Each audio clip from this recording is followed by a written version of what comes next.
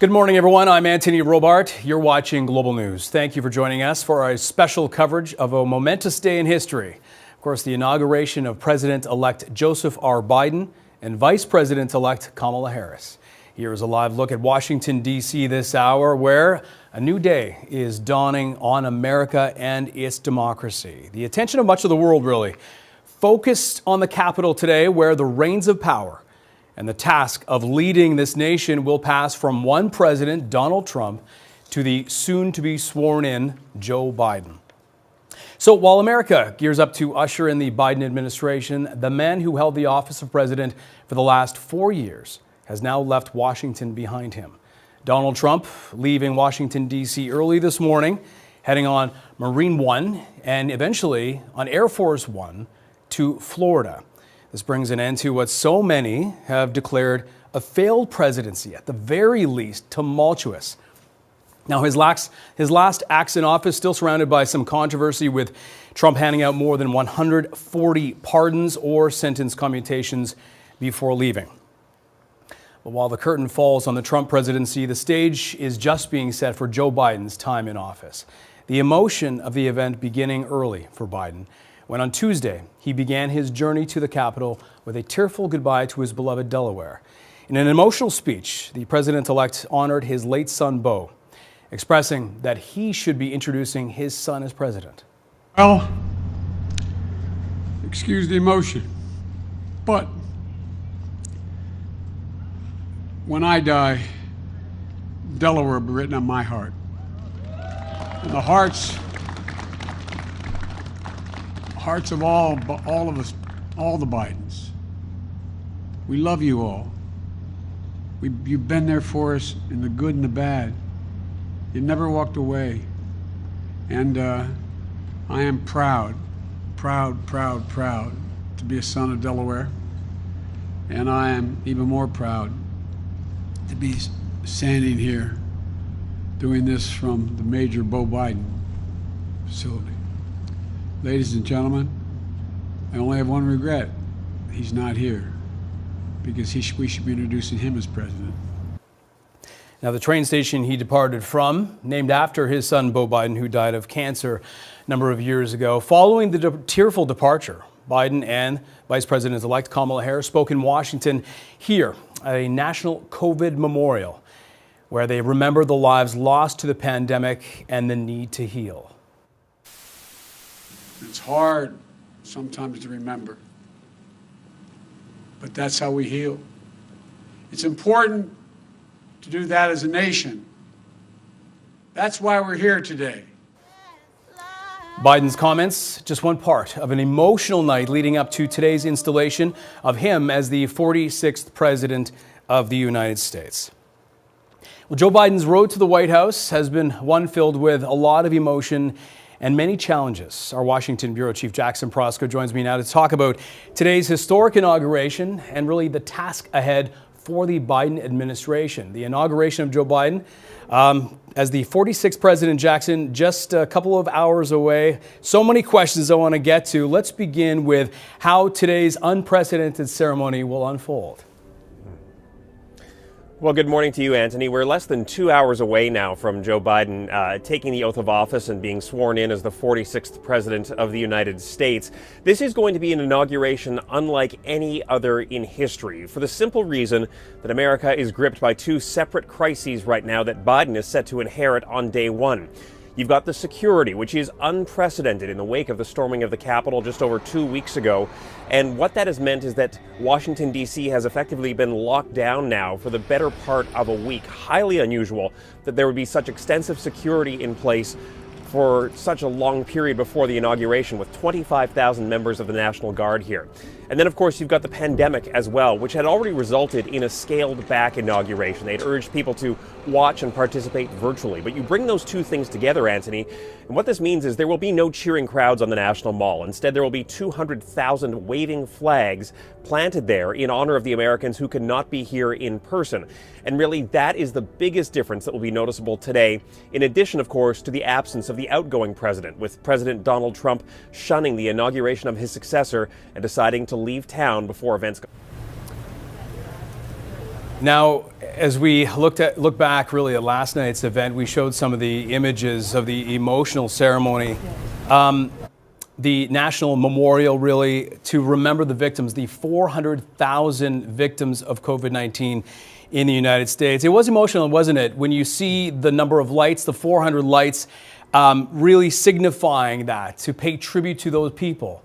That being said, it really, more than anything, shows the stark contrast and the shift in tone, the major shift in tone from the past 4 years, certainly the past year during the COVID pandemic, during Donald Trump's presidency, and what many expect under Joe Biden, isn't it? It is going to be remarkably different how this pandemic is treated under a Biden presidency. Remember that over the past year, President Trump has barely, if at all, acknowledged the incredible death toll from this virus, which is expected to reach 500,000 Americans by the end of February. Trump has rarely offered sympathies to the families who have lost loved ones. He has repeatedly downplayed the threat of the virus. He's sought to blame China and others without taking any responsibility for his administration's own failed management of it. And here you've got Joe Biden not only saying that America needs to come together and understand the toll that this has taken, but he's also proposing national strategies here. One of the things he's going to do here today is sign a national mask mandate for federal property. He can't obviously mandate masks in every single state and city, but simply requiring people to wear masks when they're on federal property is even a step that Trump himself refused to take. And Biden is also likely to implement the Defense Production Act to speed up the rollout and distribution of the vaccine. He's pledging 100 million doses delivered in his first 100 days. That's a lofty goal, but it's needed right now. The vaccine distribution plan has fallen far short. So, Anthony, I think the American public, if they're not on board with Biden's plans right now, may be quite shocked by how much they hear about the pandemic in the coming days, considering how much the outgoing president really sought to downplay it. Yeah, obviously so many challenges. When it comes to Donald Trump's final hours in office, because we are, of course, winding down officially, describe what has happened over the past, really, 24 hours for the president. So late last night, while most of us were sleeping, there was that flurry of last-minute pardons and commutations, more than 140 of them. The biggest name out of all of them is Steve Bannon, who's that former Trump advisor, White House advisor, who was caught up in fraud charges. But a lot of the commutations are actually related to corruption issues, and that's unusual. You wouldn't typically see a president pardon people who've been convicted on corruption charges specifically.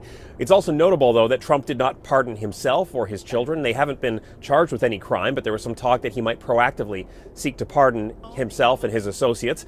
It's also notable that here in these final hours, Trump has had no interaction with Joe Biden whatsoever. Speaks to sort of his ongoing shunning of his successor.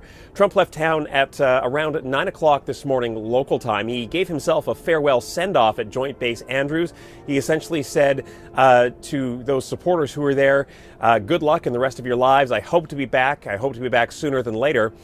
And then he left with Frank Sinatra's My Way blaring over the loudspeakers right as Air Force One took off. A wild exit for an unconventional president. I think wild is a bit of an understatement. So can we expect anything more? I mean, that almost signifies because he has gone to Florida. He still has less than 2 hours left of his presidency, but is that it? That's it as far as we know, unless there is some surprise pardon or commutation announced while he's en route to Florida. He, of course, remains president now for just a little under 2 hours until Biden is sworn in. He does have that power, but it seems as though he is exiting the stage here at this point. He called for people to work together with the new administration, said he wished the new administration good luck, but notably, Anthony, he has still not acknowledged Joe Biden by name.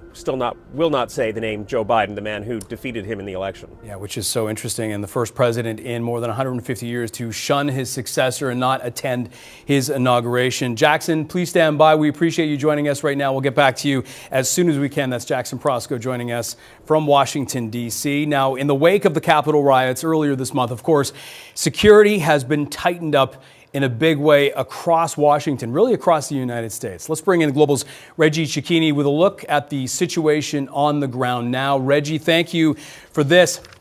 Obviously, things have changed when it comes to the inauguration, when it comes to security. People were not invited anyway because of the pandemic. But then January 6th occurred. What does it look like where you are? Good morning, Anthony. Things are much different in Washington, D.C. from where they were up until before January 6th and from what we've seen in inaugurations in the past. You can see there are some cars that are able to make it through, but most of these main streets through D.C. have been fully shut down, and that's because they've been shut down by the National Guard. 25,000 National Guard troops have been brought into Washington, D.C. to help try to deal with some of the restrictions, to try and deal with that increased security that's in place. You can see there is U.S. Capitol Police around us.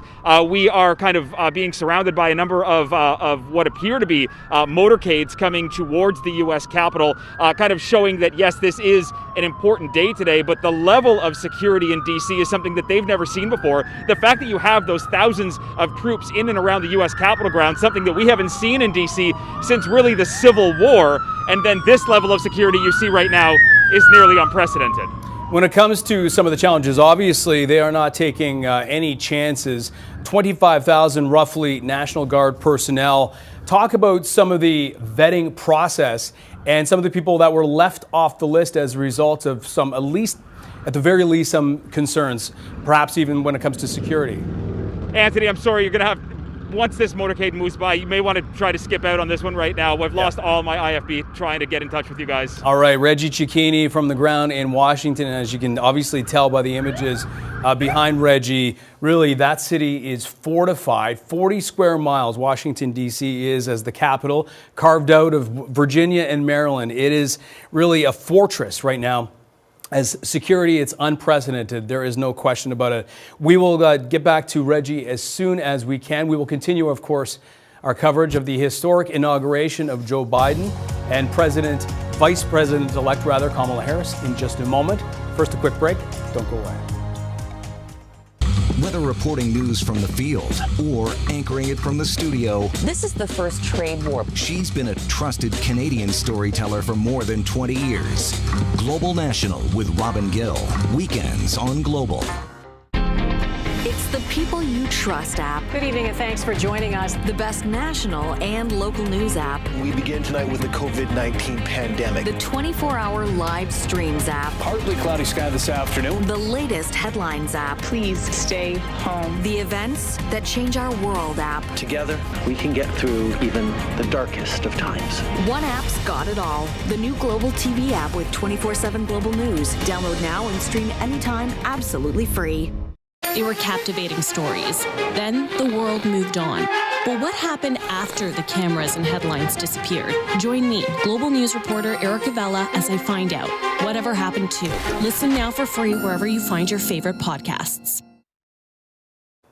Welcome back, everyone, to our Global News special coverage of the inauguration that is coming up at noon today. We will have live coverage beginning with Donna Friesen and Jackson Prosco beginning at 11. You are looking at a live shot of the Capitol building, of course. The scene not too long ago, January 6th, the scene of a lot of drama and conflict as effectively an insurrection took over with so many protesters taking over much of the inside. Today, a much different scene.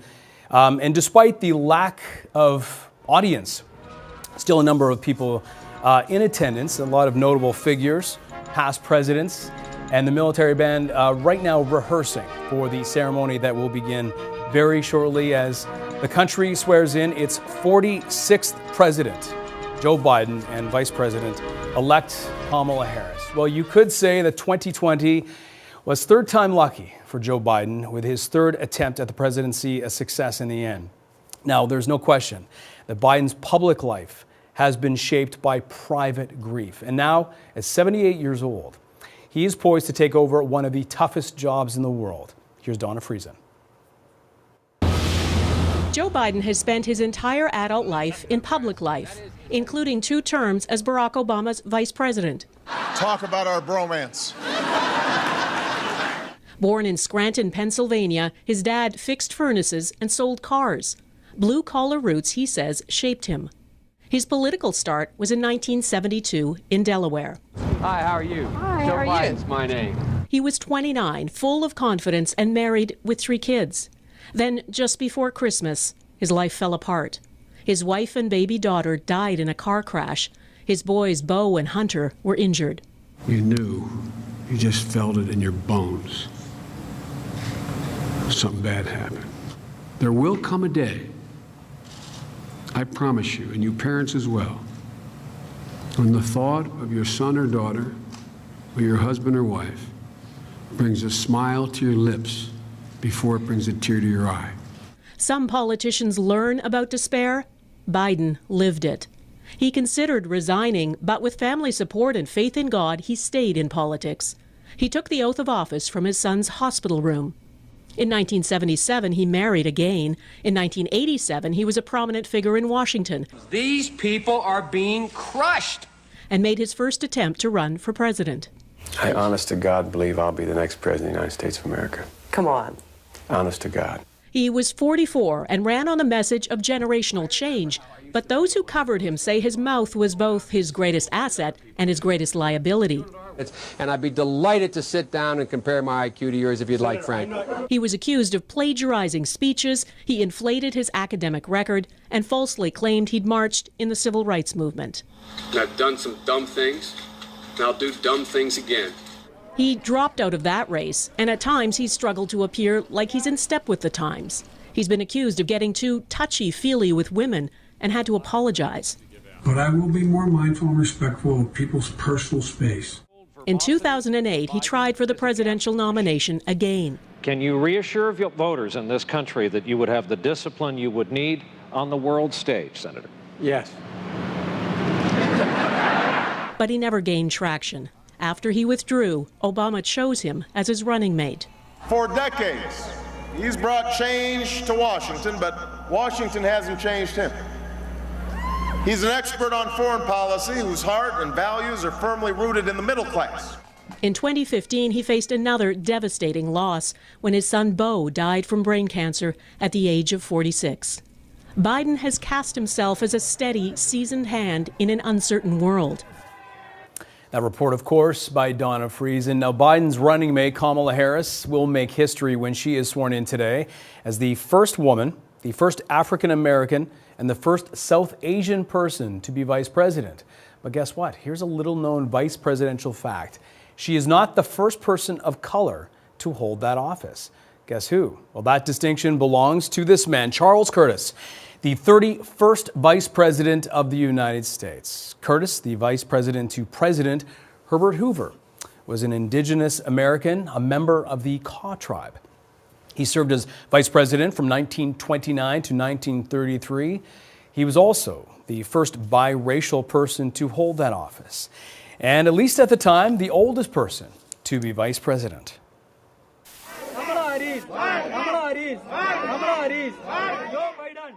And celebrations for today's inauguration are happening overseas as well, here in the ancestral Indian village of Kamala Harris.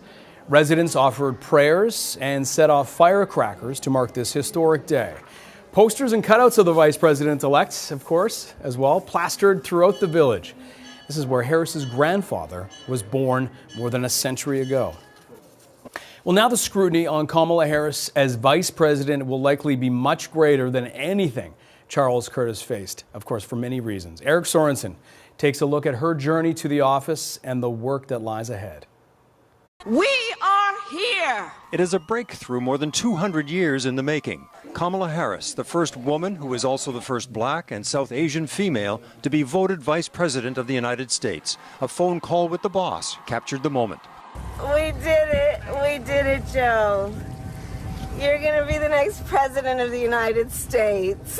And 56-year-old Kamala Harris will be by his side. To have someone like her, of her intelligence and depth, and her background in the White House. It's a good day for America. A former high schooler in Montreal, a groundbreaking district attorney in California, and a tough-as-nails senator, Harris clashed with Biden during her presidential run, but she was always seen as Biden's likeliest pick for VP. After a summer of unrest over racial injustice, Harris was Biden's choice. As you all know, is smart, she's tough, she's experienced, she's a proven fighter. Opposite the oldest president in history, Harris is expected to be an active VP. She will inject youth, energy, and passion in the White House. We have a chance to choose a better future for our country. The role of vice president is often viewed as symbolic more than substantive. But as the first female after 48 male vice presidents, the symbolism will carry the weight of expectations and history.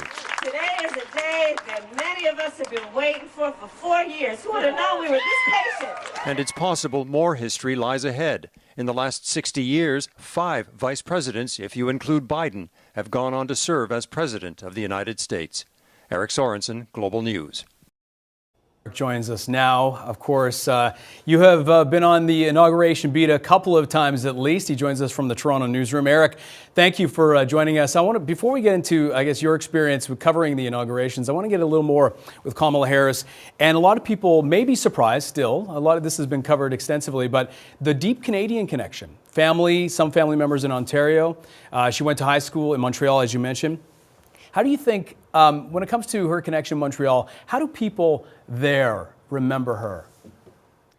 Well, I think they remember her more so than they did for a number of years after she left, because she became much more well-known and famous in her own right when she moved to the United States as a prosecutor in California, even as the Attorney General in California. That wasn't going to sort of jog a lot of memories necessarily, except for those that might have been in the school she was in. But once she became the pick for Joe Biden's vice president, at that point, I think Canadians very much perked up when they realized there was a Canadian connection. We Canadians tend to do that when there is a connection to somebody who is important and famous, and Kamala Harris is certainly that. And her family is very big.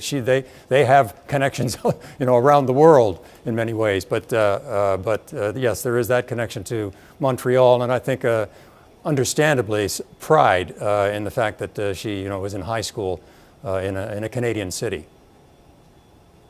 Well, when you've covered a number of inaugurations, President Obama, President Trump, what strikes you most, I guess, when you compare those to today's event? What stands out? I think I go back even further than that. There's a ceremony and a pomp that occurs on these occasions that we've almost taken for granted. President Reagan in 1981 made a point at the beginning of his inaugural address when he was replacing a Democrat, Jimmy Carter, and saying, we do take for granted the fact that we have this peaceful transfer of power. And he said, but it's nothing short of a miracle. And I think we still continue to go, yeah, that's fine, we say that, but we're used to it. We're all democracies here. And I think what has been shown this year is, just as he put it, it is such a fragile thing in transferring power in so many parts of the world, and in the United States we saw that this year. But year after year, or every 4 years, there was a certain sameness to the ceremony. There was pomp, there was celebration, there was a sense of renewal, a new beginning, but there was also a sense of unity, and you had that every 4 years. But I'd say that starting with Obama's inauguration in 2008, you began to have what seemed like very historic and different inaugurations. Obama was the first African American. It broke a streak of 43 white male presidents, and obviously it was going to be historic. The fact that there were almost 2 million people at that inauguration spoke to what America felt had been accomplished with him rising to the level of president. I can recall talking to African Americans during that year leading up to it. They just didn't really believe it was ever possible. And it was just an amazing moment for America, and I think for the world to see. When Trump was inaugurated, there was something that was very different in terms of the message and the tone. First of all, it was a surprise that he won to many people. But as I said earlier, every year or every 4 years, there was a message that was about unity. There was bring the country back together after, say, a divisive election. And that was always kind of standard. And then Donald Trump began talking about the carnage that had come before. And he started to divide between the establishment and the Washington politicians and you, the people. And he said, their victories are not your victories.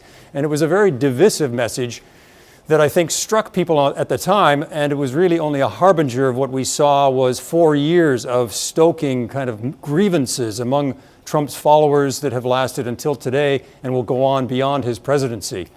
Now you have Joe Biden coming back, and I think what you'll see from Biden is something in his message that will be quite traditional. It will be, once again, to really reach out to all of America to try to begin a sense of uniting the country. It won't be easy. I imagine he will recognize that, but that's what his main message will be in trying to move forward on some of the urgent things of the day with the economy, with the pandemic, but also to try and, stitch the country back together politically.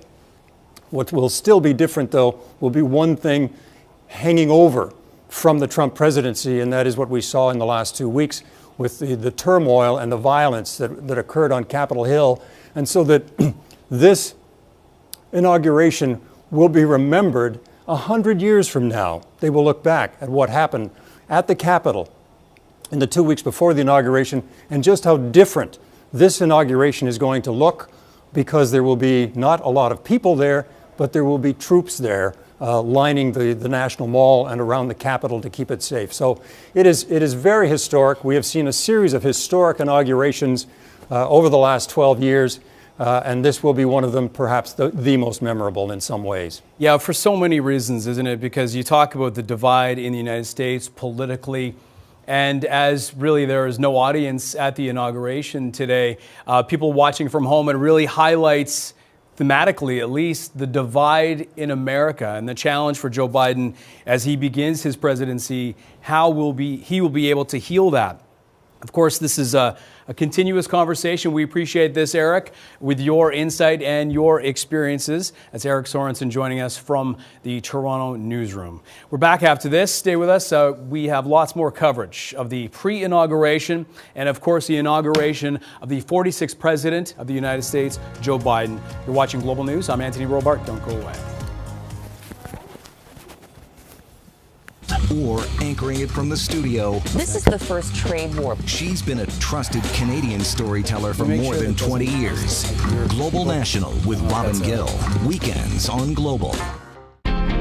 It's the People You Trust app. Good evening and thanks for joining us. The best national and local news app. We begin tonight with the COVID-19 pandemic. The 24-hour live streams app. Partly cloudy sky this afternoon. The latest headlines app. Please stay home. The events that change our world app. Together, we can get through even the darkest of times. One app's got it all. The new Global TV app with 24/7 Global News. Download now and stream anytime absolutely free. They were captivating stories. Then the world moved on. But what happened after the cameras and headlines disappeared? Join me, Global News reporter Erica Vella, as I find out whatever happened to. Listen now for free wherever you find your favorite podcasts. Welcome back, everybody. You are looking, of course, from Washington, D.C. We are covering the inauguration coming up very shortly. That is President-elect, soon-to-be President Joe Biden. The 46th president will be at noon today of the United States, and Kamala Harris. And there you see Jill Biden, his wife, Secret Service agents, and they are making their way to the Capitol building.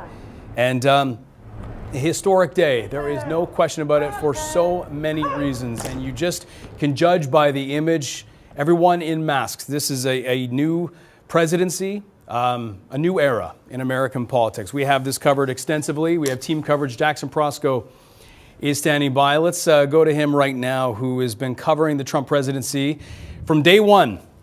And I mean, tumultuous to say the least. That is, I guess, an understatement in so many ways. Before we get to that, Jackson, because there's so many questions that I know I have and a lot of people have. Let's get into the inauguration ceremony first of all. Of course, there was not an audience per se. People have been told to stay home, but there are still people in attendance and a lot of notable figures. Who is in attendance today?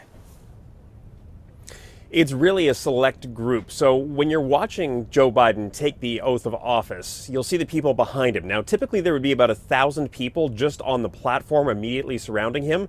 That's been narrowed down to only about 200. That includes, of course, former President Barack Obama, other former presidents, members of Congress, select invited guests. But really what they've tried to do is highlight the need for pandemic safety as they focus on also trying to maintain as many of the traditions here as possible. So let's talk about, I guess, the past 4 years. I mean, you've covered it, every step of the way, the ups, the downs, the in-betweens. I say the word tumultuous, but I don't know if that would be how you would describe it. I'll give that headline to you. What words would you describe it with? You know, it's hard to find one or two words to describe what the past 4 years have been like. Unusual, maybe, is the best way to describe it. And I think about sitting in this exact spot 4 years ago for the inauguration of Donald Trump.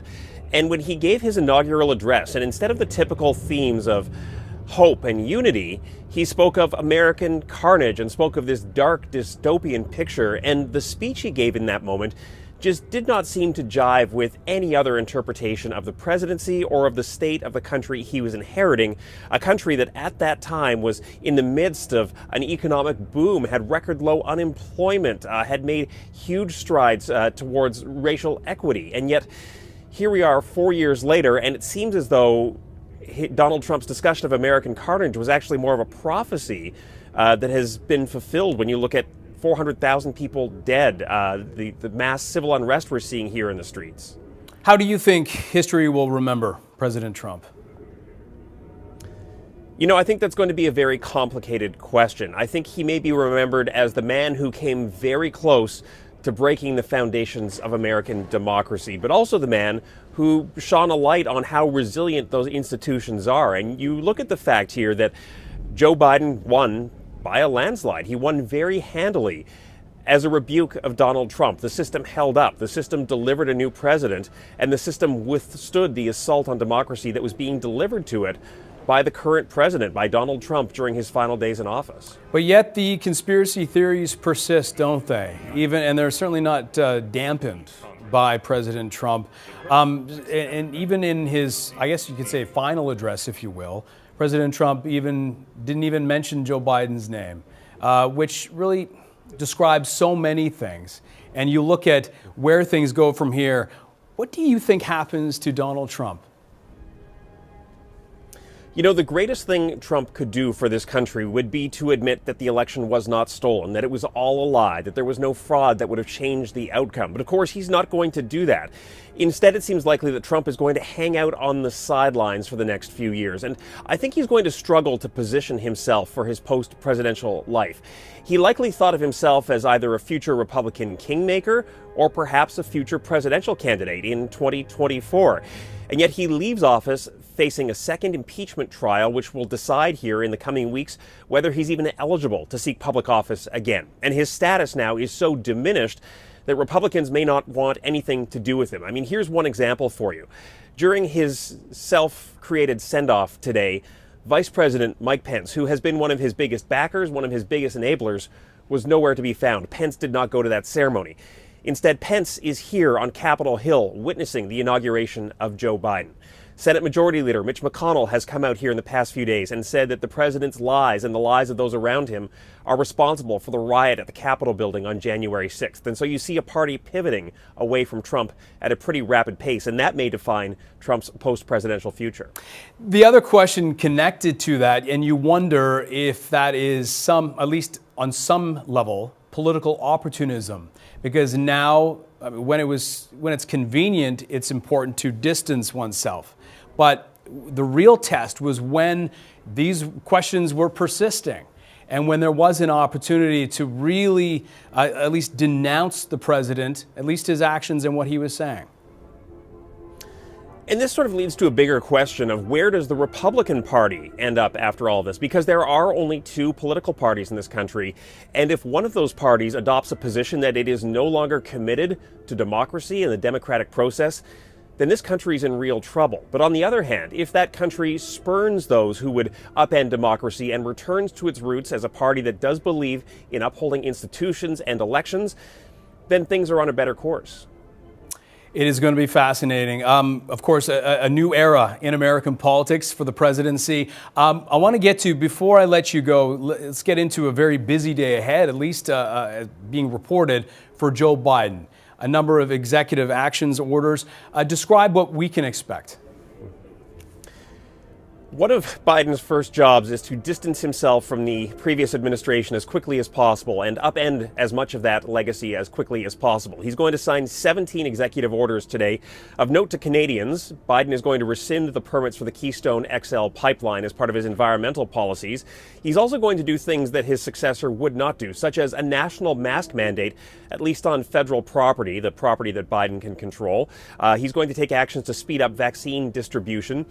And perhaps of most note here, given that President Trump ran so harshly on anti-immigration policies, Biden is actually delivering a comprehensive immigration plan here on day one that deals with the tens of millions of undocumented people in this country, the so-called dreamers who were children brought against their own will to this country by their parents who are undocumented, and finding a way to legalize their status. And those are seismic changes in the way this country is governed, and they're policies that Trump never got around to fulfilling.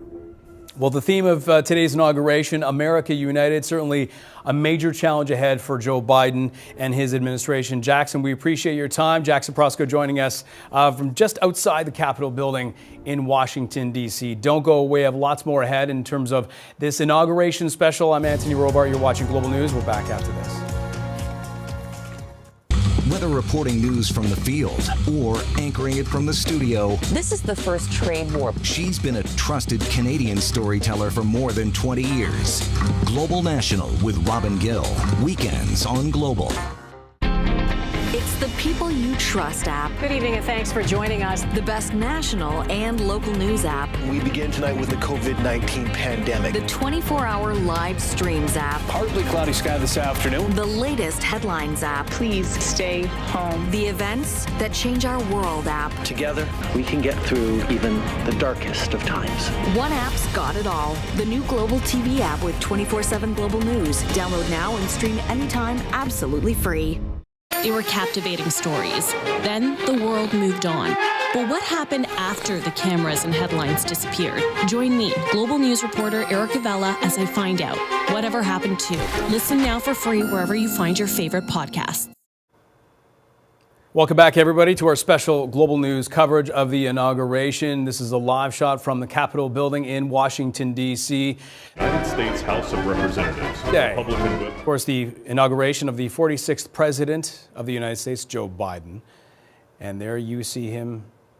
Oh, let's just see a number of people making their way to effectively the podium. We have a little bit more time until the actual ceremony begins. We will have extensive coverage throughout the morning at 11 o'clock, Donna Friesen. A number of dignitaries still in attendance. The audience effectively told to stay home.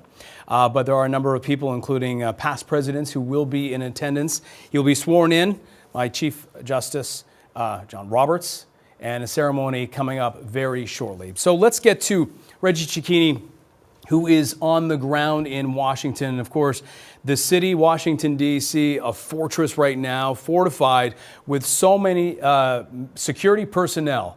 Reggie, thank you so much for this. Let's, I guess, very first question, describe what it's like where you are in terms of the security presence. Well, Anthony, we are on Massachusetts Avenue, which is arguably one of the most intensive, busiest thoroughfares that cuts through Washington, D.C. It's effectively been shut down. We have National Guard troops that are standing behind us right now. This is a scene that is, ominous all over the areas around the U.S. Capitol and in and around the White House to try and keep that traffic down. And you're right, D.C. is fortified right now, and this comes in the wake of what we saw on January 6th with the U.S. Capitol siege. It led to this increased amount of security here. There are 25,000 National Guard troops on the ground in Washington. This is roughly 3 times more than we would normally see in this kind of a situation. There are thousands of additional law enforcement personnel brought in from around the country. This is posing problems of its own because there are fears that in the wake of the issues at the U.S. Capitol, some members who are, pledging to protect could potentially veer away from that. And we've seen a number of National Guard troops already taken out of assignment because of past comments or because of fears of potential links to far-right militias. So there is a lingering and ongoing and ominous threat that is hanging over top of what is a historic and monumental political moment and political shift in the United States. And people have been told to stay home, partly because of COVID-19, but partly because of that threat and also because it's simply just impossible to try and get your way anywhere near the Capitol grounds. Well, given that you obviously so secure, given everything, given today's important ceremony, but when you talk about the threat overall, that doesn't eliminate the threat in so many other cities across the United States, and they don't have the luxury, if you will, the opportunity to have so many National Guard personnel protecting their state capitals, for example. Describe that.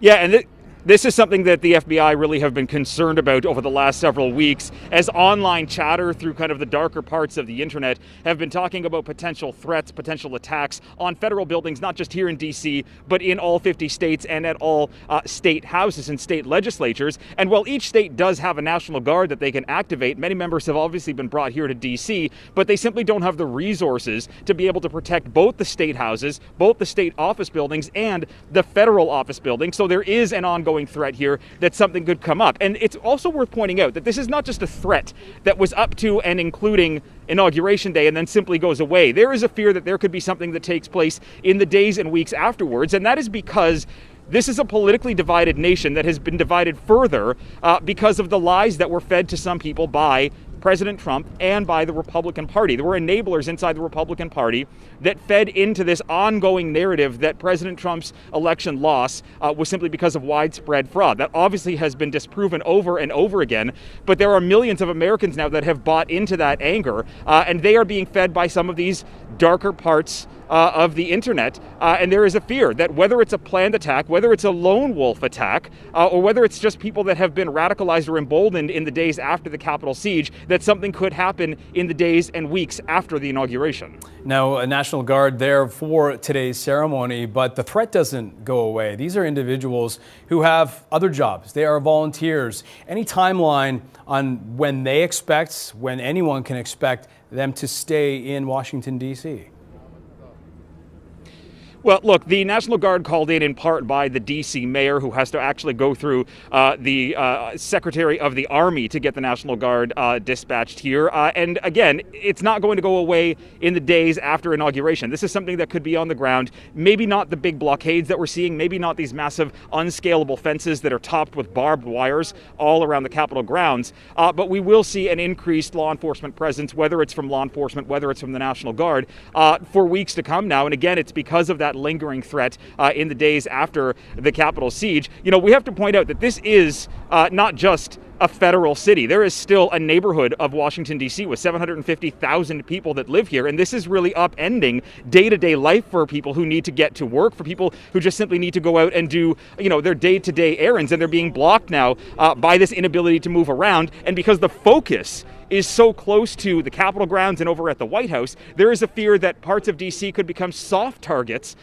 because there's less of a focus on that. So some of this personnel is actually moving into the neighborhoods and moving out across the bridges into parts of Maryland and Virginia. Can point out as well, access in and out of D.C. is simply off limits. Most of the bridges, most of the interstates that would take you from Virginia into Washington, D.C., they're also shut down to keep people away from the Capitol area. At Washington, D.C. on high alert. Reggie, thank you for this. Reggie Cicchini joining us from the streets of Washington. So as neighbors, of course, Canada and the United States have had a special relationship.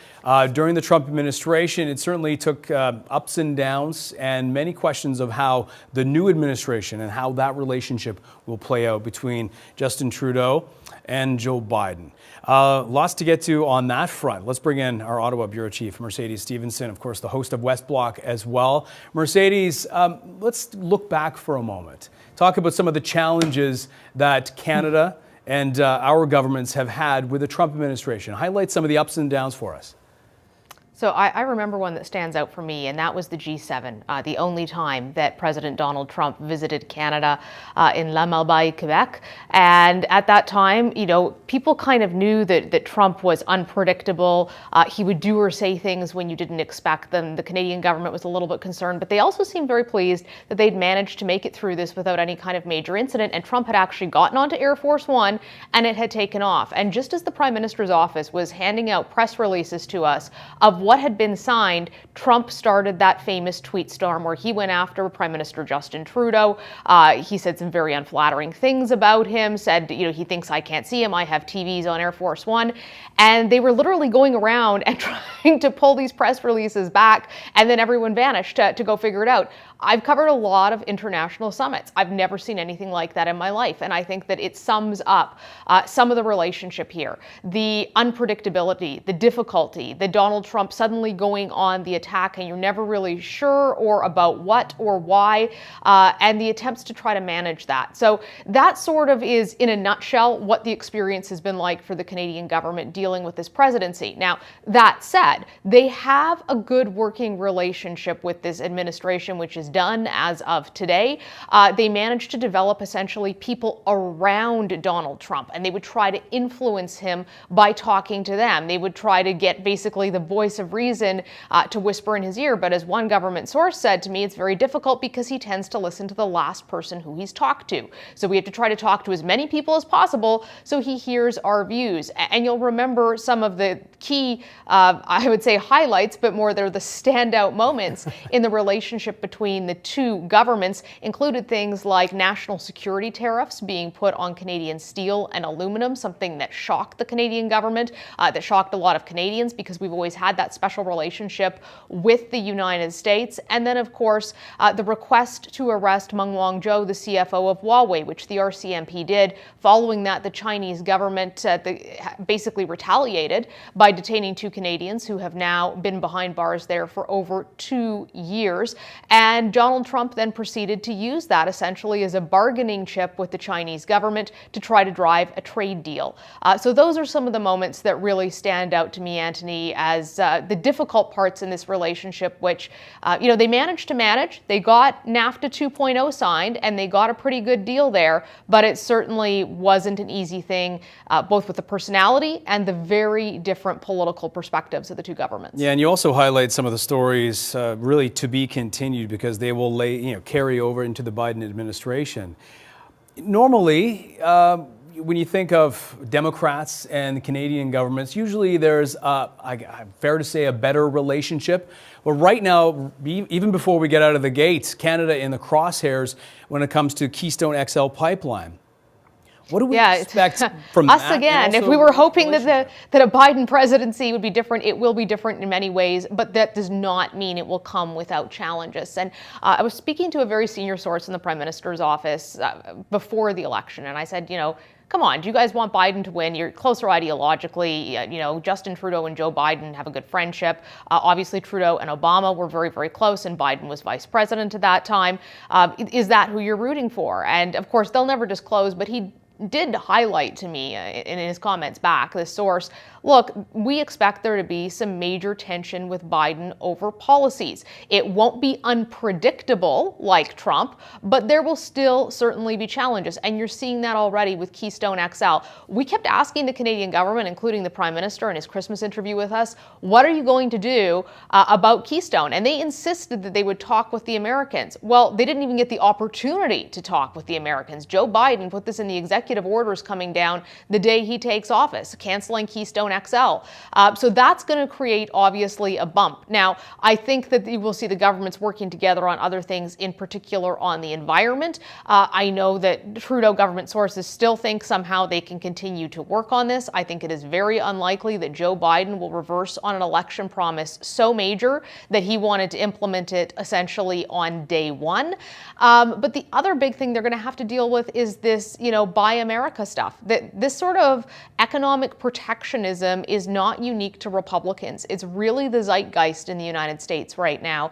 And the former Foreign Affairs Minister, François-Philippe Champagne, who has now been shuffled into a new portfolio, told us in December that he was going to try to convince them to make it Buy North America. We'll see if they succeed in that. I think that is a tough position to try to convince an American president of, because what they're really doing there is playing to domestic audience sentiment. And that protectionist instinct in the U.S. right now is very very strong, especially with the way the economy's going, with fears about a lot of things that Americans are having to deal with, like COVID-19. It's sort of a time when societies sometimes turn inward, and that'll be a major challenge for the government because our trading relationship is absolutely vital with them. Yeah, there is no shortage of storylines, of course, to be continued, as I said earlier. Mercedes, thank you so much for your time and your insight. We always appreciate it. Mercedes Stephenson joining us from our nation's capital, Ottawa. All right, thank you again. So in the aftermath of the siege of the U.S. Capitol, much of downtown Washington, as we saw, as we described, lockdown. There is always heavy security for a presidential inauguration, but never like this. Mike Armstrong has more. They are just about everywhere. National Guard soldiers seem to be on every corner in downtown Washington. So it's like you can't get to work, you can't go nowhere. It's like gated everywhere. It's crazy. The security perimeter around the Capitol and the National Mall is bigger than it's ever been before for an inauguration. And there are more soldiers than ever in history to enforce it. There are 25,000 National Guard this year, more than 3 times as many compared to Donald Trump's inauguration 4 years ago, only 8,000. This feels different. Since the pandemic, it's always been like kind of empty, but now it's very sad. For businesses in the area, after months of pain from the pandemic, this is another blow. They usually get a bump in inauguration years. For the first Obama inauguration in 2009, hotels were at 97.2% occupancy. The Trump inauguration in 2017 was smaller, but there was also the Women's March the next day. Again, hotels were almost full at 95.2%. Since the January 6th siege at the Capitol, hotels have been busy, but fielding cancellations. Even with the pandemic, there was still a desire to come and witness and be in Washington, D.C. All of those opportunities went away. Just to give you an idea of what it's like to be here in downtown D.C., we're about 3 blocks north of the White House. You can see every street is blocked off by National Guard or police, in fact, every alley as well. And then you get another security perimeter, barriers, fencing, more guards. This one you can walk through. But if you do, you end up at another security perimeter, this one being guarded by dozens of National Guard. No one is getting anywhere near Capitol Hill, the National Mall, or the White House right now. One question now is how long this extra security lasts. DC's mayor says she hopes things loosen up after the inauguration, but that she understands that may take a while. The soldiers, who've been sent in from every state in the country, are still waiting to find out when they'll head home. Don't know. We came a week early. We're here for this week, and then we have no plans to go home yet. Now, it will take a while for life here to return to even a semblance of normality. Most businesses downtown have shut down, boarded up, and basically said, call me when it's over. Mike Armstrong, Global News, Washington. Before we head to break, this is a live shot of Capitol building. The inauguration will start very shortly.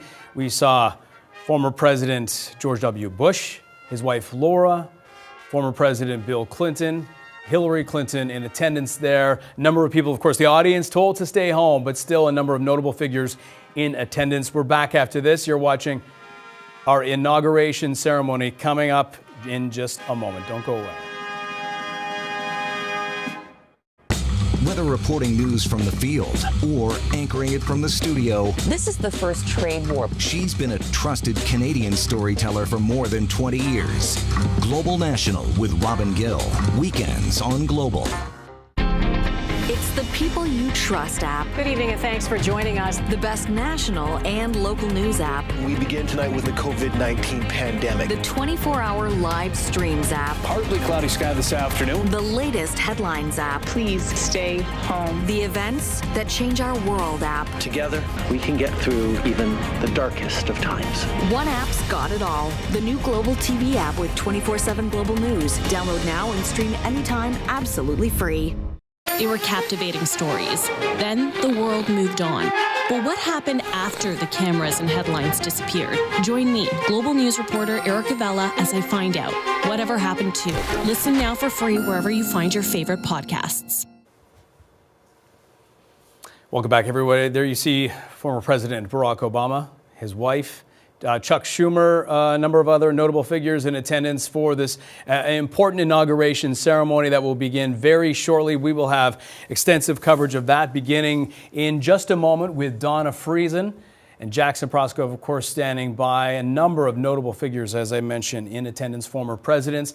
There you see Chief Justice John Roberts. He will be giving the oath of office for the incoming president, the 46th president to be President, Vice President Kamala Harris, and President Joe Biden. That is coming up in just a moment.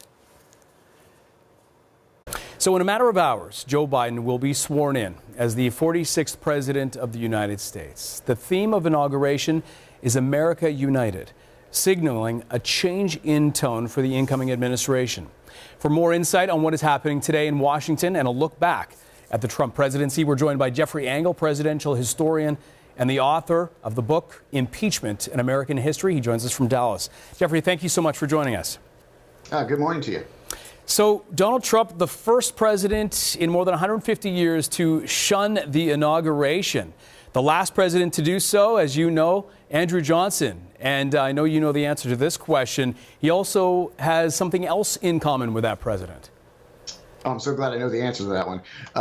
Both presidents obviously were impeached. Now, Donald Trump, of course, was the only president to be impeached twice in American history. His trial in the Senate is still upcoming.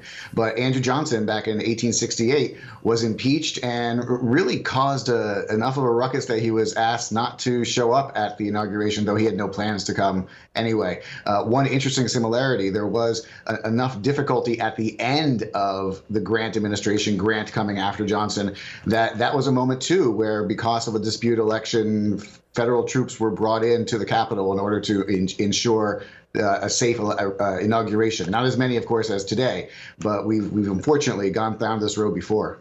As you gave that answer, we just saw the President Trump, leaving the White House, about to board Marine One to take off to Joint Base Andrews in Maryland for the farewell ceremony.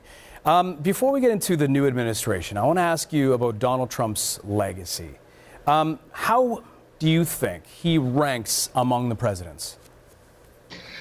I'm hard-pressed to think that he ranks anything other than at the bottom, and I would encourage your viewers, whether they like Trump or dislike Trump, to try the following thought experiment, to take out the identity of the person and just say to yourself, okay, well, what does the record show? And the record for Trump is going to show that he's leaving office, obviously, in the middle of a pandemic. 400,000 Americans have now died, more sadly on the way.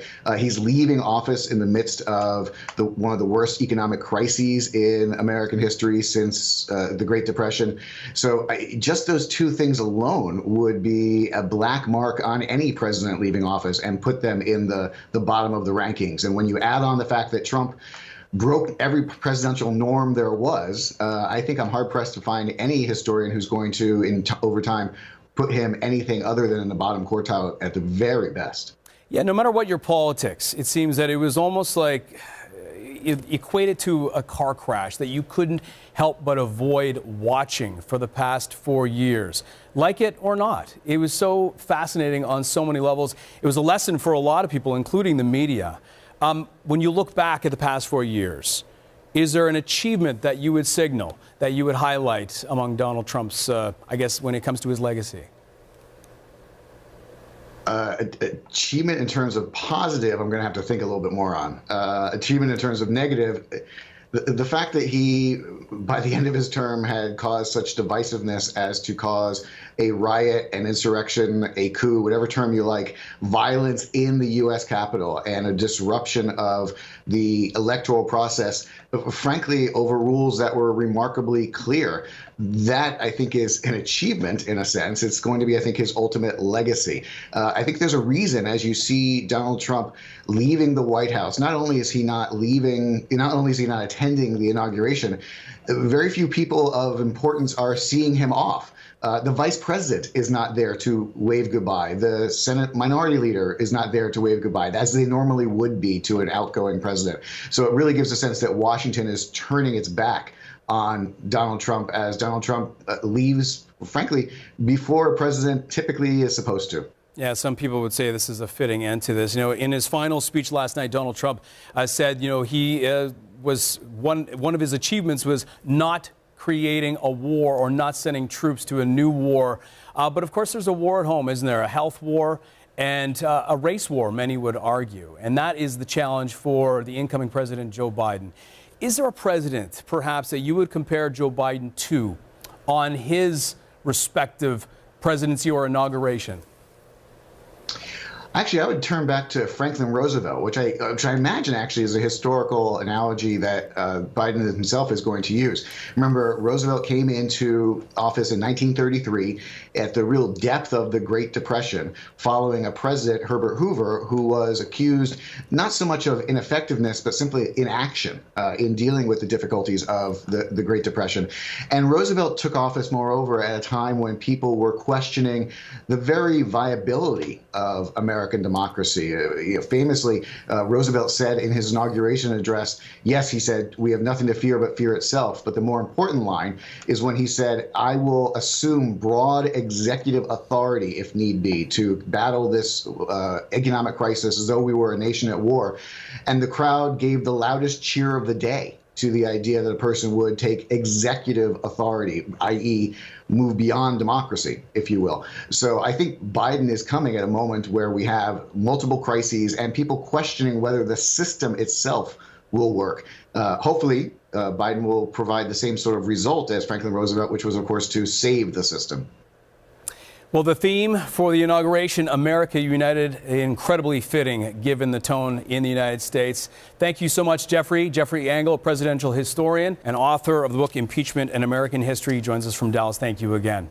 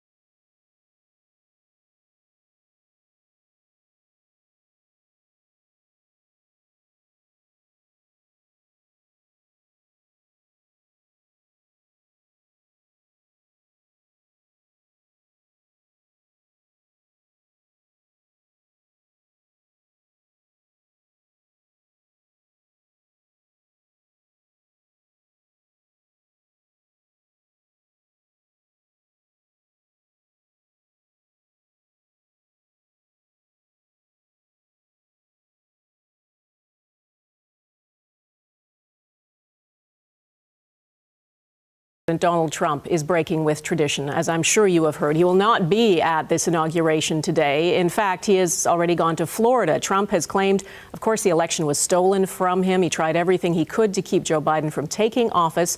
For a long time, he wouldn't even commit to a peaceful transition of power, which is what this occasion, this ceremony is all about today. Donald Trump and First Lady Melania Trump left the White House for the last time this morning. They boarded Marine One, went to Joint Base Andrews in Maryland. Trump requested a large-scale red carpet military send-off. He got a scaled-down version of that with 4 U.S. Army cannons and a 21-gun salute.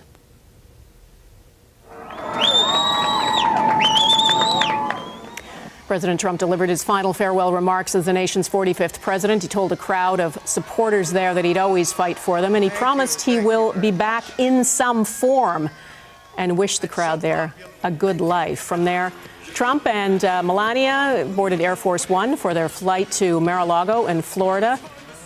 Trump is not the first U.S. president to skip an inauguration, but it doesn't happen often. He had to fly to Florida just before this ceremony if he was going to do it on Air Force One, because he loses access to Air Force One as of noon Eastern today. That's when, of course, the transfer of power formally takes place, and the incoming president, Joe Biden, will get all the authority and the keys, if you like, to Air Force One and Marine One and all of the security and the transportation that goes along with being president of the United States. We're going to check in with our team of reporters taking us through the transition of power now. Let's go to our Washington bureau chief, Jackson Prosco. He's where all of this is happening. He's got a bird's eye view of the Capitol. Correspondent Reggie Cicchini is on the ground in the heavily secured area around Capitol Hill.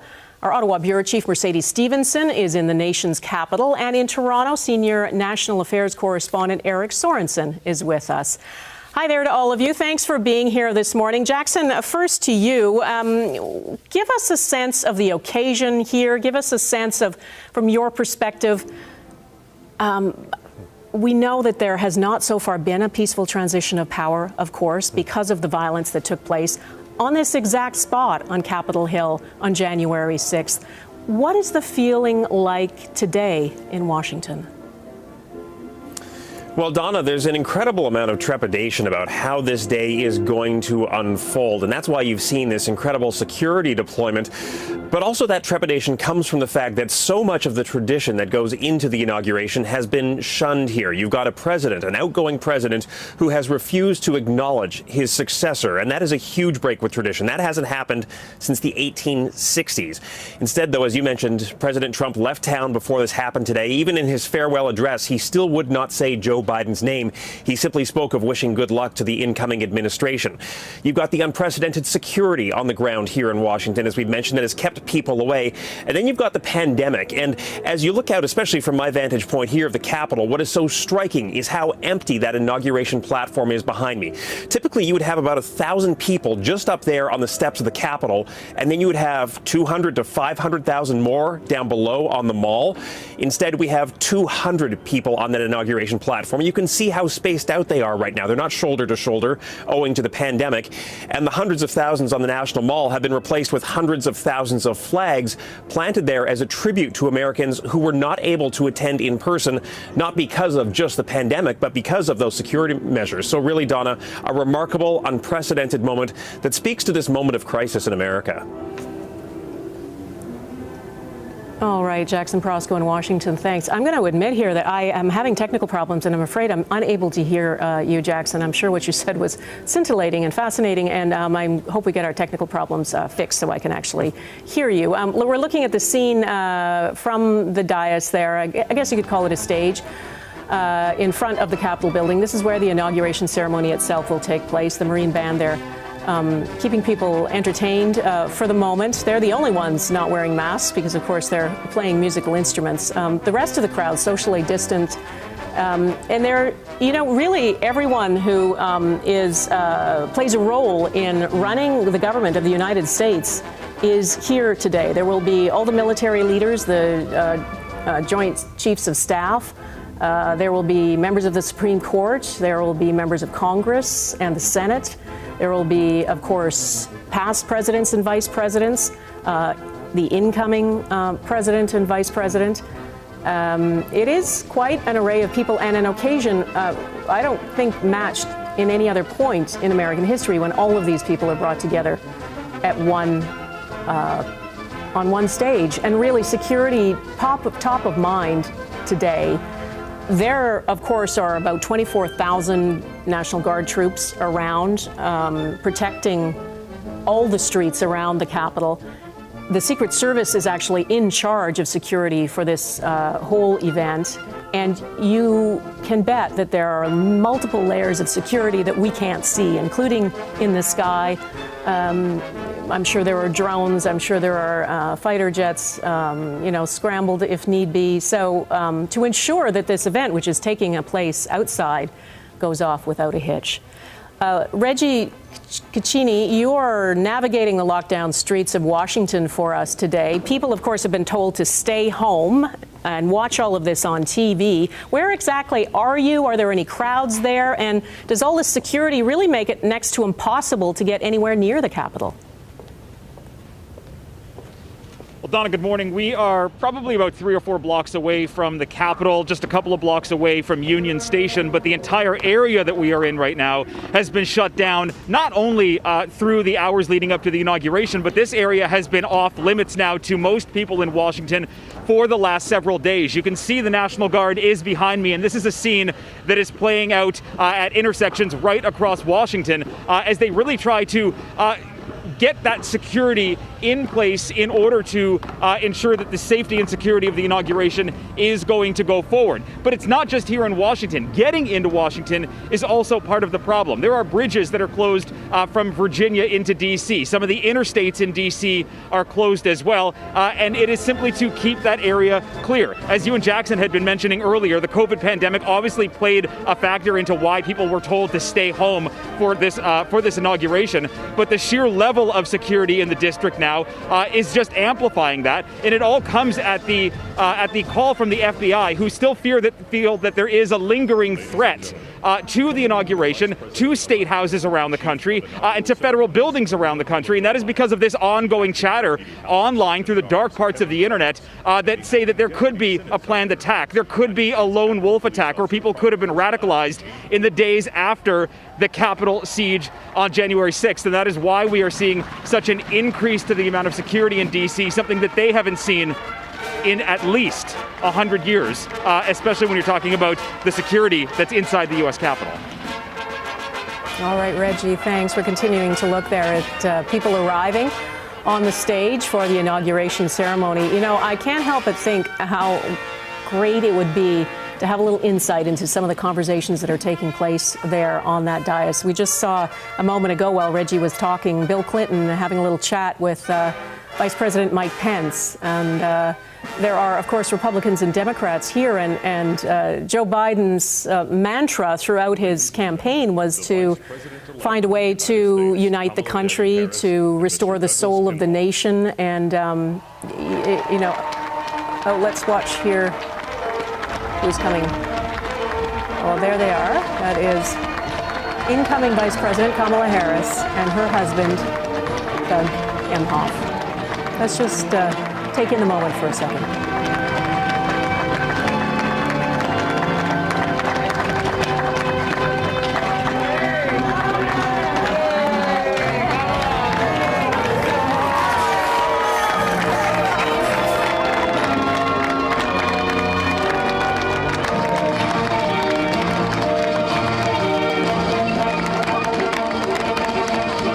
And extended family in the crowd there. Of course, many, many political allies there giving fist bumps to Barack Obama and Michelle Obama.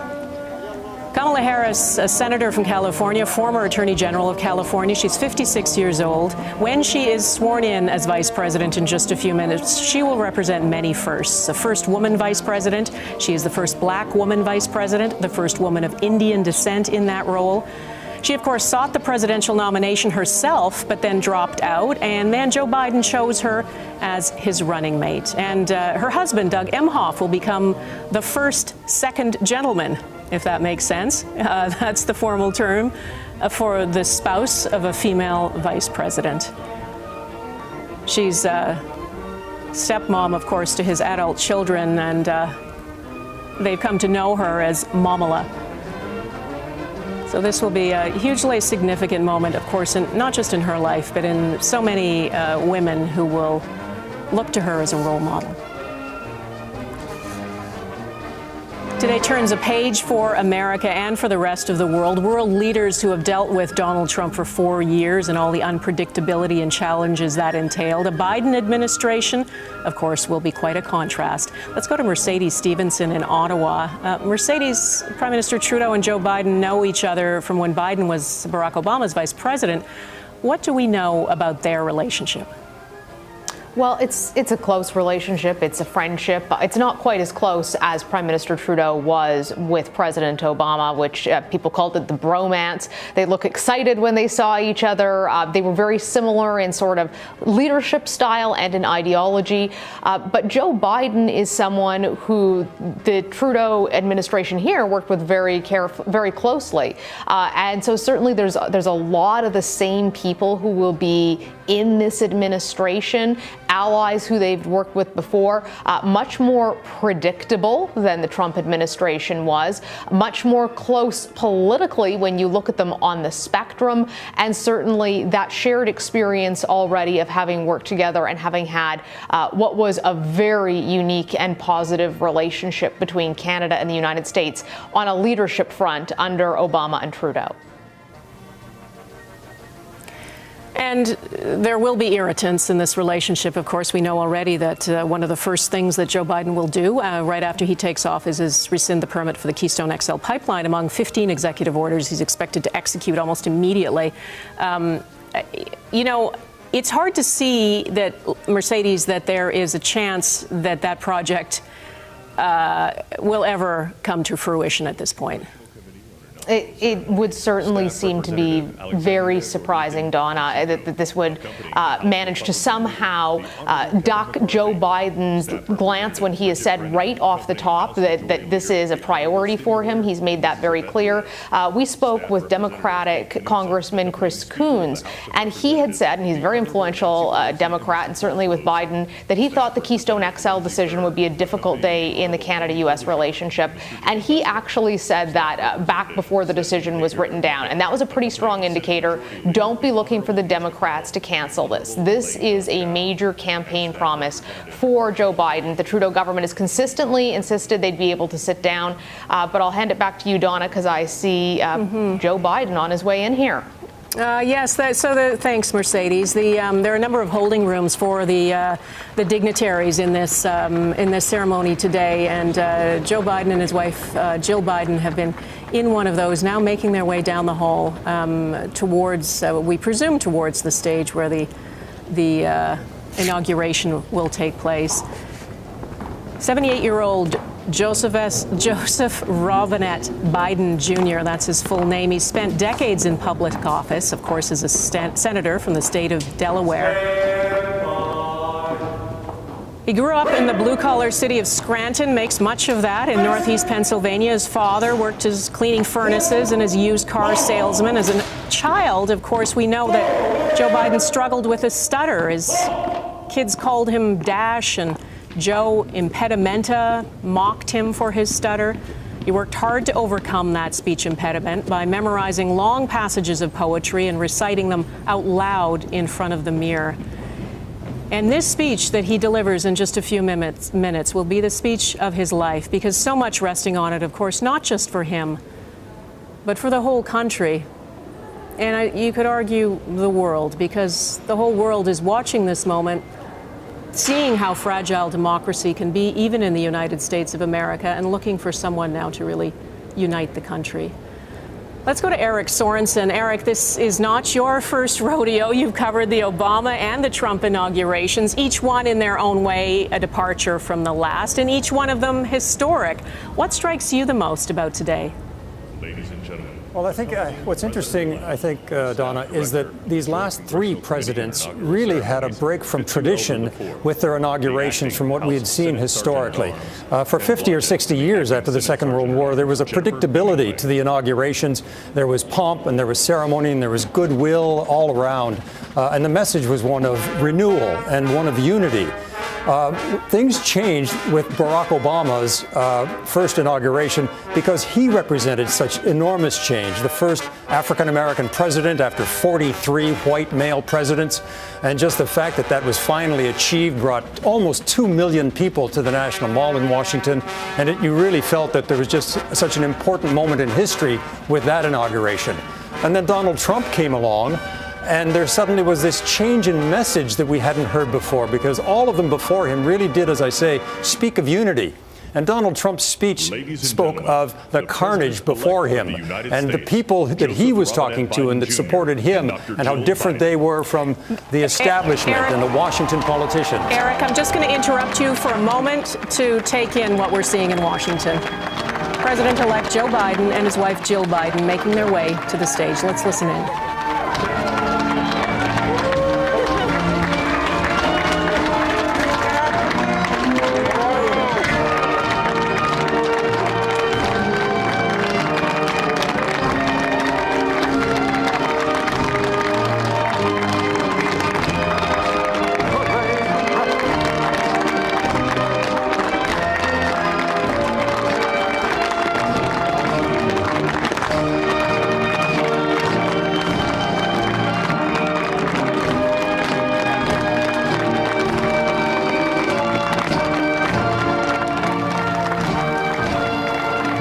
Joe Biden, 78 years old. He's run for president before. He was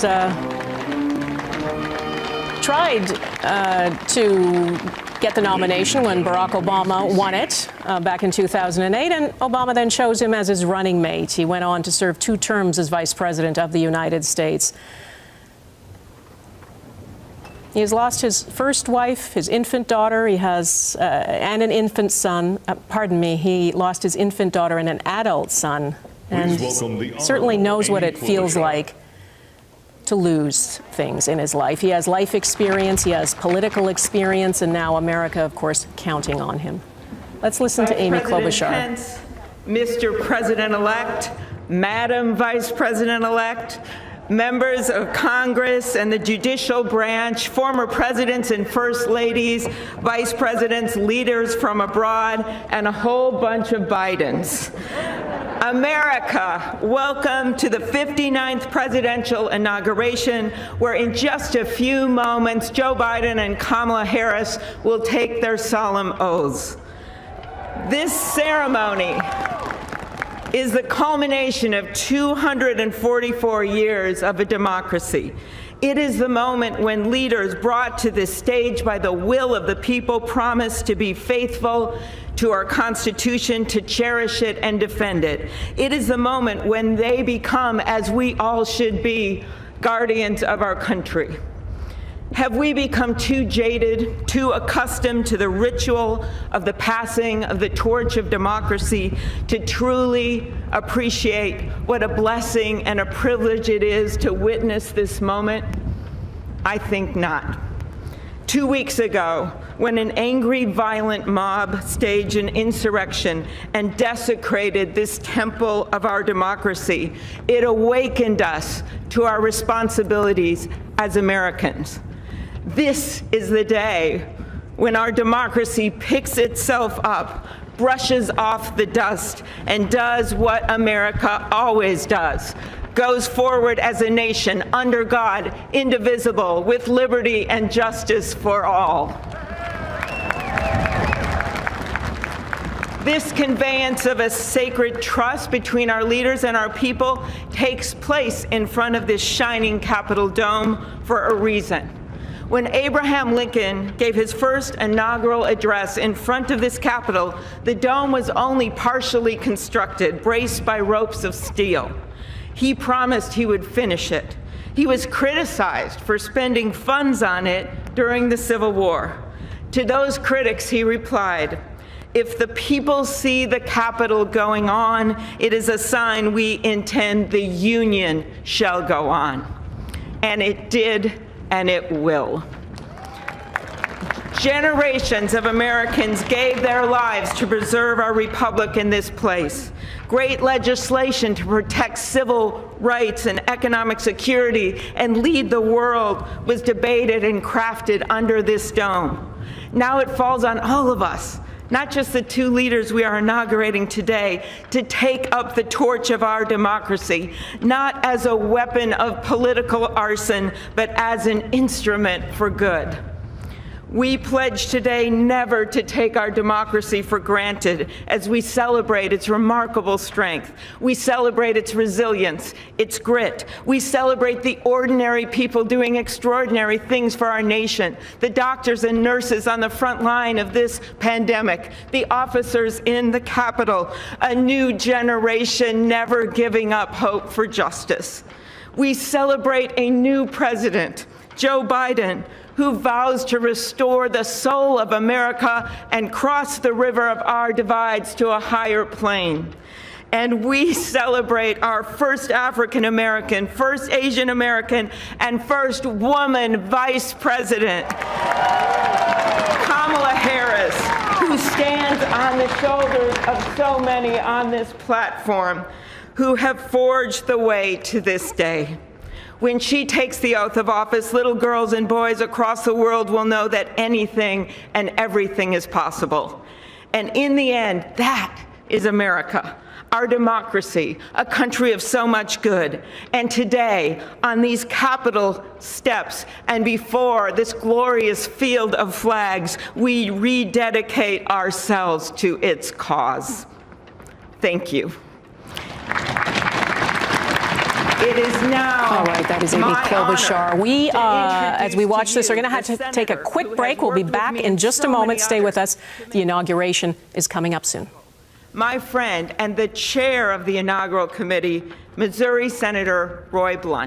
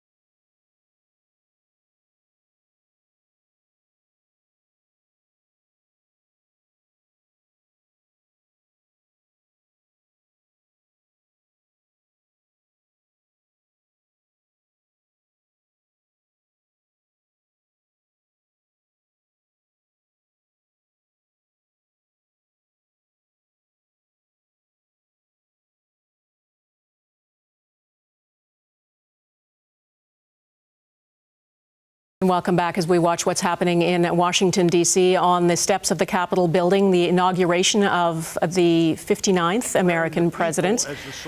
Joe Biden expected to take the oath of office shortly, and we'll continue to watch that. I think you can see a small box there in your screen to keep you apprised of who's speaking. As soon as we hear Lady Gaga is going to sing the national anthem, as soon as we see sign of that, we will cut right back to that. I want to go to our Washington bureau chief, Jackson Prosco, though, and talk a little bit about the practicalities of what Joe Biden intends to do almost immediately when he's sworn into office.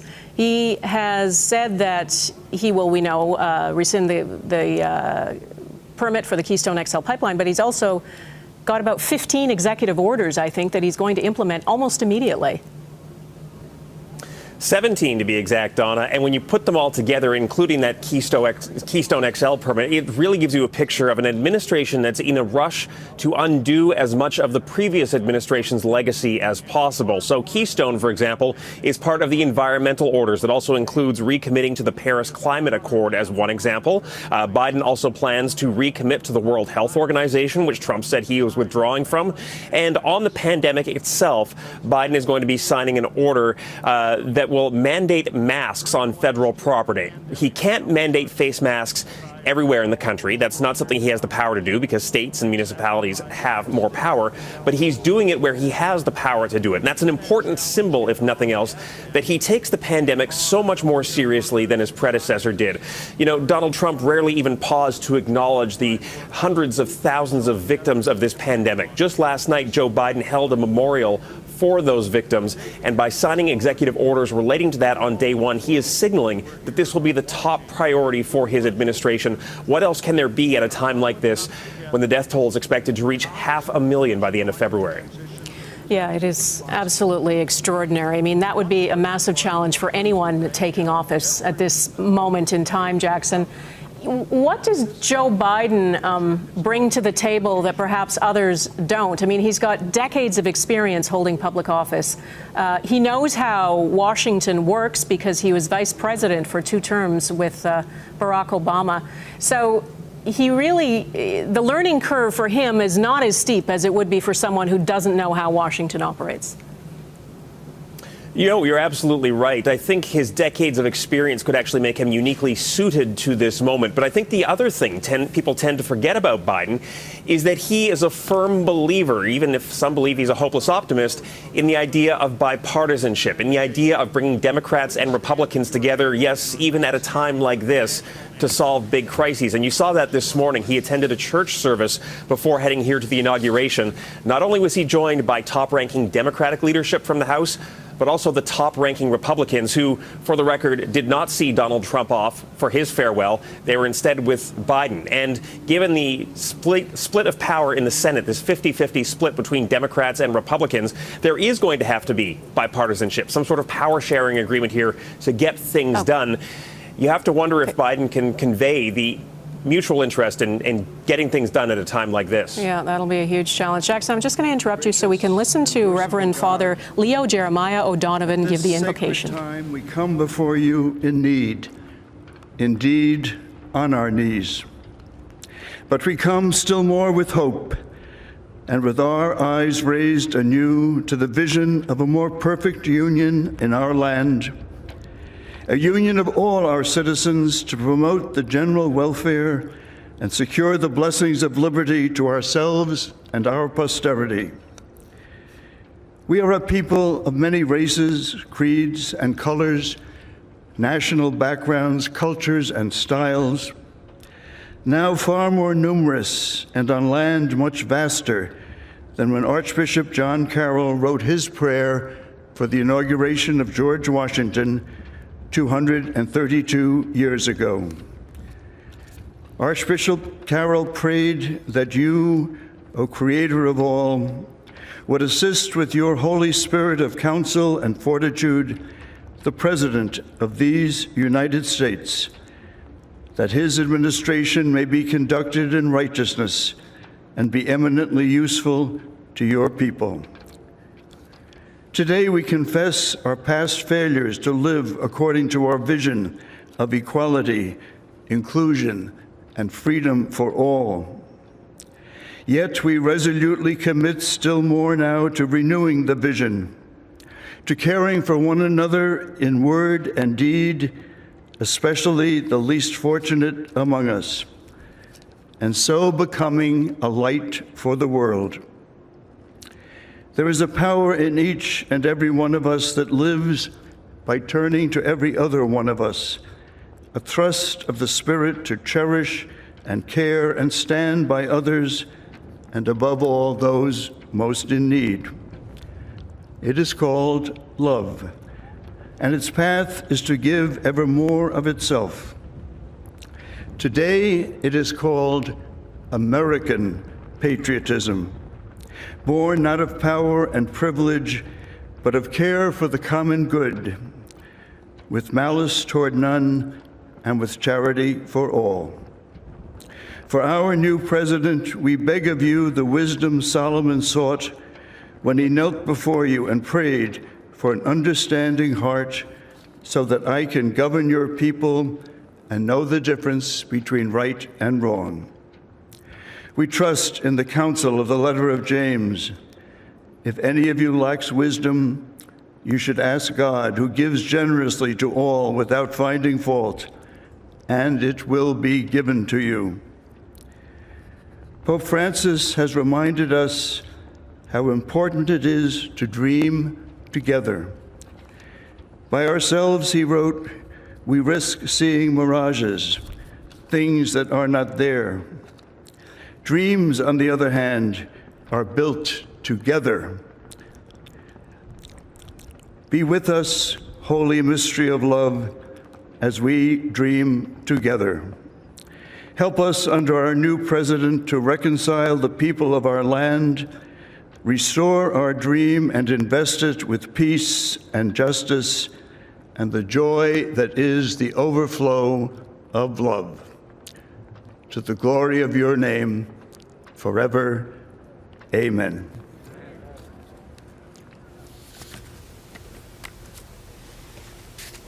All right, it's not often we listen to prayer on live television, but it feels like this moment in time in America and the world, it's certainly worth listening to. A little balm for the spirit, a hope for the future. Some fist bumps there for the man about to become the 46th President of the United States. Ladies and gentlemen, please remain standing for the presentation of our national colors by the Armed Forces Color Guard, the singing of our national anthem, and for the Pledge of Allegiance.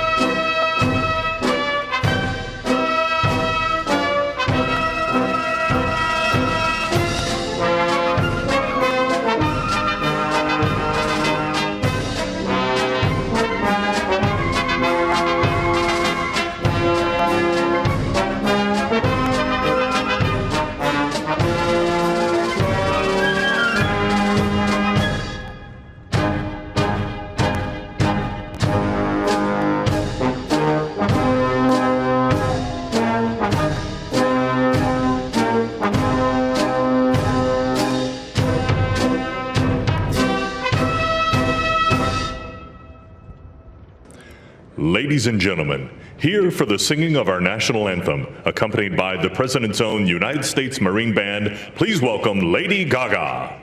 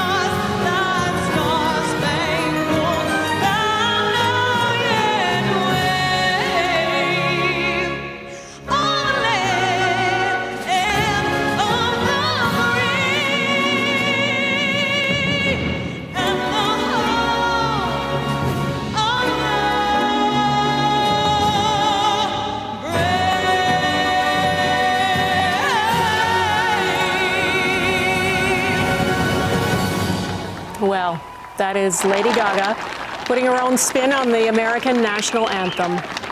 With power, with force, with passion, she has been a long supporter of President-elect Joe Biden, soon to be President Joe Biden. So not a surprise that she is here today to perform that honor. Dressed in a signature Lady Gaga outfit with a massive furtive piece. It looks like a dove on her Ladies and gentlemen, shoulder. Please welcome from the city of South Fulton, Georgia Fire and Rescue Department, President of the International Association of Firefighters, Local 3920, Fire Captain Andrea M. Hall, for the reciting of the Pledge of Allegiance.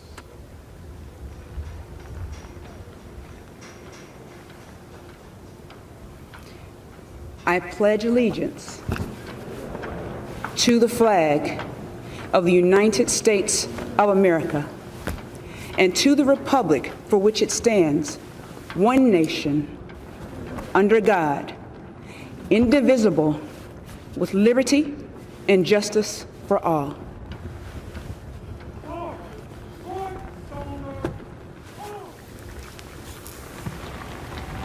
The Pledge of Allegiance there, performed also in a unique way, spoken, of course, and also for those who are deaf and hard of hearing, it was signed by the woman who just delivered it. What you are all about to be part of, America, is a historic moment of firsts. To administer the oath to our first African American, our first Asian American, and our first woman vice president, Kamala Harris, it is my great privilege to welcome to the inaugural stage the first Latina to ever serve on the Supreme Court of the United States of America, Justice Sonia Sotomayor. Ladies and gentlemen, please remain standing for the oath of office, followed by musical honors.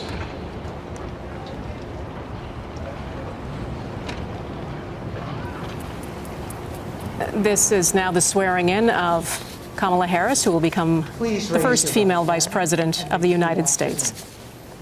I, Kamala Davy Harris, do solemnly swear.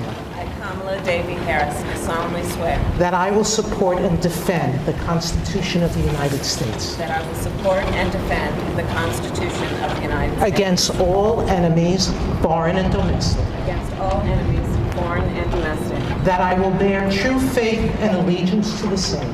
That I will bear true faith and allegiance to the same. That I take this obligation freely. That I take this obligation freely. Without any mental reservation or purpose of evasion. Without any mental reservation or purpose of evasion. That I will well and faithfully discharge. That I will well and faithfully discharge. The duties of the office on which I am about to enter. The duties of the office upon which I am about to enter. So help me God. So help me God.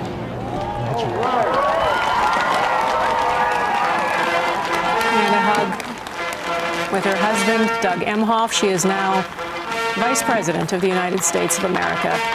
Big fist bump there for Joe Biden, who is watching over her shoulder. And some congratulations, too, from Jill Biden. Harris tweeted yesterday, "When I raise my right hand and take the oath of office, I will carry with me two heroes who'd speak up for the voiceless and those in need," referring to Supreme Court Justice, the late Supreme Court Justice Thurgood Marshall, a trailblazer in government as the High Court's first African-American justice. It was a Bible owned by Ladies and him gentlemen, that please she be seated. swore the oath.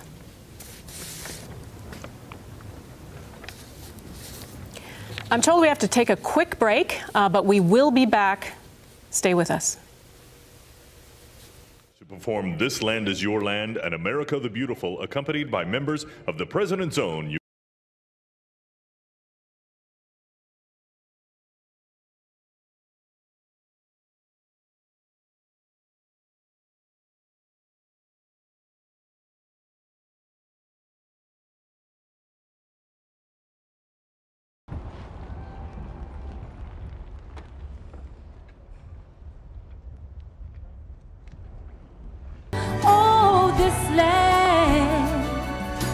This land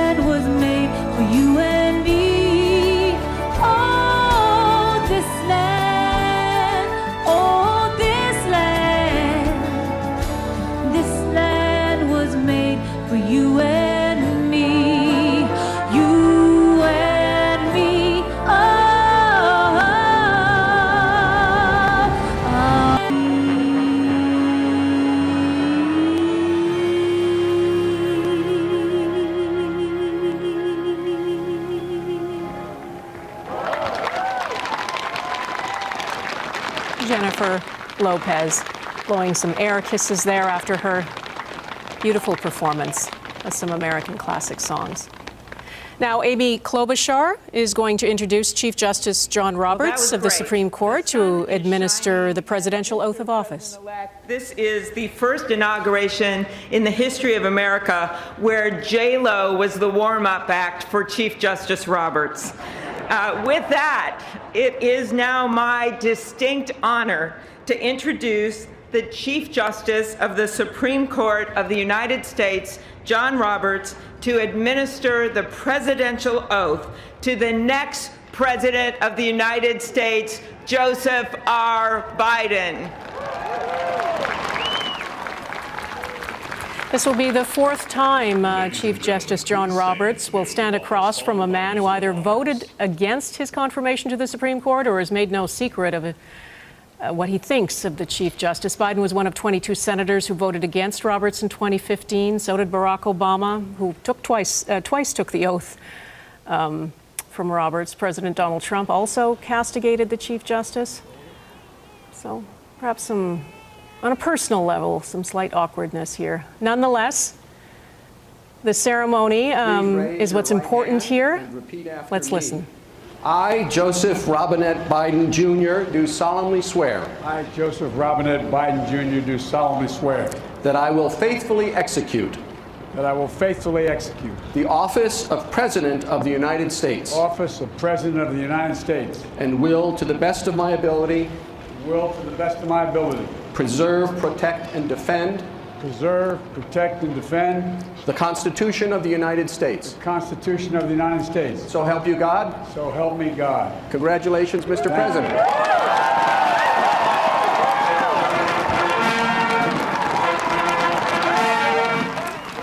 And there it is. Joe Biden, President of the United States, getting kisses and hugs from his wife Jill and his children, Ashley and Hunter.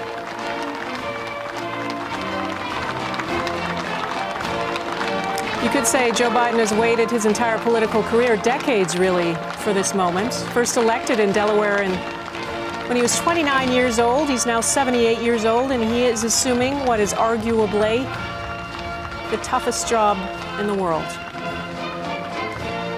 Let's go to Jackson Prosco, who's been watching all this unfold.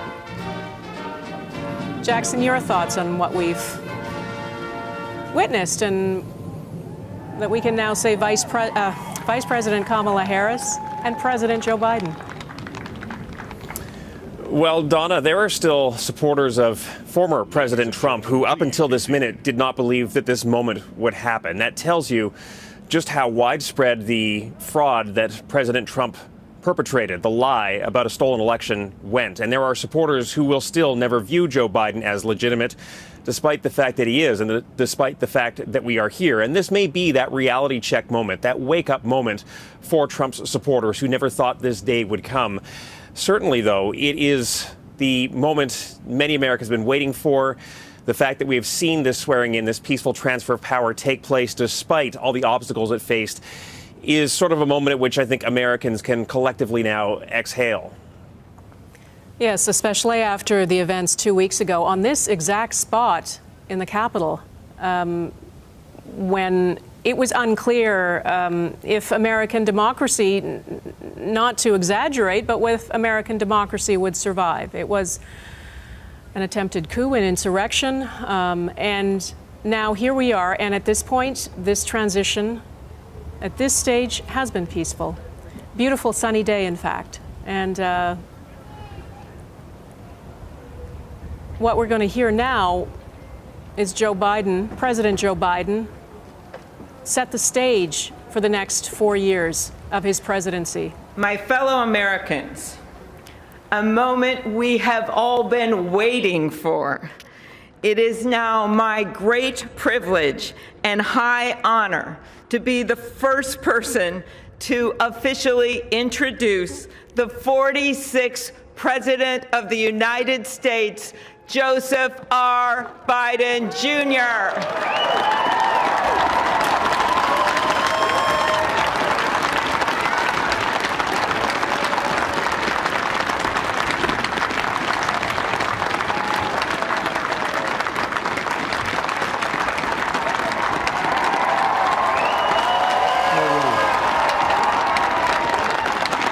Chief Justice Roberts, Vice President Harris,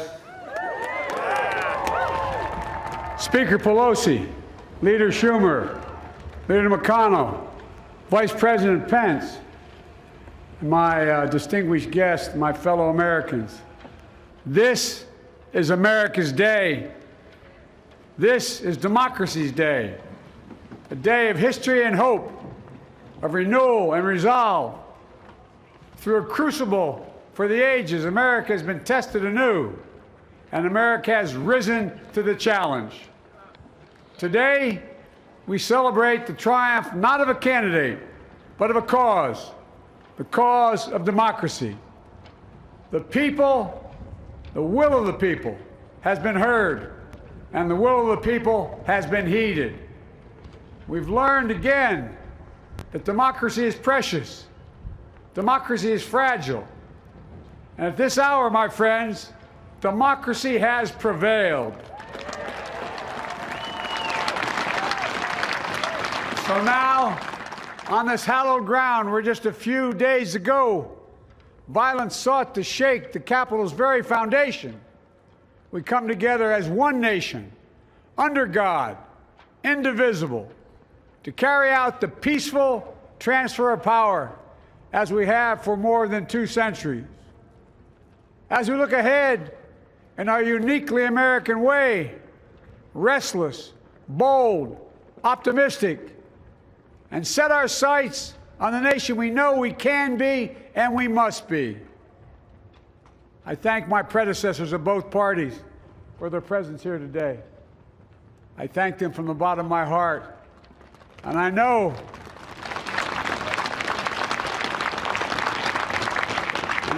the resilience of our Constitution and the strength of our nation, as does President Carter, who I spoke with last night, who cannot be with us today, but whom we salute for his lifetime in service.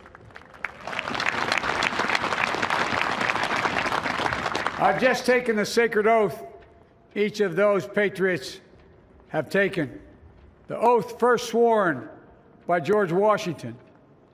But the American story depends not on any one of us, not on some of us, but on all of us, on we, the people, who seek a more perfect union. This is a great nation. We are good people.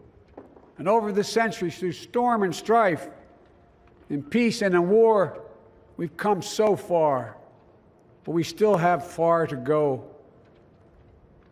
We'll press forward with speed and urgency, for we have much to do in this winter of peril and significant possibilities. Much to repair, much to restore, much to heal, much to build, and much to gain. Few people in our nation's history have been more challenged or found a time more challenging or difficult than the time we're in now. Once-in-a-century virus that silently stalks the country has taken as many lives in 1 year as America lost in all of World War II. Millions of jobs have been lost. Hundreds of thousands of businesses closed. A cry for racial justice, some 400 years in the making, moves us. The dream of justice for all will be deferred no longer. A cry for survival comes from the planet itself, a cry that can't be any more desperate or any more clear. And now, a rise of political extremism, white supremacy, domestic terrorism, that we must confront and we will defeat. To overcome these challenges, to restore the soul and secure the future of America, requires so much more than words. It requires the most elusive of all things in a democracy: unity. Unity. In another January, on New Year's Day in 1863, Abraham Lincoln signed the Emancipation Proclamation. When he put pen to paper, the president said, and I quote, If my name ever goes down into history, it'll be for this act, and my whole soul is in it. My whole soul is in it.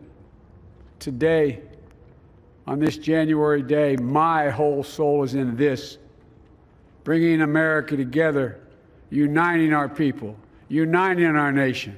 And I ask every American to join me in this cause.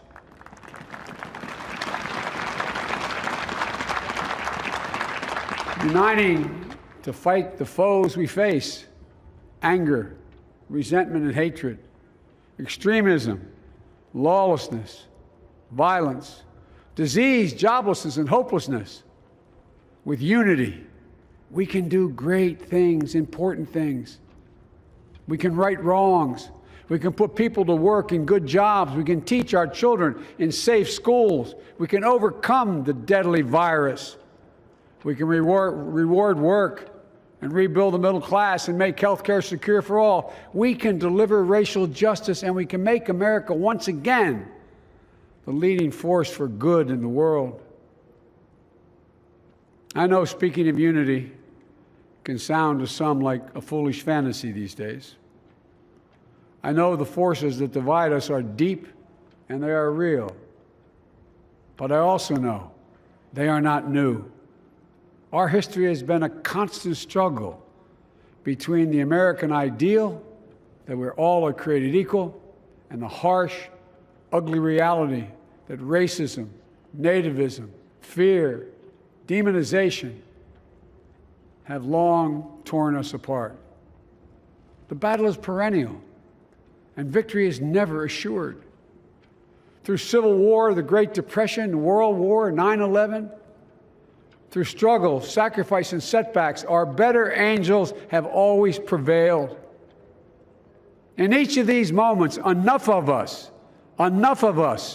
have come together to carry all of us forward.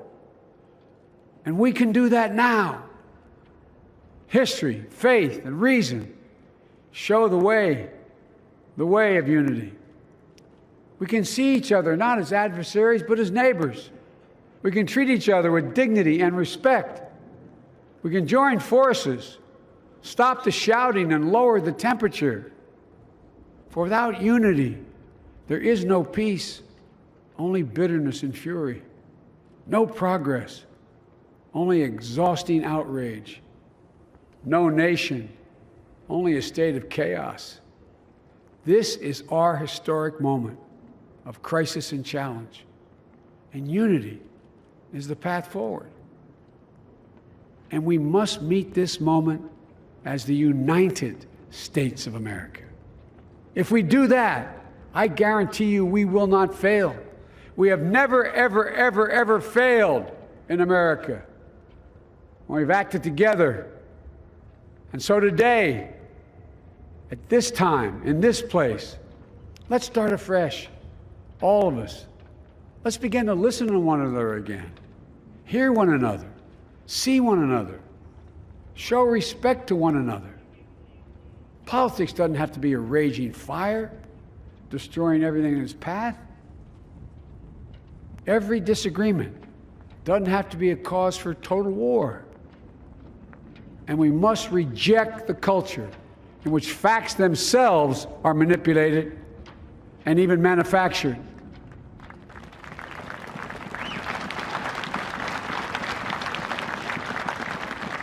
My fellow Americans, we have to be different than this. America has to be better than this. And I believe America is so much better than this. Just look around.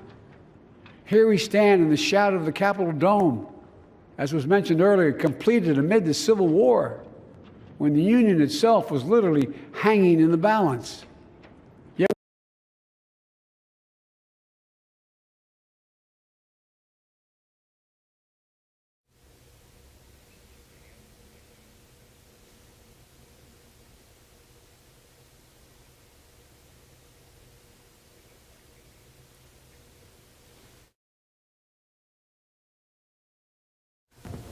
today, we mark the swearing in of the first woman in American history elected to national office, Vice President Kamala Harris. Don't tell me things can't change.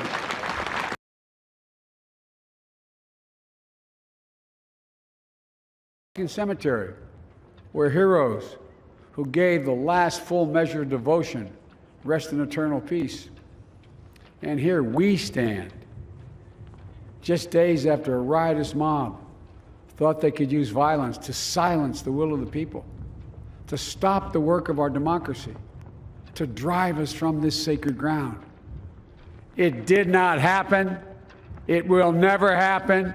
Not today, not tomorrow, not ever. Not ever.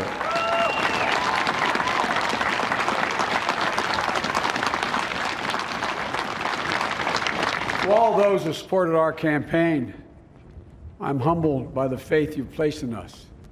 To all those who did not support us, let me say this. Hear me out as we move forward. Take a measure of me and my heart. And if you still disagree, so be it. That's democracy. That's America. The right to dissent peaceably within the guardrails of our republic is perhaps this nation's greatest strength. Yet hear me clearly. Disagreement must not lead to disunion. And I pledge this to you. I will be a president for all Americans. All Americans. And I promise you, I will fight as hard for those who did not support me as for those who did.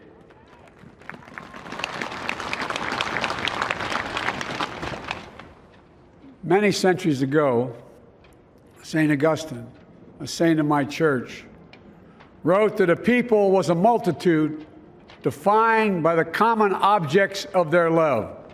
Defined by the common objects of their love.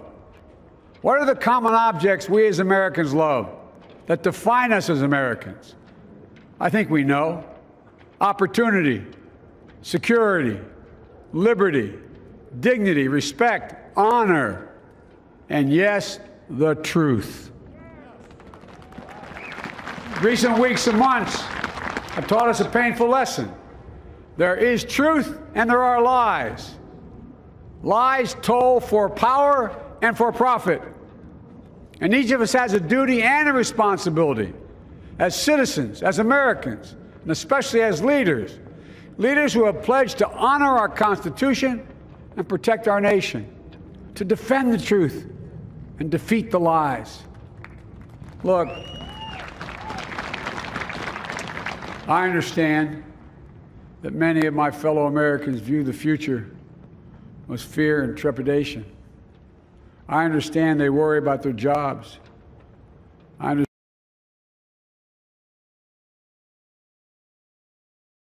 understand.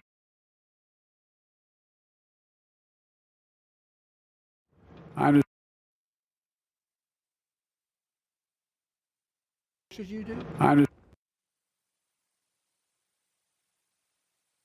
The pitch red against blue. Rural versus urban, or rural versus urban. Conservative versus liberal. We can do this if we open our souls instead of hardening our hearts. If we show a little tolerance and humility. And if we're willing to stand in the other person's shoes, as my mom would say, just for a moment, stand in their shoes. Because here's the thing about life. There's no accounting for what fate will deal you. Some days, when you need a hand. There are other days when we're called to lend a hand. That's how it has to be. That's what we do for one another. And if we are this way, our country will be stronger, more prosperous, more ready for the future. And we can still disagree. My fellow Americans, in the work ahead of us, we're going to need each other. We need all our strength to persevere through this dark winter. We're entering what may be the toughest and deadliest period of the virus. We must set aside politics and finally face this pandemic as one nation. One nation. And I promise you this, As the Bible says, weeping may endure for a night, but joy cometh in the morning. We will get through this together. Together. Look, folks, all my colleagues I serve with in the House and the Senate up here, we all understand the world is watching all of us today. So here's my message to those beyond our borders. America has been tested, and we've come out stronger for it. We will repair our alliances and engage with the world once again, not to meet yesterday's challenges, but today's and tomorrow's challenges. And we'll lead not merely by the example of our power, but by the power of our example.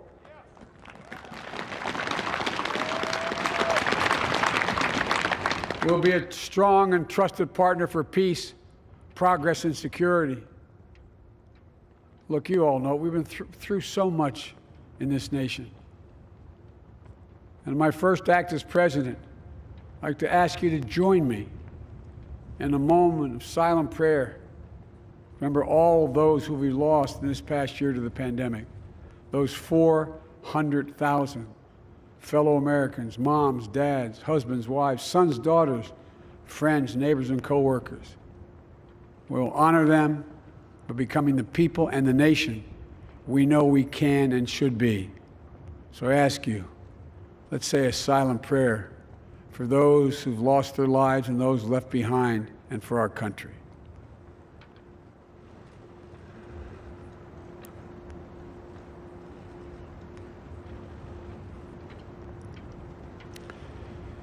Amen. Folks, this is a time of testing. We face an attack on our democracy and on truth, a raging virus, growing inequity, the sting of systemic racism, a climate in crisis, America's role in the world. Any one of these would be enough to challenge us in profound ways. But the fact is, we face them all at once, presenting this nation with one of the gravest responsibilities we've had. Now we're going to be tested. Are we going to step up, all of us? It's time for boldness, for there's so much to do. And this is certain. I promise you, we will be judged, you and I, by how we resolve these cascading crises of our era. We will rise to the occasion is the question. Will we master this rare and difficult hour? Will we meet our obligations and pass along a new and better world to our children? I believe we must. I'm sure you do as well. I believe we will. And when we do, we'll write the next great chapter in the history of the United States of America, the American story. A story that might sound something like a song that means a lot to me. It's called American Anthem. There's one verse that stands out, at least for me, and it goes like this. The work and prayers of century have brought us to this day. What shall be our legacy? What will our children say? Let me know in my heart when my days are through. America, America, I gave my best to you. Let's us add our own work and prayers to the unfolding story of our great nation. If we do this, then when our days are through, our children and our children's children will say of us, they gave their best, they did their duty, they healed a broken land. My fellow Americans, I close the day where I began, with the sacred oath. Before God and all of you, I give you my word. I will always level with you. I will defend the Constitution. I'll defend our democracy. I'll defend America. And I'll give all of you, keep everything I do in your service, thinking not of power, but of possibilities, not of personal interest, but the public good. And together, we shall write an American story of hope, not fear, of unity, not division, of light, not darkness, a story of decency and dignity, love and healing, greatness and goodness. May this be the story that guides us, the story that inspires us, and the story that tells ages yet to come that we answered the call of history. We met the moment. Democracy and hope, truth and justice did not die on our watch but thrived. That America secured liberty at home and stood once again as a beacon to the world. That is what we owe our forebears, one another, and generation to follow. So, with purpose and resolve, we turn to those tasks of our time, sustained by faith, driven by conviction, and devoted to one another and the country we love with all our hearts. May God bless America, and may God protect our troops. Thank you, America.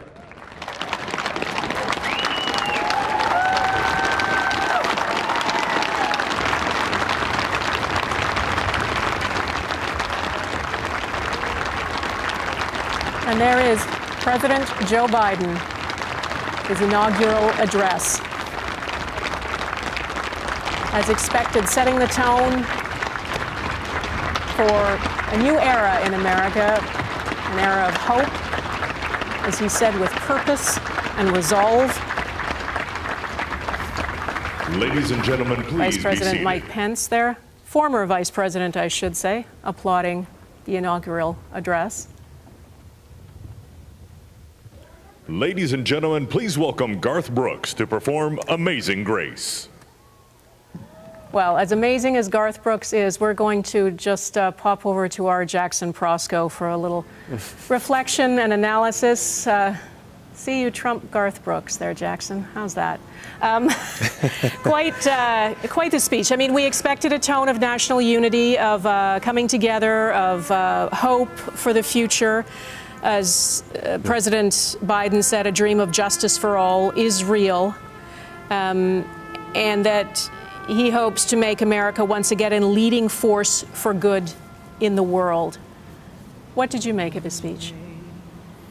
You know, what really stood out to me, Donna, is that while Biden did not mention Trump by name, he certainly mentioned certain aspects of the Trump era. He called them out. He said, quote, politics doesn't have to be a raging fire, destroying everything in its path. And he went on to call out misinformation and lies, things that we've become so numb to over the past 4 years. I think the other thing that really stands out, and this is something Biden has said time and time again, is that he feels it's his job to level with the American people. And that is such a stark contrast to the Trump era, in which it's now well documented that the president, then President Trump, knew that the coronavirus pandemic was going to be severe, that it would be airborne, and that he sought to downplay the threat. Whereas Biden is coming in and in his first minutes is acknowledging that these are the darkest days of the pandemic ahead that Americans will face. That this is a fight that Americans must take together if they are to defeat the virus, and that the virus is just one of a multitude of challenges facing this country in this moment.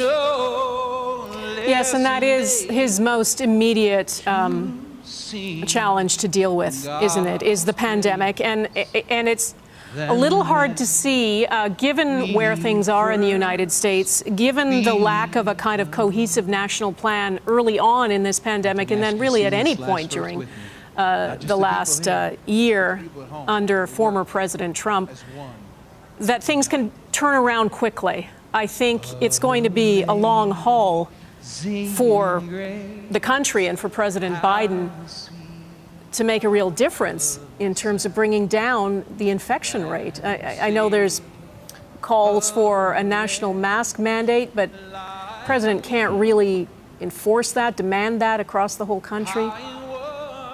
What is your sense of what he can really do in meaningful terms? Certainly to help people, financially, perhaps, but I mean to really bring down the infection rate in the United States. Yeah, I mean, you're absolutely right, Donna. President Trump made face masks, for example, a culture war issue, and you're never going to solve that divide, even in mandating them on federal property, as Joe Biden intends to do. What he can do, though, is speed up vaccine distribution, invoke the Defense Production Act, for example, which he plans to do to speed up production of vaccines. He's promising 100 million vaccinations in his first 100 days. We know that the vaccination program has been lagging far beyond expectations at this point. And really, I think setting the tone from the top in terms of telling Americans how serious this is may go a long way to convincing them that the virus is real, because there are still people who don't believe that it is real. Well, there are people who don't believe it's real, who believe it's a conspiracy, and that is sort of the pandemic side of things. There's also the political side of things, as you have referenced several times, Jackson, that there are millions of Americans who simply don't believe that Joe Biden actually won the election. And what they do today, where they go politically, how they channel their anger, those who are still angry, is really an open question. Joe Biden said today in his speech that, called on those people to hear him out. He said, take the measure of me and my heart, and if you still disagree with me, so be it. He said he will fight as hard for those who did not support him as those who did. That is certainly the right message. That's the right tone to strike. Do you think that people who are Trump supporters, people who believe that Donald Trump was actually chosen by God, will take any stock of what Joe Biden says? Madam Vice President. I think it's a tough question to answer. In the wake of the storming of the Capitol building 2 weeks ago, Trump's own approval rating nationally tanked. And even within the Republican Party, there are now fewer Republicans that say they support Trump than at any other point during the course of his presidency. But that said, there are still a lot of people who do support him, and the vast majority of Republicans believe the lie that the election was stolen. And until more and more Republican leaders come out and correct the record and correct the lie, it's going to be very, very hard to change that impression that people have. We've sort of seen a self-fulfilling prophecy when it comes to Joe Biden's legitimacy, where Trump spent months claiming that the election would be rigged and then that it was rigged.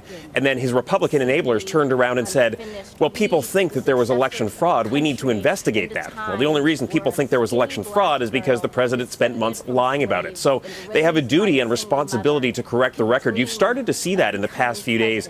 Mitch McConnell, for example, made some pretty remarkable statements here just yesterday, where he said the president's lies and the lies of those around him are responsible for the siege of the Capitol building. And if rhetoric like that can take hold, especially in conservative media bubbles, there is a chance that people may give Joe Biden a shot, but it's a long chance. And I think Biden alluded to that in his speech, that the divide is so deep in this country that he knows he's in store for an uphill battle to win over hearts and minds. One of the things coming up next week is it next week or this week? Correct me if I'm wrong about this, but the trial in the Senate to impeach President Trump.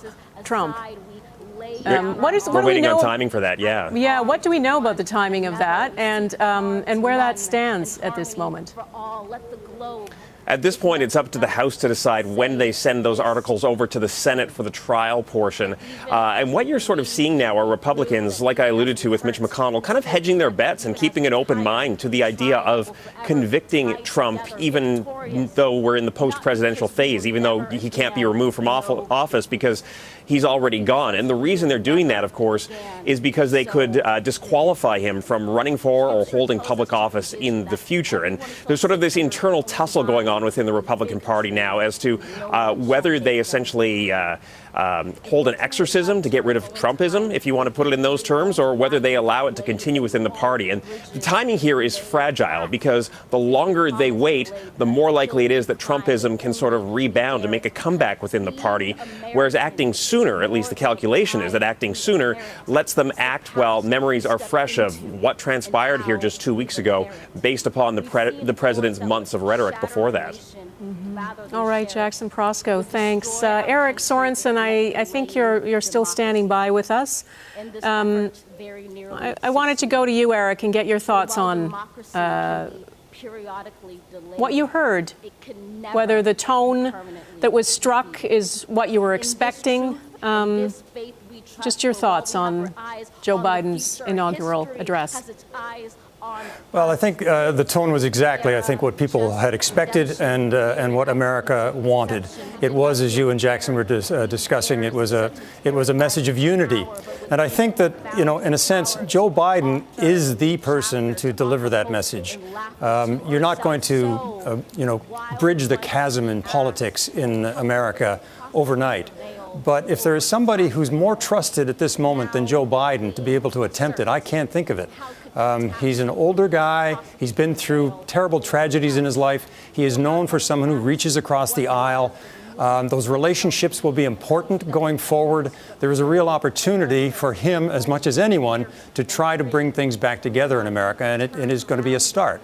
I was also struck watching, while he was speaking, some of the people that were the dignitaries there, and there was Mitch McConnell, the Republican Senate Majority Leader, on his way out from that position. There was John Roberts, conservative Supreme Court Justice. There was George Bush, Republican President. And I couldn't help but think that these political rivals of Joe Biden were all feeling, thank goodness, this is the man that is standing up here today. I wondered even if Mike Pence might have had that in the back of his mind, like, would he have really wanted to have another 4 years of what we have just been witnessing? Would he have really wanted to be on the inside of that? Can't read his mind. But I think there are a lot of Republicans who are, in a sense, relieved today. And the fact that Donald Trump wasn't there today is funny because it harms the continuity of the handing over of power in the United States. This has always been done this way. No president has snubbed an incoming president since Andrew Johnson more than 150 years ago, when Ulysses S. Grant became the next president. Trump wasn't there today, and yet in a funny sort of way, no one wanted him to be there. He didn't want to be there. His supporters didn't want him to be there because they don't believe in this. And really, Joe Biden has said, and probably speaks for an awful lot of Democrats, they didn't want this man who has done so much harm to this whole process to be there. So he wasn't there. I think it's not good for the continuity of the United States. 100 years from now, we will look back on this particular inauguration and see it as historic in so many ways. The fact that there was a pandemic, the fact that the crowd was ringed by National Guardsmen, and the fact that the President of the United States at that time did not cordially transfer power. It's a remarkable scene, and I think you just can't help but notice, like, who was missing there today, and it was the outgoing president. Yes, Joe Biden himself, I think, said about a week ago that it was just fine with him if Donald Trump didn't show up for this because he wasn't welcome. Let's listen in for a moment. Eric, thank you.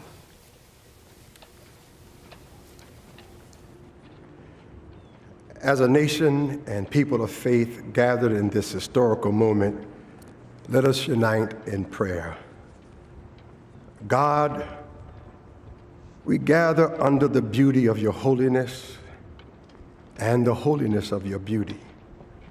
We seek your face, your smile, your warm embrace.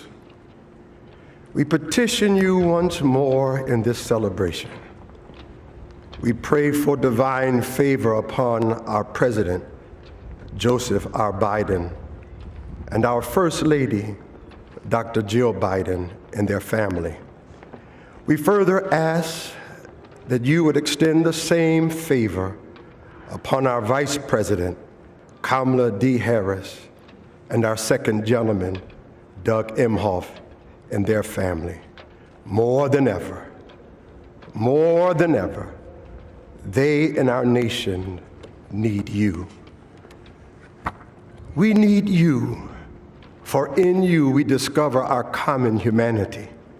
In our common humanity, we will seek out the wounded and bind their wounds. We will seek healing for those who are sick and diseased. We will mourn our dead. We will befriend the lonely, the least, and the left out. We will share our abundance with those who are hungry. We will do justly to the oppressed, acknowledge sin, and seek forgiveness, thus grasping reconciliation. In discovering our humanity, we will seek the good in and for all our neighbors. We will love the unlovable, remove the stigma of the so-called untouchables. We will care for our most vulnerable, our children, the elderly, emotionally challenged, and the poor. We will seek rehabilitation beyond correction. We will extend opportunity to those locked out of opportunity.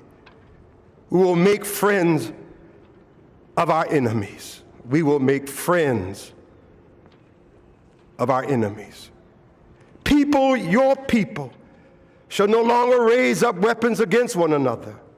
We will rather use our resources for the national good and become a beacon of life and goodwill to the world. And neither shall we learn hatred anymore. We will lie down in peace and not make our neighbors afraid. In you, O God, we discover our humanity. In our humanity, we discover our commonness. Beyond the difference of color, creed, origin, political party, ideology, geography, and personal preferences. We'll become greater stewards of your environment, preserving the land, reaping from it a sustainable harvest, and securing its wonder and miracle-giving power for generations to come. This is our benediction, that from these hallowed grounds, where slaves labored to build this shrine and citadel to liberty and democracy, let us all acknowledge, from the indigenous Native American to those who recently received their citizenship, from the African American to those whose foreparents came from Europe and every corner of the globe, from the wealthy to those struggling to make it, from every human being, regardless of their choices, that this is our country. As such, teach us, O God. As such, teach us, O God, to live in it, love in it, be healed in it, and reconcile to one another in it, lest we miss kingdom's goal. To your glory, majesty, dominion, and power forever. Hallelujah. Glory, hallelujah. In the strong name of our collective faith. Amen. A passionate and powerful benediction from Reverend Dr. Sylvester Beeman. He's a pastor from Delaware, family advisor to the Bidens. He's been a friend of the family for 28 years. We're back in a moment, just taking a quick break. Stay with us.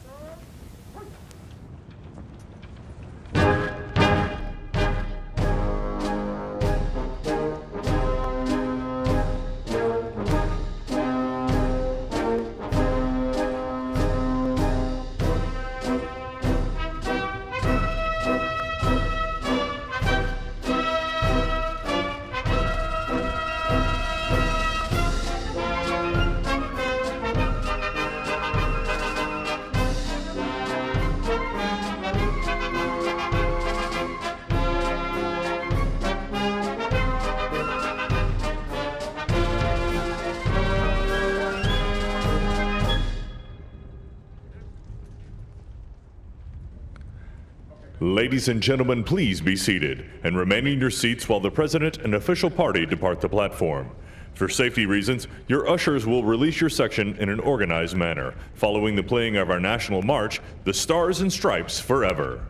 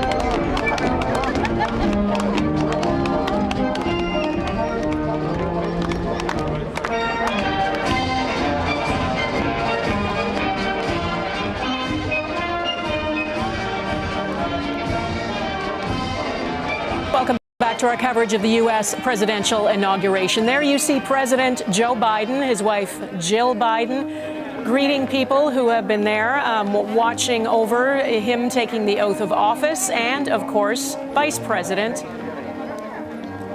Kamala Harris. You can see her behind there. She's in the purple coat with her husband.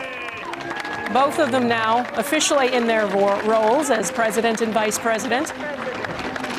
It would be great, as I mentioned earlier, to be a fly on the wall to hear some of those conversations among former presidents and vice presidents who are assembled in this crowd. Of course, extended family there as well.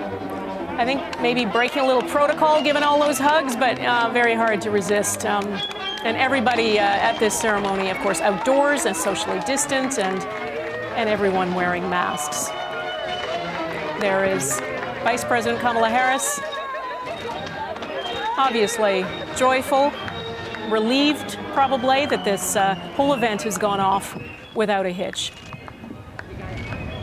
And there is President Biden on his way to begin the toughest job in the world right now, taking on leadership of the United States, a country that has the most cases and the most deaths from COVID-19 of anywhere in the world, an economy that's suffering, and of course the political violence that took place in this very building just 2 weeks ago. Let's go to Mercedes Stephenson, who is standing by in Ottawa and has been listening in to all of this, heard the whole inaugural speech from President Biden. Mercedes, he said he had a message directly to the world that America has been tested and has come out stronger. And he vowed that he would repair America's alliances. He said, we'll lead not just by our power, but by the power of example. So that was a message to people like our Prime Minister, Justin Trudeau, that there will be a renewed hope, renewed effort to build alliances with our allies. Is that your sense of this? That's my sense of it, and it's my sense of what folks here in Ottawa were expecting to hear. And I can tell you that this was being watched very closely in the building behind me, which is where the Prime Minister's office is located. You can't see it past me in the window, but it is literally just behind our studio. They've been keeping a close eye on this. Mind you, they already have a pre-existing and very close relationship with President Biden because of his time as vice president under Barack Obama. Now, that said, while there will likely be no more national security sanctions against Canadian steel or aluminum, not the surprises of the Trump administration, there will still be rough spots. And we've already seen that with Keystone XL, and the government is now negotiating to try to deal with the Buy America issue, something Joe Biden backs, which puts the focus on domestic production. That said, I can tell you, Donna, that Prime Minister Justin Trudeau has issued a statement. I wanted to share part of that with you and our viewers. In the statement, he notes that Canada and the United States will be working together closely, as they have before, side by side, to tackle things like fighting the global COVID-19 pandemic, to support a sustainable economic recovery that will build back for everyone better. Same wording used on both sides of the border there, and that they will also work together to advance climate change action, clean economic growth, promote inclusion and diversity, and create good middle-class jobs and opportunities contributing to democracy, peace, and security at home. And he concludes by saying that he is looking forward to working together with President Biden and Vice President Kamala Harris and their administration. And I think that from what I'm hearing, they're looking forward to meeting them, too. A big question, of course, whether President Biden's first visit will be here in Canada. That has been traditional for many American presidents. It was not kept under the Trump administration. So obviously not happening anytime soon, though, given the current situation with the pandemic. So, yeah, I mean, a meeting would be, of course, Canada's always kind of vying for that, right? We want to be first to meet the new American president. We should be. Yes, we are, you know, the closest neighbor to the north. Of course, there's a neighbor to the south, but we like to think America is our closest neighbor because it is from our perspective. And this relationship absolutely crucial to Canada's future because our countries are so intertwined culturally and economically. talk a little bit about the relationship between Chrystia Freeland and the vice president. You said, I think, earlier that you don't believe they've met before. No, I don't know whether or not they'd met. I'd be surprised if they haven't, because certainly Chrystia Freeland was prominent in Justin Trudeau's cabinet at the time that they traveled down, and I was on that trip with the Prime Minister covering it. And there was a big dinner at the White House where everyone got together. Given Chrystia Freeland's prominence, no matter what role she's been in, now as Deputy Prime Minister, certainly they will have been working behind the scenes. I don't know if they've ever actually met in person. I would expect that is highly likely, though, and part of what you're going to see is much closer alignment of ideologies and political approaches between this administration and the Trudeau government. So it will be easier for them to get along, which is not to say it's smooth sailing all the time, but they're quite similar, whereas the approach was extremely different under Donald Trump, far more so than it would have been under any other Republican president. All right, Mercedes Stephenson, thanks. We're just looking at pictures now of Lady Gaga having a chat with former President Barack Obama. Bill Clinton still there as well. It's sort of, I suppose, a little, I mean, social gatherings are so uncommon these days. It must be sort of lovely and human for these people to all get together to chat, never mind to celebrate this moment. Democrats, of course, celebrating a moment that they've been hoping for the last 4 years.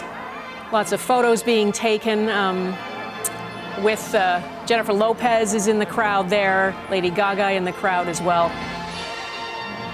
Michelle Obama having a good long chat with Lady Gaga now. And there's former Vice President Mike Pence now leaving.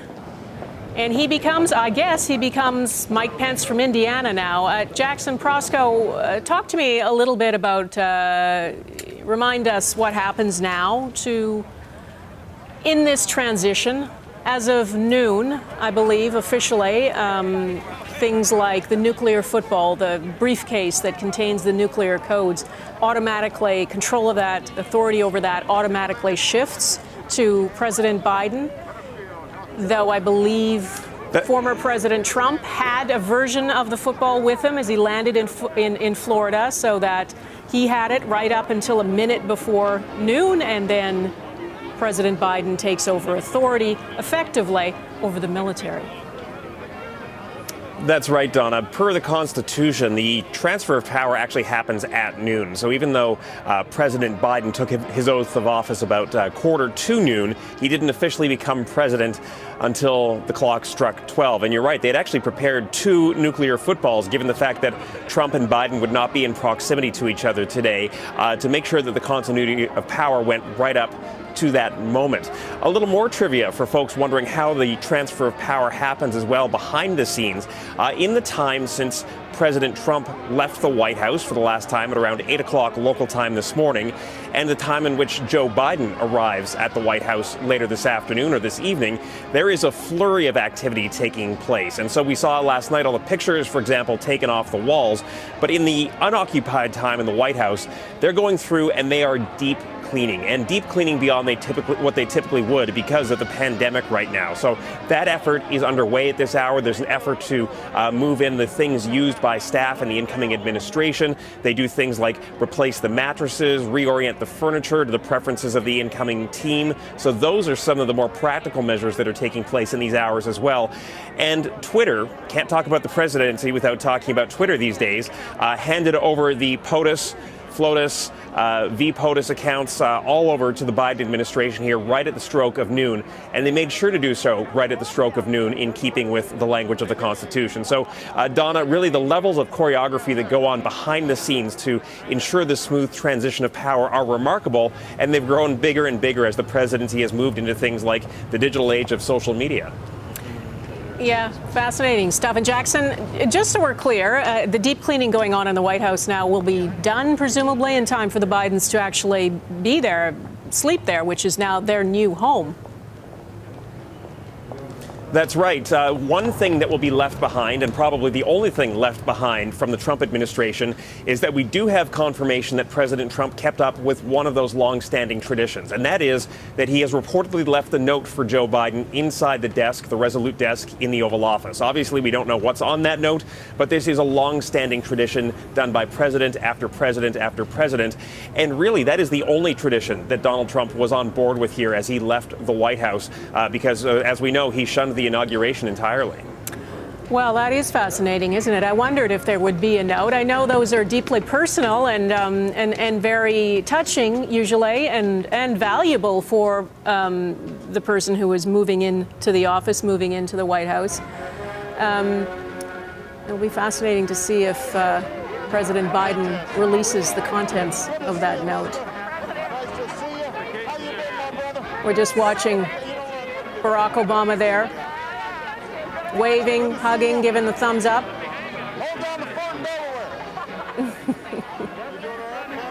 He looks like a man relieved not to be in charge anymore, but obviously a big influence. Do you think that, I know that President Biden is the kind of person who consults widely and seeks the advice of a range of people.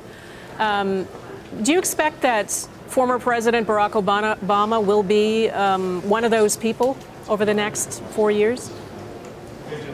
It's quite possible, Donna. You know, Biden, in plucking people to serve in his cabinet, has taken a lot of people he was familiar with from the Obama years.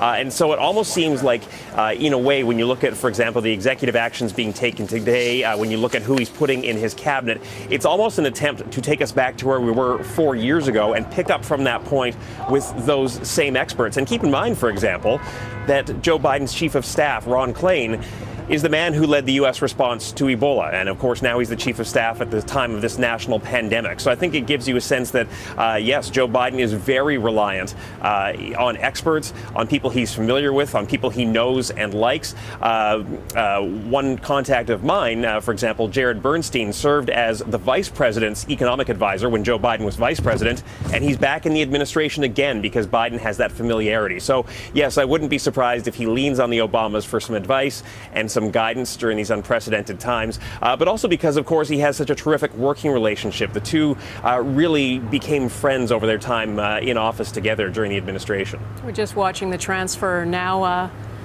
of pleasantries, I'm sure. A heartwarming moment for the new vice president. Perhaps a bit of relief for the outgoing vice president, Mike Pence. They're sharing a laugh there as they stand on the steps. I am sure, Jackson, that we always talk about the sort of formal politics of these things, but I'm sure there's lots of little personal pleasantries and tips and advice, and obviously they're trying to lighten the moment here of what is a serious transfer of power. They are, and you know, you can't look at this moment and not realize the fact that in a normal transition of power, this would be the moment where President Biden would be walking the outgoing president to Marine One so that the outgoing president could leave the Capitol building in their formal departure of travel. And that's something that we're not seeing because of Donald Trump's decision to not be here. But yeah, you know, I think back often to that moment when Barack Obama actually welcomed Donald Trump to the White House for that first visit after Trump won the election back in 2016. And, you know, reporters were shouting questions in the Oval Office at the two of them. And President Obama actually cracked a few jokes toward Trump and basically said, oh, you got to watch it. They'll keep, you know, shouting questions all day long, trying to, you know, add a little persona and a little levity to a tense situation between two politicians between whom there was no love lost. All right, there goes former Vice President Mike Pence. Just take a moment to reflect on the intense security here. And everything at this point has gone off without a hitch. The new Vice President waving farewell to the former Vice President. We're going to take a short break. We're back in a moment.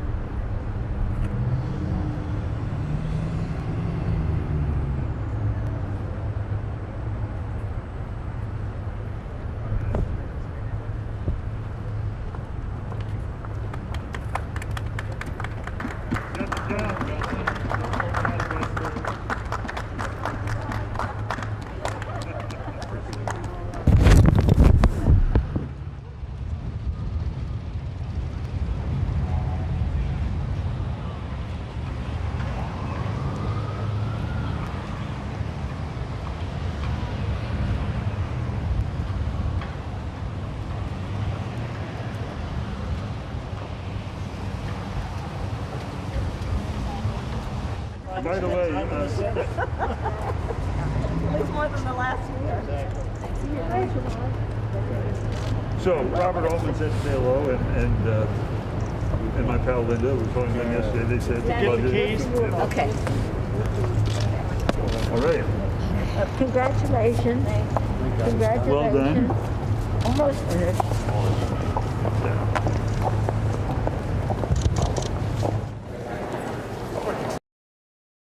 Welcome back to our live coverage of the inauguration of President Joe Biden. It took place about 20 minutes ago. Now, some of the more informal parts of the ceremony are taking place. Lots of people chatting, gathering, saying farewell. We just saw the former vice president leave. And in a short while, we will see President Joe Biden and his wife Jill depart the Capitol building. President Biden giving his inaugural address, watched, I'm sure, by people around the world. It was a message of hope, a message of purpose, and of resolve to restore the soul of America. Here's a little bit of what he said. This is our historic moment of crisis and challenge, and unity is the path forward. And we must meet this moment as the United States of America. If we do that, I guarantee you we will not fail.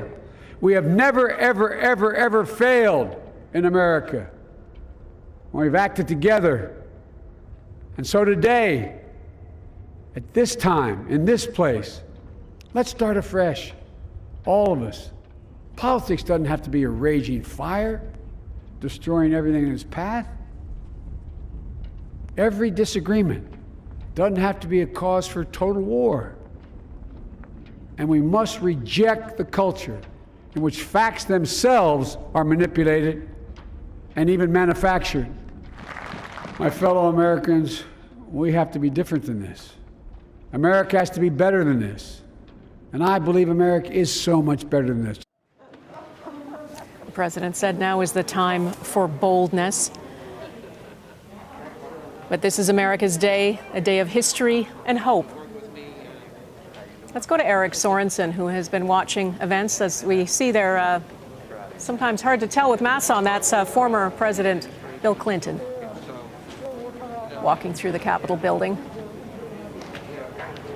One of the several former presidents who were in attendance for the inaugural address today. I think of course, former President Trump wasn't here, but the other president who wasn't here was Jimmy Carter, who is now, I believe, I can't remember how old he is, Eric, maybe you remember, but he and his wife Rosalind sent their best wishes, declined the invitation, most likely because of the pandemic. Eric? I'm going to guess at 96, but that's probably plus or minus a year. He is the longest lived president in his post-presidency in American history. Because he has really, more than 40 years, he has kind of restruck his reputation after his presidency back in the 1970s. Yeah, and Eric, one of the things that struck me about Joe Biden's inaugural address was when he said there's no accounting for what fate will deal you. And sometimes you need a hand, sometimes you need to lend a hand. Those words, especially meaningful coming from someone like him, who really not only has survived politically for decades, but has endured intense personal loss and anguish and pain. Of course, losing his first wife, his infant daughter, and then his adult son. And so, you know, he does seem as the kind of leader who has not only political wherewithal and experience, but this kind of deep-seated sense of humanity. Absolutely, Donna. I think if there's any regret that some people may have at this time is that Joe Biden has ascended to the presidency at the age of 78. You know, he's not a young man. He moves slowly. It's very uncertain whether he will run for a second term, even if he's popular. If his health holds up, I can only imagine that from where the vantage point they have now is that he would look to 2024. But Biden, has been through so much, as you say. If you think back 13 years ago, he had run for the presidency in 1988. He ran for the presidency in 2008. He was not close to winning either time. He was a senior citizen at that point. He has finished 36 years in the Senate. So 13 years ago, Joe Biden looked like he was finished. And then look what has happened since then. Look at how his life changed from all of the things you said he had been through the tragedy, etc. One of the things he talks about in terms of what his parents instilled in him was that sense of perseverance, that it doesn't matter how many times you get knocked down, it's how quickly you get back up. And he has been somebody who has persevered, and I think there is a broad cross-section of Americans who will find some comfort in him becoming the president now. And it's something to remember as we watch the disappearance here of President Trump. He didn't just disappear for the day, but his political world is shrinking in. It's worth remembering that I think, according to the polling, he's the only president in the history of polling who never rated above 50% in approval. So he was always talking to a minority of Americans, all Americans in one way, but his own people often represented fewer than half the Americans out there. And now, as he has departed, his approval rating is down in the 30s, somewhere around where Harry Truman was, one of the lowest ratings for a departing president in the history of the United States. And Joe Biden, according to one poll, has an approval rating now at around 68%. That's a really good start. And I think it shows that Joe Biden really is the man for this moment. He's older, but he has the experience. He will walk into that White House. It doesn't matter that President Trump didn't invite him in to show things around. He knows his way around the White House. And as Jackson described, he has surrounded himself with people who have long experience in government in an attempt to walk into these departments and to try to set things straight again to get the United States moving forward in the right direction, both domestically and in terms of its foreign relations. It's interesting you talk about the popularity rating. I think I have no doubt that's true at this point, but every political leader will tell you the honeymoon doesn't last long, right? So he has immense challenges ahead, but so does the Republican Party, right? I mean, it effectively became the Trump party. Now Trump is gone. Where does that party go now? Who does it look to lead it? Well, I think this is the problem for the Republicans at the moment, is that there are many out there, the core of the supporters for Donald Trump, who would hope that he is going to, reset himself and come back for a run in 2024. But his support will have shrunk down over these days. We're just kind of absorbing all the things that he has wrought in his last days as president and what it will mean for the party going forward. And the fact that, as Jackson described, Mitch McConnell, the Senate Majority Leader and a real conservative, has distanced himself from Trump at this point. Trump cannot, it seems to me, come back with a united Republican Party ever. What he can succeed at doing is in tearing that party in two. He can take some of that party, maybe even a majority of the party with him. But I think that is not set in stone either. I mean, when we talk about these polling numbers, that's a snapshot at the moment. But the trend for Trump right now is downhill. And we don't know how far down it will go before he reaches sort of the bottom, the rock core supporters that he has. And that will be a percentage of the Republican Party. And then there will be the other percentage. There will be the people that look to a Mitt Romney or the other maybe newer Republicans who have distanced themselves from Donald Trump maybe all along the way. There will be that faction of the party that will have to kind of reconstitute itself. And whether Trump tries to break it away, that only helps the Democrats to sort of be a united party against this split faction. But that's what lies ahead for the Republicans. It's going to be a hard time for them to pull it together, and I don't think it's Donald Trump that can do it. Yeah, I think it will be it's certainly a challenge for the Republican Party. The Wall Street Journal is reporting that Trump is musing about the idea of creating his own party. So the Patriots. Yeah, exactly. We'll see where that goes. Eric Sorensen, thank you so much. Look at that beautiful shot from Washington, all the flags there in the place of the people who could not be on the National Mall in Washington, D.C. on this day to take part in the inauguration of President Joe Biden. That concludes our coverage of the inauguration of the 46th President of the United States and the Vice President, Kamala Harris. At this hour, as President Biden said in his speech, democracy has prevailed, and now the work begins. Please join me tonight on Global National for more in-depth analysis. I'm Donna Friesen. For now, thanks for joining us. Joseph Robinette Biden Jr. and Dr. Jill Biden. At this sacred time, we come before you in need, indeed on our knees. By the dawn's early light. So help me God. So help me God.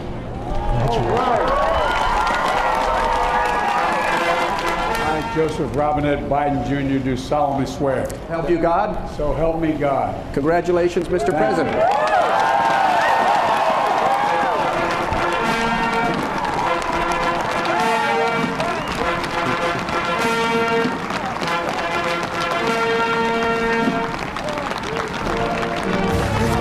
This has been a special presentation from Global News.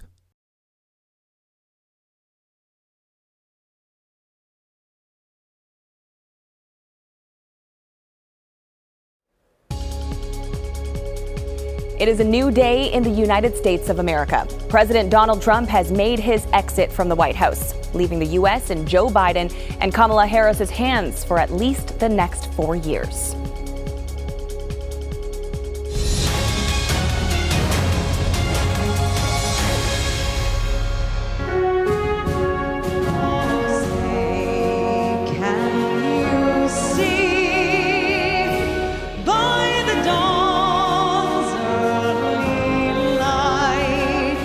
Ladies and gentlemen, the Vice President-elect of the United States, Kamala Debbie Harris, and Mr. Douglas Emhoff.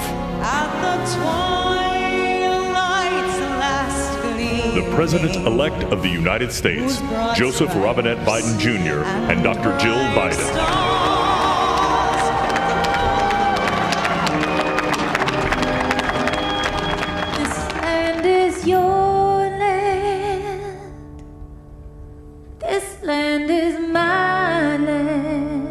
I, Kamala Devi Harris, do solemnly swear. Kamala Devi Harris, do solemnly swear. That I will support and defend the Constitution of the United States. That I will support and defend the Constitution of the United States. Against all enemies, foreign and domestic. Against all enemies, foreign and domestic. That I will bear true faith and allegiance to the same.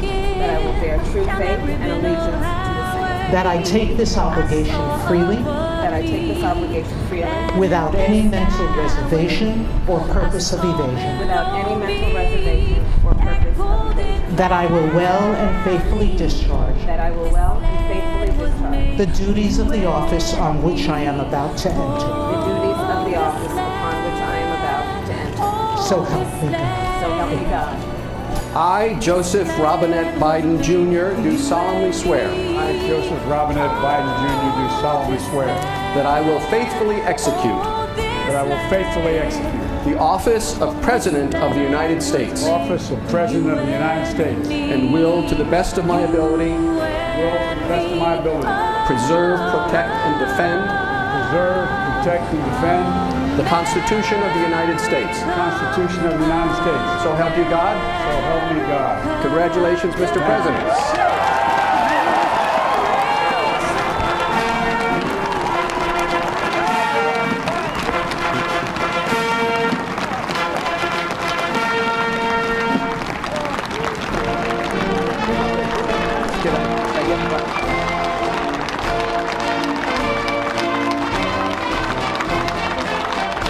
This is America's day.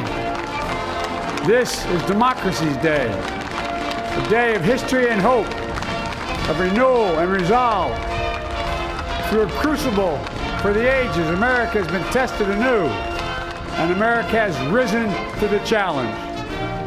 Today, we celebrate the triumph not of a candidate, but of a cause, the cause of democracy. The people, the will of the people has been heard, and the will of the people has been heeded. We've learned again that democracy is precious.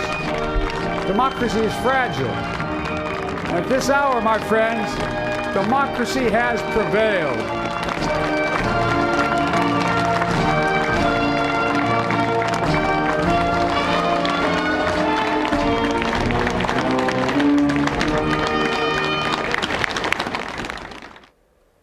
Good afternoon and welcome to our continuing coverage of Inauguration Day. I'm Tracy Tong.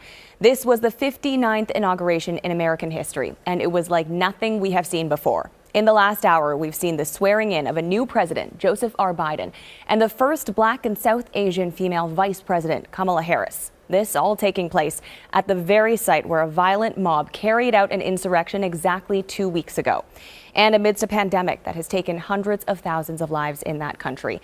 In his first speech as the nation's new president, Joe Biden spoke about the challenging times and about pushing forward with urgency. We are looking at a live shot now in Washington, D.C., where the ceremony of inauguration has ended, but we are now waiting for the signing ceremony to take place. And for more now on what we have witnessed so far, let's bring in our Eric Sorensen. Eric, good to see you again. Thank you for joining us. Good to see you, too. We know that you've covered the Obama and Trump inaugurations, and obviously this one has been very different. It was visibly so. What are some things that surprised you today? Boy, I've got to say, I don't think there were big surprises. Maybe if you step back from it, it's just the idea that that President Trump, the outgoing president of the United States, wasn't there.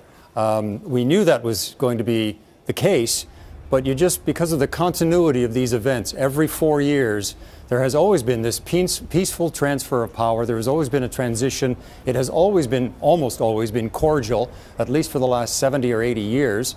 But that didn't happen this time. So that was the one surprise.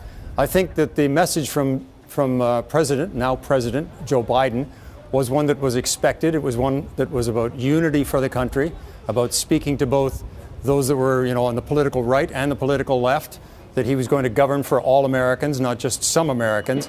I think you could read into that, even though most presidents have said something like that every 4 years. I think you could read into that he is attempting to reach out to the disaffected Trump voters. It won't be easy. Many of them don't believe he's a legitimate president at this point. But that number is shrinking a little bit. I mean, he has a large approval right now, according to polls, for Joe Biden. It's a pretty good place to start. And President Trump, the outgoing President Trump, his approval ratings have only been going down. I don't know where they will settle, but the megaphone that President Trump has had, it will be smaller. His base of support may be solid, but it will not be as big as it once was. And so there is really an opportunity here, I think, for Joe Biden, who has a reputation for having been around for a long time, for having been an honest guy by and large, for reaching across the aisle, for working with Republicans and Democrats. He really has a genuine reputation for attempting to make things work with people. And that was part of the message in his speech today, was to, work with the other person. Don't make it just all about your opinion. Understand what they need and work with them. And I think that he will make a genuine effort to do that. And I think there is a majority of Americans that will welcome that. And Eric, let's just touch a little bit more on former President Trump's absence. He was not in attendance today to welcome that new administration. And there was a moment there when Joe Biden arrived. And usually in past inaugurations, we've seen that first handshake take place between the outgoing president and the incoming president. And today it was a fist bump between Barack Obama and Joe Biden. How significant is this snub, and what does that all mean, really? And do you think that Donald Trump was missed today? Well, I'll start with the last part first. In a funny sort of way, I'm not sure he was missed by almost anyone. I think most of President Trump's supporters were taking up his feelings about it, which was he didn't want to be there, then we don't want him to be there either. And as for Democrats, Joe Biden made it clear he was just as happy if he wasn't going to be there. I think there is some harm that has been revealed here within the transfer of power in the United States. It shows how fragile it can be. The violence that we saw over the last 2 weeks showed that as well. But so there's something that was lost in that. But in terms of how much President Trump was missed, it doesn't seem like hardly anybody was missing him because his people didn't want him to be there. And for the most part, Democrats were happy for him not to be there either. So there's an opportunity now for President Biden to go forward and to try to mend some of these fences. But let's not kid ourselves. There is a chasm, a political chasm in this country that is as wide as I can recall. But at least with someone like Biden, who's seen as a centrist, a moderate, there is an opportunity for him to maybe work with who have sometimes been in the past his political rivals. Okay, and Eric, let's talk about the location as to where this ceremony took place. At the west front of the Capitol building, facing the National Mall, but that hasn't always been the case. No, it was only I think it might have been with Roosevelt that they changed during one of his inaugurations, went from the east side to the west side. I think what stands out about this one, and will be remembered for a long time to come, put the politics aside, is that there was a pandemic, so the usual hundreds of thousands of people that you would expect to be there were not there. And because of the violence that there was around the Capitol just in the last 2 weeks, that there was a ring of National Guards and security that we haven't seen on that scale in the past. So for those two reasons, very big and important reasons, this will be a very memorable inauguration. And the fact that it's coming out of the Donald Trump, this stormy Donald Trump presidency, will also be memorable. Trust me, 100 years from now, people will be talking about this transfer of power. Absolutely, and this is a new story that is beginning today. Thank you so much for that, Eric Sorensen, joining us. Always a pleasure to talk to you. Yep. Well, Donald Trump was not in attendance at today's ceremony. In fact, he left D.C. first thing this morning, and he's now expected in Florida. Let's bring in our Washington bureau chief, Jackson Prosco, to talk more about this. Hi there, Jackson. So we know that Trump may no longer be the acting president anymore, but he is still facing impeachment again. So where do things stand on the trial? Because the story doesn't end here. That's right. So he rounded out his term. His last half hour in office was in Florida at his Mar-a-Lago resort. And now he has to sit and wait to find out what happens next and whether the Senate takes up an impeachment of him after he has left office. And of course, impeachment is a two-step process. So he's already been impeached by the House. The House will then send those articles to the Senate, and it's up to the Senate to decide whether to convict and typically remove a president from office. But of course, Trump is already out of office. His term has expired. So you might be wondering, why do this? Well, at this point, it would be all about keeping Trump from holding public office again in the future, which would happen if he is convicted in the Senate. Already, senior Republicans like Mitch McConnell have indicated a potential willingness to convict Trump for inciting an insurrection against the U.S. government. They feel that his words and actions in the months leading up to the January 6th storming of the Capitol did in fact play a role in inciting that mob and inciting that violence. And so it is all but plausible that, yes, Trump will be convicted in the Senate and barred from holding public office again. We just don't know the timing. This could be something that's taken up as early as this week. It could come in the weeks ahead. The Senate has some serious business to deal with at the same time, including things like confirming Joe Biden's nominees here for senior cabinet posts. So it's kind of a balancing act, and they're trying to figure out if they can essentially walk and chew gum at the same time.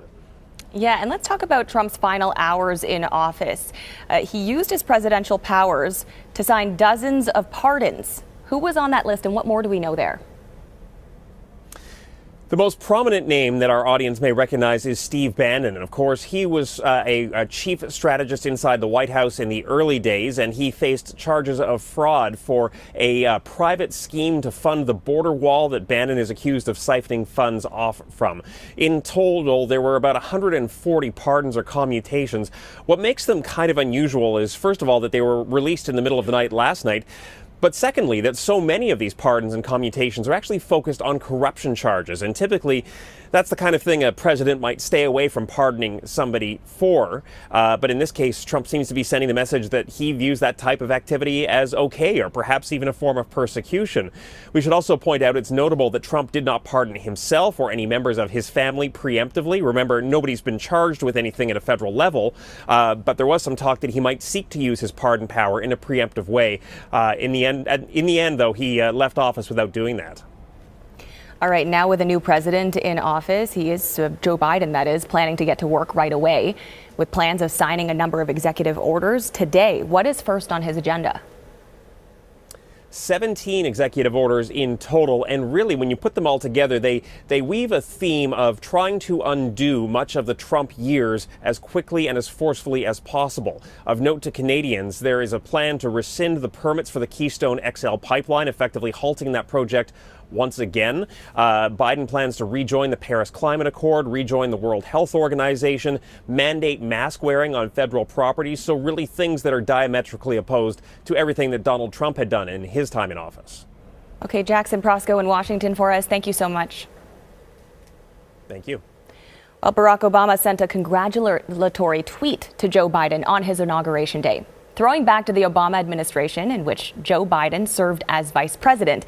It shows the pair exiting the Oval Office with arms around one another in companionship. The tweet says, "Congratulations to my friend, President Joe Biden. This is your time." And Prime Minister Justin Trudeau has issued a statement congratulating President Joe Biden as well. Canada and the United States enjoy one of the most unique relationships in the world.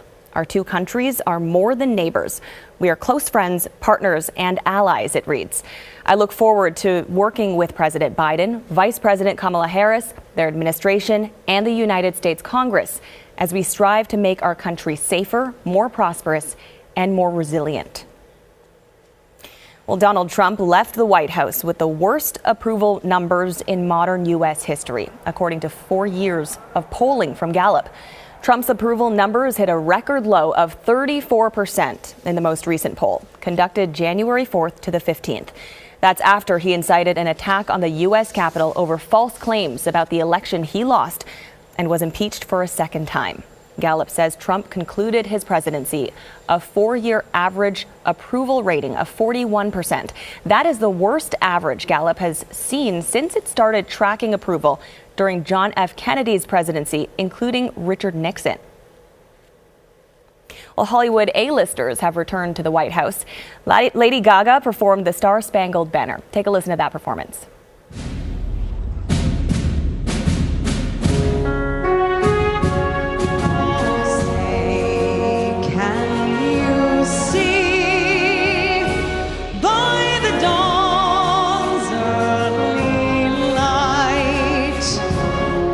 So proudly we hailed at the twilight's last gleaming, whose broad stripes and bright stars through the perilous fight o'er the ramparts we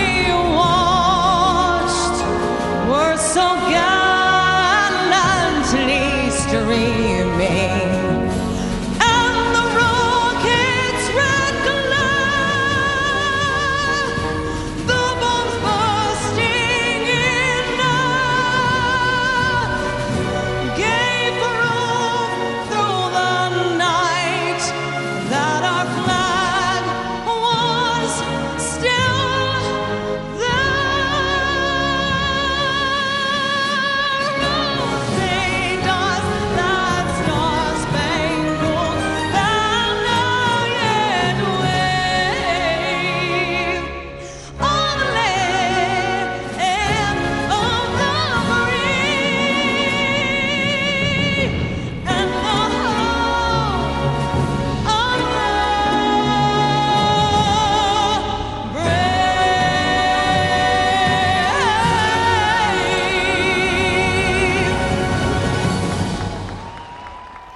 Wow, a powerful performance there by Lady Gaga, wearing a very Gaga outfit, of course. A new American president also means some changes to our relationship with our friends to the south. Let's bring in our Ottawa Bureau Chief, Mercedes Stevenson, now to talk more about that.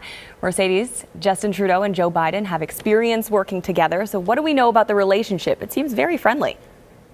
Absolutely. It's a very friendly relationship. Of course, Joe Biden was the vice president when President Barack Obama was in office. And we used to all call it the bromance here in Ottawa between Obama and Trudeau. They, seemed like they were genuinely excited. They were besties when they saw each other. They had very similar outlooks on the world, similar ideologies, similar ways of speaking. And I was there when both Prime Minister Justin Trudeau went to meet with then President Obama, and there was a great warmth in the relationship. And I was also there when he met with President Trump, and it was very, very different.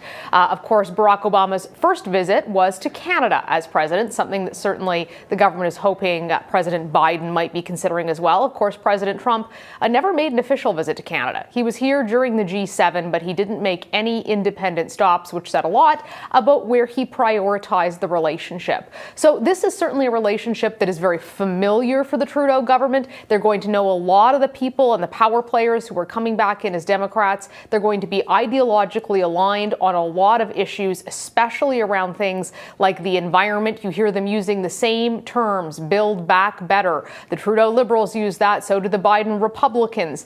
Now, all of that said doesn't mean there won't be bumps. As you know, one of Joe Biden's very first priorities coming into office is to cancel the Keystone XL pipeline. That is something the Trudeau government had said that they were going to fight for, they were going to argue for. Well, they've not even had the chance to have their voice heard. Will they continue to push for it now that it's been canceled? Is there anything they could offer on the environmental front to make that happen?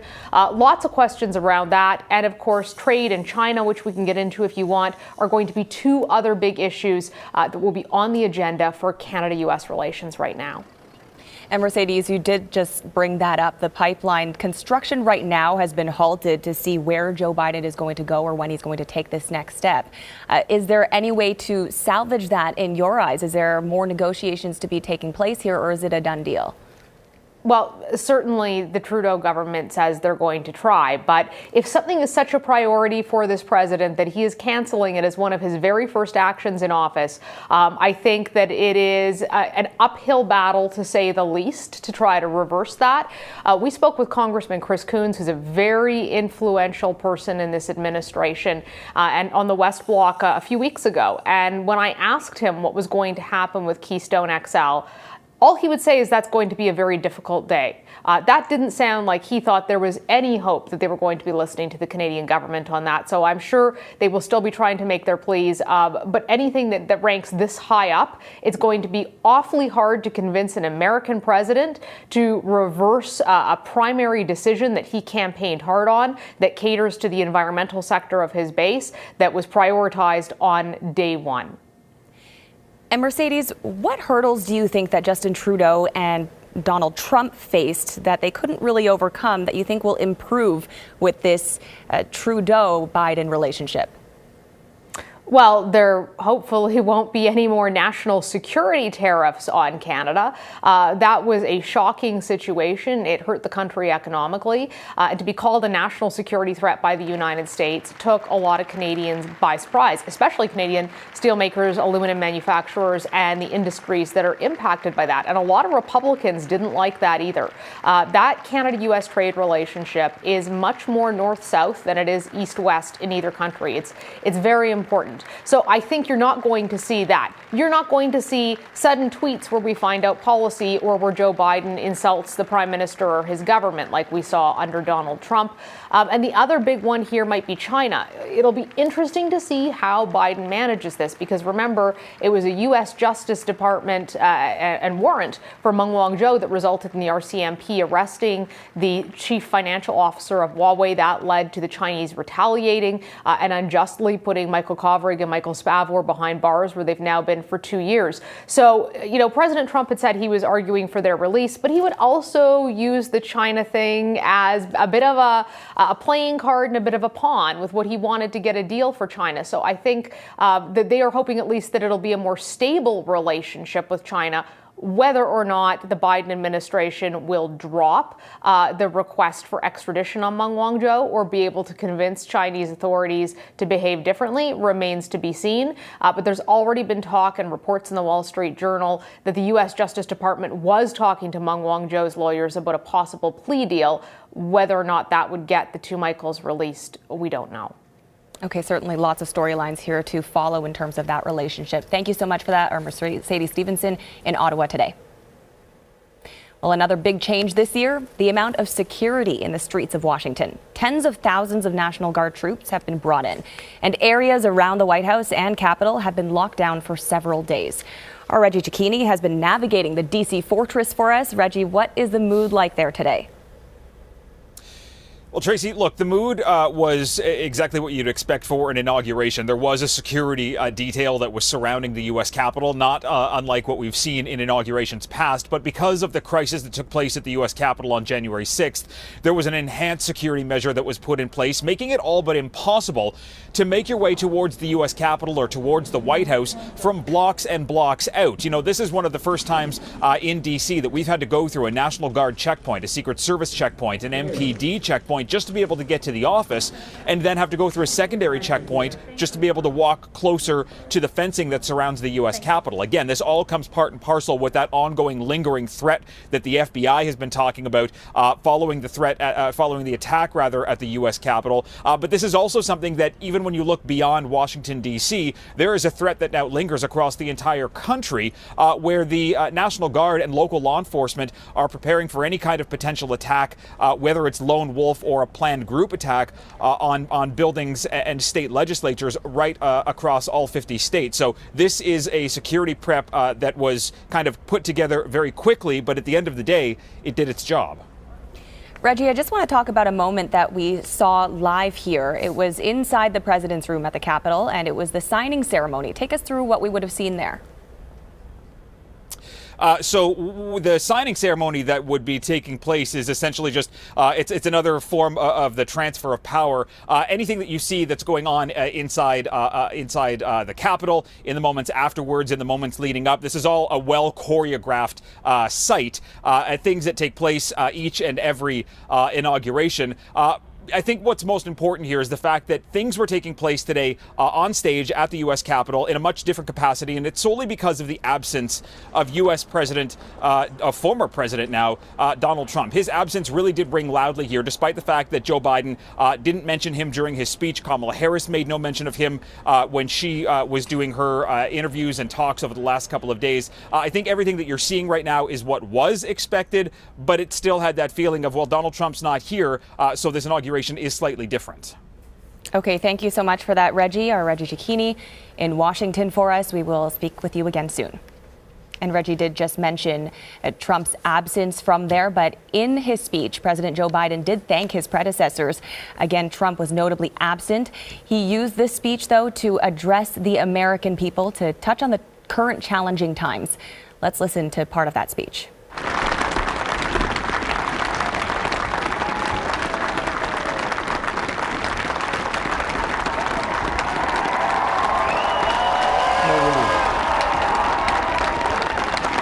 Chief Justice Roberts, Vice President Harris, Speaker Pelosi, Leader Schumer, Leader McConnell, Vice President Pence, and my distinguished guests, my fellow Americans. This is America's day. This is democracy's day, a day of history and hope, of renewal and resolve. Through a crucible for the ages, America has been tested anew, and America has risen to the challenge. Today, we celebrate the triumph not of a candidate, but of a cause, the cause of democracy. The people, the will of the people has been heard, and the will of the people has been heeded. We've learned again that democracy is precious. Democracy is fragile. And at this hour, my friends, democracy has prevailed. So now, on this hallowed ground where just a few days ago, violence sought to shake the Capitol's very foundation, we come together as one nation, under God, indivisible, to carry out the peaceful transfer of power as we have for more than 2 centuries. As we look ahead in our uniquely American way, restless, bold, optimistic, and set our sights on the nation we know we can be and we must be.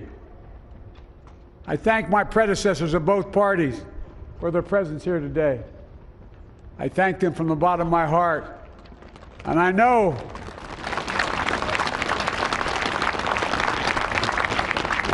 the resilience of our Constitution and the strength of our nation, as does President Carter, who I spoke with last night, who cannot be with us today, but whom we salute for his lifetime in service. I've just taken the sacred oath each of those patriots have taken, the oath first sworn by George Washington. But the American story depends not on any one of us, not on some of us, but on all of us, on we the people who seek a more perfect union. This is a great nation. We are good people. And over the centuries, through storm and strife, in peace and in war, we've come so far, but we still have far to go. We'll press forward with speed and urgency, for we have much to do in this winter of peril and significant possibilities. Much to repair, much to restore, much to heal, much to build, and much to gain. Few people in our nation's history have been more challenged or found a time more challenging or difficult than the time we're in now. Once-in-a-century virus that silently stalks the country has taken as many lives in 1 year as America lost in all of World War II. Millions of jobs have been lost. Hundreds of thousands of businesses closed. A cry for racial justice, some 400 years in the making, moves us. The dream of justice for all will be deferred no longer. A cry for survival comes from the planet itself. A cry that can't be any more desperate or any more clear. And now, a rise of political extremism, white supremacy, domestic terrorism, that we must confront and we will defeat. To overcome these challenges, to restore the soul and secure the future of America, requires so much more than words. It requires the most elusive of all things in a democracy: unity. Unity. And unity there that we just heard from the new president of the United States, Joe Biden. That is the theme and this next chapter that faces him as he tries to herd and lead the country into a completely new direction. You're looking at a live shot now in Washington, D.C., outside the Capitol.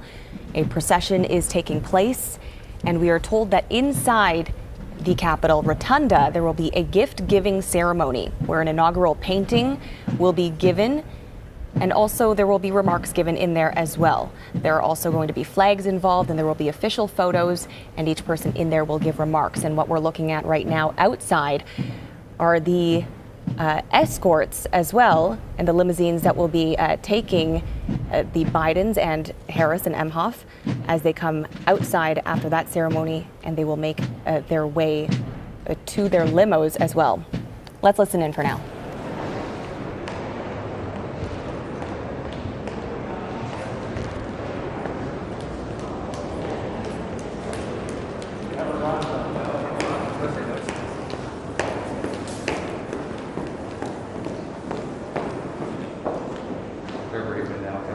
Thank you, sir.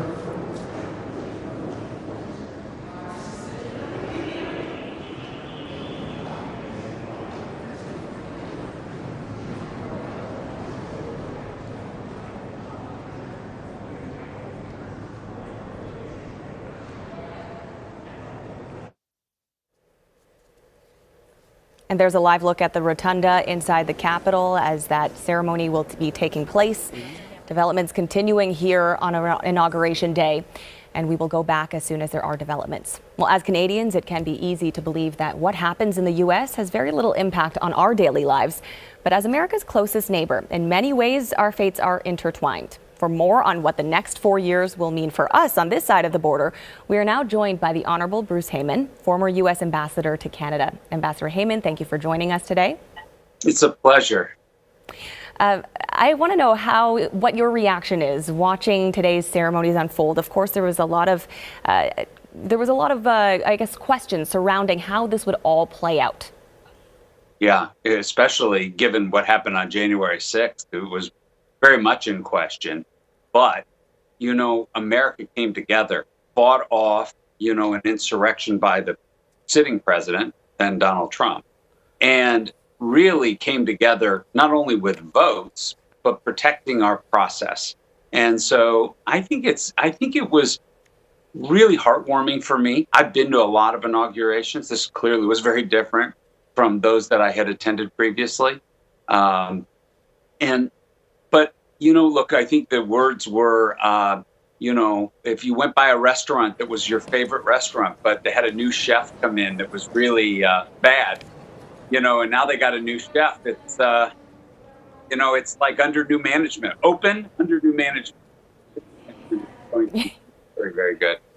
Yeah, absolutely. And under new management, the relationship that would come out of that as well, very important to us on this side of the border. How would you assess Canada-U.S. relations over the past 4 years? And where do you see the relationship developing with the new administration? So I think they were pretty bad over the last 4 years. And I don't mean that from a partisan perspective, because there are Republicans and Democrats alike all recognizing the importance of the U.S.-Canada relationship. But Donald Trump viewed relationships as disposable, kind of the way he did in his personal life, in his business life. He constantly viewed that. And so it was all transactional with Canada. You give me this or I'll do this. And, you know, that's just not the way you treat your best friend. None of us would treat our best friends that way. And so there was a breakdown of trust. And I think that's the hardest thing to repair. You know, it's not like the line item of an agreement was abrogated or something else. We can fix all that. Those are words and documents and structure. But the trust component is really hard. You know, when you work so hard to gain trust, and then you can lose it like that in a second. And then it takes a lot to earn back. And I'm not naive in knowing that you not only have to use the right words, but the right actions going forward on trust. Yeah, absolutely. And I know Canada will face some hurdles, of course, with a new relationship and maybe things that have been built in the previous relationship that now have to change. Speaking about that, the ups and downs over the years. Earlier this week, we learned that President Biden may have plans to cancel the Keystone XL pipeline permit. Actually, we are just going to talk over this live picture right now. Excuse me, Ambassador Heyman, as I take us through this live shot of Joe Biden right now walking through the halls of the Capitol. Accompanied by his wife, Jill. Yeah.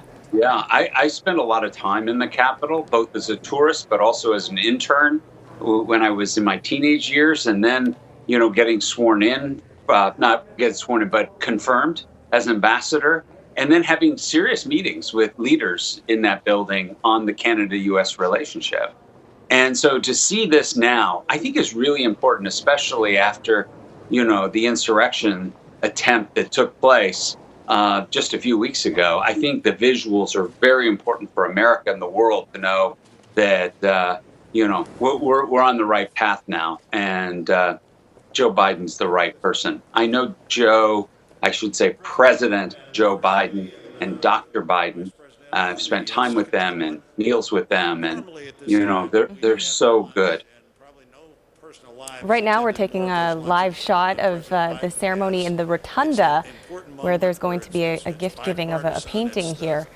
Let's listen in. Time to bond between the executive and the legislative branch of the government. We probably don't need as much bonding because we already have that natural bonding with you and the traditions here. By those traditions, usually there's a painting at the front of that event that the chairman picks. This time, not knowing we were going to have an event until what we were going to do about an event until late, I asked Dr. Biden to help pick the painting, and this is the one that she recommended. The painting is landscape with rainbow. Rainbow, always a good sign. It's loaned to us for today from the Smithsonian American Art Museum.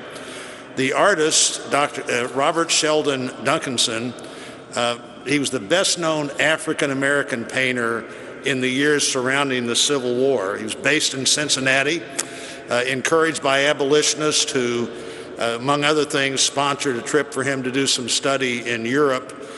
This is a painting that he painted in 1859, and I think maybe it's sort of the classic America as a paradise painting that a lot of painters were doing then. But for him, a black artist painting this painting that's so much like an American utopia on the verge of a war that we would fight over slavery, makes all of that, I think, even more interesting in that while he faced lots of challenges, obviously was optimistic even in 1859 about America. And so, Dr. Biden, thanks for helping select this painting, and glad to have all four of you here as we move on to my good friend Senator Klobuchar. I like the rainbow. The rainbow is always a good sign. Let's hope so. Thank you. All right. Thank you. Ambassador Heyman, you are there, yes. I know you know the Bidens. I just want to talk to you about that painting and what it says. I mean, this is a painting on Inauguration Day of a landscape, a rainbow by an African-American painter. What message can we take from that? So it's the strong message that the new president gave in his inaugural address of coming together as a country. Similar messages that we had. Commemorating your historic inauguration. Company has handcrafted these gifts for the past 9 presidential inaugurations. It is a good thing I don't have to hand them to you personally. They each weigh with the base 32 pounds, but combined 64. But Jill, I know, is very strong and could take them both. Exactly. But the Lennox company is actually based in Bristol, Pennsylvania, which, you know, Mr. President, is a mere 132 miles from Scranton, since we know today all roads lead to Scranton. The team at Lennox has worked for months to capture the spirit of this inauguration and your incoming administration.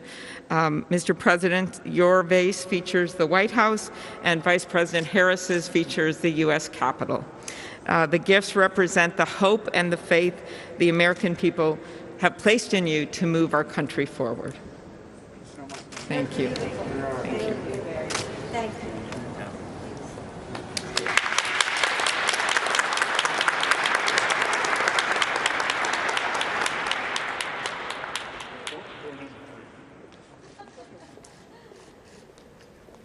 Ambassador Heyman, we'll talk about what's happening now. We know that the Vice President and President are being gifted crystals representing hope and faith, a new chapter for this country. Let's go back to and revisit the U.S. relationship with Canada and with other parts of the world.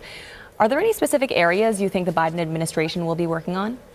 Well, I think they're going to get back immediately and recognize the importance of we versus me and you. The president we just had experienced was very much a individualistic, internal, authoritarian-focused president. And it was all about not only America first, but America alone. I think America is stronger when we are with our partners and allies, and incredibly strong with Canada. And so that's an important message, I think, for everybody to know that the Canada-U.S. relationship will be on good footing with the new president. And one thing that has affected many, many people in different ways, but in some ways the same way, the pandemic north and south of the border. There's been a lot of criticism regarding Trump's handling of the pandemic. How do you think the U.S. response will change now, and how could that trickle into Canada and impact us up here?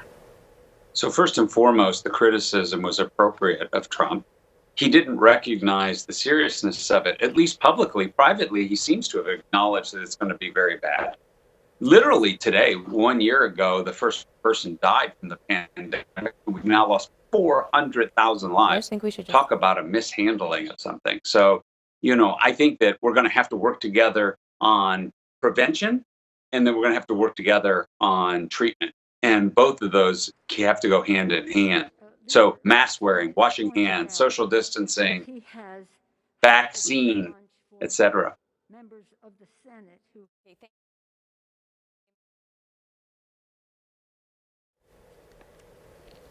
Okay, Ambassador Heyman, we are going to leave it there. Thank you so much for joining us today. Your insight is very much appreciated.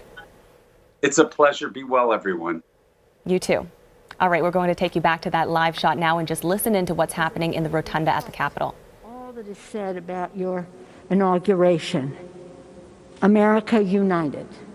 May it be a symbol of the hope, the healing, and the just all of the enthusiasm that you have for our country. And as we heard the beautiful national anthem, when we're at the stadium and they say, is our flag still there?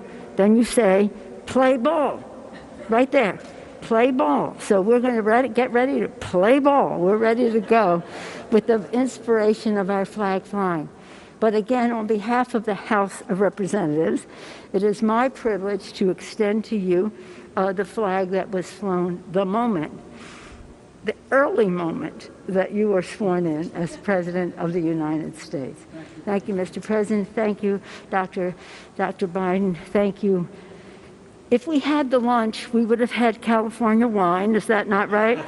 Madam Vice President, Mr. Emhoff, congratulations. With liberty and justice for all. Thank you.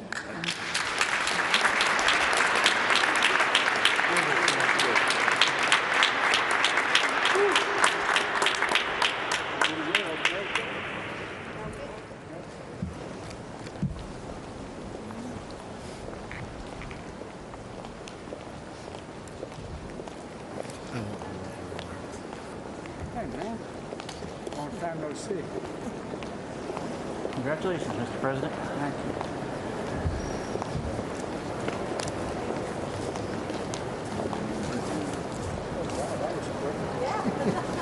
you. Modern technology, right? It's a good picture, too. Well, President Biden, Vice President Harris, Dr. Biden, and Mr. Imhoff, on behalf of Republicans in Congress, congratulations. Very proud of you both.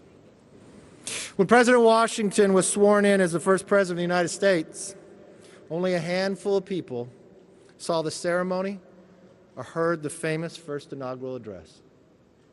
Today, the inauguration is seen around the nation and indeed around the world. Yet the task facing the nation is no less momentous than it was in Washington's time. I listened to your speech today. You talked among the tension and division. Our task as leaders is to bind this nation's wounds and dedicate ourselves to the values of all Americans share together. With modern technology, just a few minutes ago, it captured in these pictures. History in the making for all the world to see. This picture should serve as a reminder of that task that we have before us. As a very proud son of California, it is my honor to present to a very proud daughter of California as well. Today, Vice President Harris made history, and all of America should celebrate that. But we should also remember that this is not the end, but just the beginning. As leaders, we are judged not by our words, but by our actions.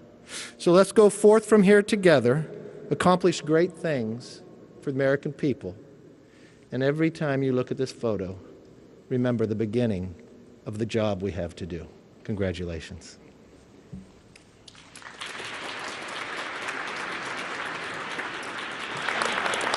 Madam Vice President, Mr. Imhoff, Dr. Biden, Mr. President. No, Joe, you're Mr. President. And we are so proud of that. Dr. Biden, he makes you call him Mr. President? Marriage is about to get rocky, I can tell. On behalf of the Joint Congressional Committee on the Inaugural Ceremonies, I too am proud. More than that, I'm ecstatic to present the two of you this picture. A testament to technology and a testament to history. Mr. President, in your speech, you talked about faith. You talked about tribulations, but you talked about victory. The Johnson brothers wrote a great hymn. You know it well, Mr. President. Today, we have a new day.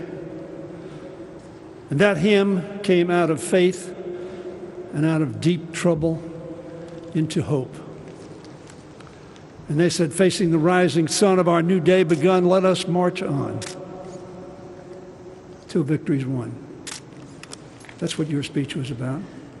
And that's why we are so proud and ready to march with you, President Biden. God bless.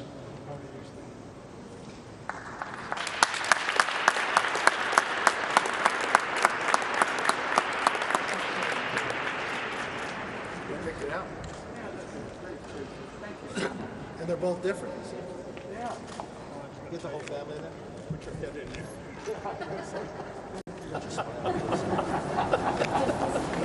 Oh, God. Well, thanks, President. Thank you. Really amazing. I don't know what you're supposed to do. Nice. Yes, no. Thank you. Fine. You bet. Thank you, everyone. Thanks.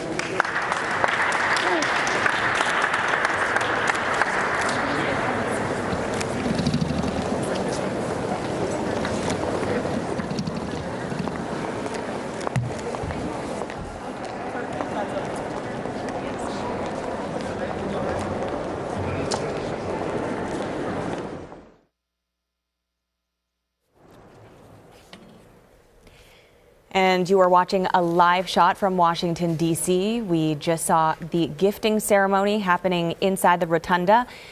President Joe Biden being given first an inaugural painting of a landscape with a rainbow, a beautiful painting by an African-American painter there.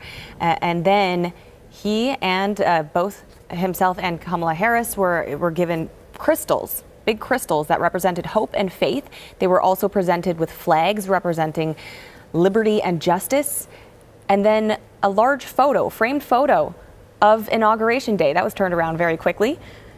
And it was a reminder of the job that they still have to do. This is just day one in their new roles, and they've got very large and difficult jobs ahead of them for sure, given the state that the United States of America is facing right now. And the U.S. is on a new path following a new leader, but there is no question the country is deeply divided. Just 2 weeks ago, a mob stormed the U.S. Capitol. The riot led to the evacuation and lockdown of the Capitol and 5 deaths. With more on the unrest among Americans, let's bring in Clifford Young, president of Ipsos U.S. Public Affairs. Clifford, good to see you. Thank you for joining us today. Great to be here. It's great to be here. Well, there doesn't seem to be much unity left in the U.S., but this is Joe Biden's goal. How are Americans feeling about the state of their country now? Yeah, I mean, you're very right. The United States at this point is an extremely divided, polarized country. We saw that in the election. We saw that into the lead up to the Inauguration Day with the storming of the Capitol. But today was a day of unity, and that's what Biden tried to do. His speech was very much about a unified country, about a shared set of values, very important. He was very convergent with public opinion because American public opinion's principal concern is the coronavirus. He spoke a lot to that. That's their number one concern. Their second concern is basically creating unity and coming over division. He spoke to that as well. So it was an attempt. That's not to say that his attempt will solve all the problems and the cleavages, but because he does take a country that is very divided, but his attempt was one of unity. Well, Cliff, Biden is now in office and on the job officially. What do Americans want the president to tackle first? Well, number one, as I was saying before, is the coronavirus. I would say coronavirus, coronavirus, coronavirus. This basically determined the election. Biden won based upon his position on the coronavirus, Americans' perceptions of his potential efficacy vis-a-vis Trump. And that's what they want first and foremost, a solution, a policy solution to the coronavirus. And that really doesn't depend on whether you wear red or blue, whether you're Democrat or Republican. You want a solution to the coronavirus. And as I was saying before, in second place, it's overcoming division and creating unity. That's important as well. But number one, once again, is a solution to the coronavirus. Yeah, and one thing that's so interesting to watch today is looking at the Capitol and what is taking place and unfolding there today, and the stark contrast to 2 weeks ago exactly when that insurrection happened at the Capitol building. You know, Donald Trump is facing an impeachment trial again, and while being impeached twice lands him in the history books, does the second impeachment actually mean anything to Americans? And what are the chances for a different outcome? That's a very, very good question. We still don't know if there's going to be a trial in the Senate. That is to be determined.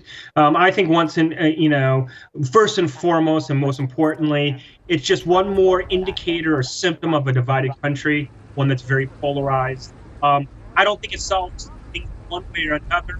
If anything, it will exacerbate the divisions if it's followed through. Once again, we have to realize that 74 million people did vote for Trump, and a significant subset of that of Republicans believe that the results were not legitimate. This is going to be a difficult time for the president and for the administration in his attempt to create unity.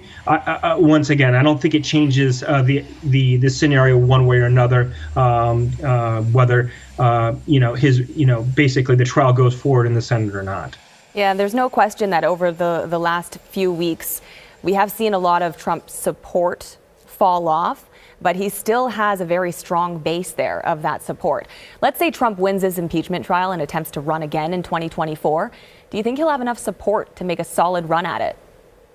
Well, he has resonance with public opinion. I think your point's very important. He's in the low 30s right now in terms of his approval rating, dropping from about 40%, right after the election. He's burned off some of the more moderate Republicans, but he has a significant plurality of Americans that are very faithful to him and to where he stands and his message. And he could potentially be a strong political presence in America in 4 years. That's a long time, 4 years in politics. But in the short term, in the next little bit, he will definitely be a force to reckon with. Even out of the White House. Okay, and one more question for you here. Another big movement we've seen in recent weeks are social media platforms silencing Donald Trump. How are Americans at large feeling about private companies stepping in to censor a president? Overall, they have trepidations. They don't like it. They don't like companies doing that. We've done a lot of polling on that issue leading up to this. Obviously, when it comes to Donald Trump specifically, if you wear red, if you're Republican, you liked it much less than if you were blue and Democrat. But overall, Americans have a certain sort of trepidation, a hesitancy to having large companies decide on what people say in a virtual public space. There's a lot to be determined still looking forward. But once again, when it comes to Trump and him being put into timeout, whether that's forever or for the time being, Republicans liked it a lot less than Democrats. Once again, just one more indicator, one more symptom of a very divided, polarized nation. Okay, Clifford Young, thank you so much for your insight and your knowledge as always, and good to see you. Thank you. And you are now looking at a live shot as the crowd there prepares for the military pass. Joe Biden as the new president, Kamala Harris as the new vice president, will be walking and making their way to the east front steps of the Capitol, where they will review the military troops, and then they will lead a procession of ceremonial military regiments, citizen groups, marching bands, and floats. They will then make their way down Pennsylvania Avenue to the White House. And what we just watched and witnessed in the last few moments as well was a gifting ceremony happening in the rotunda.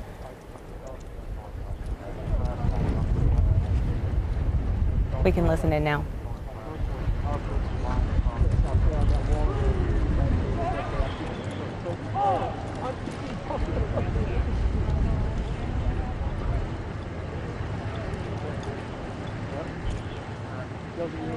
we all had HMS going like Ripple on the Avenue. They went to the break or something.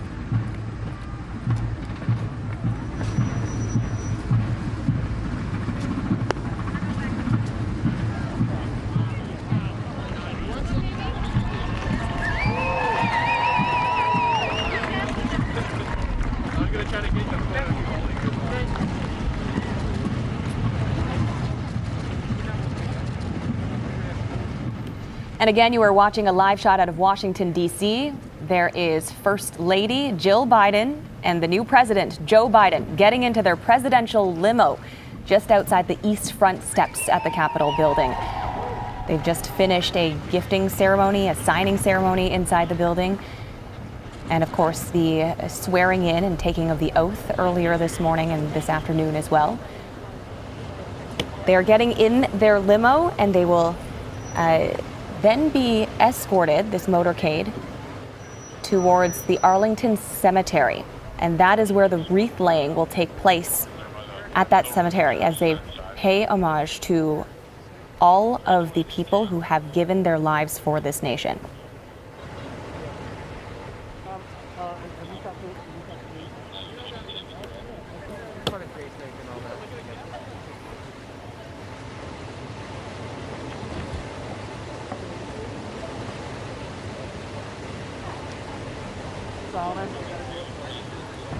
You know, tuck yourself. Yep. Okay.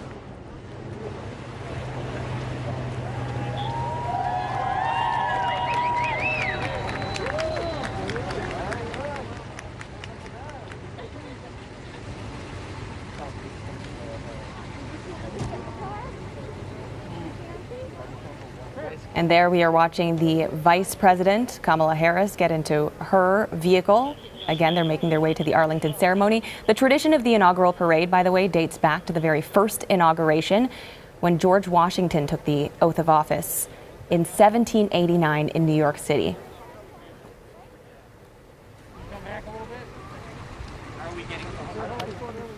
And as this all unfolds, I'm going to bring back our Mercedes Stevenson now, who is standing by in Ottawa. Mercedes, we know that this is all taking place south of the border, but many people here in Canada watching what happens because there's no question that whatever happens in the United States has huge impacts here in Canada. It also means some changes to our relationship with our friends to the south. So let's talk about that first. How are things going to change?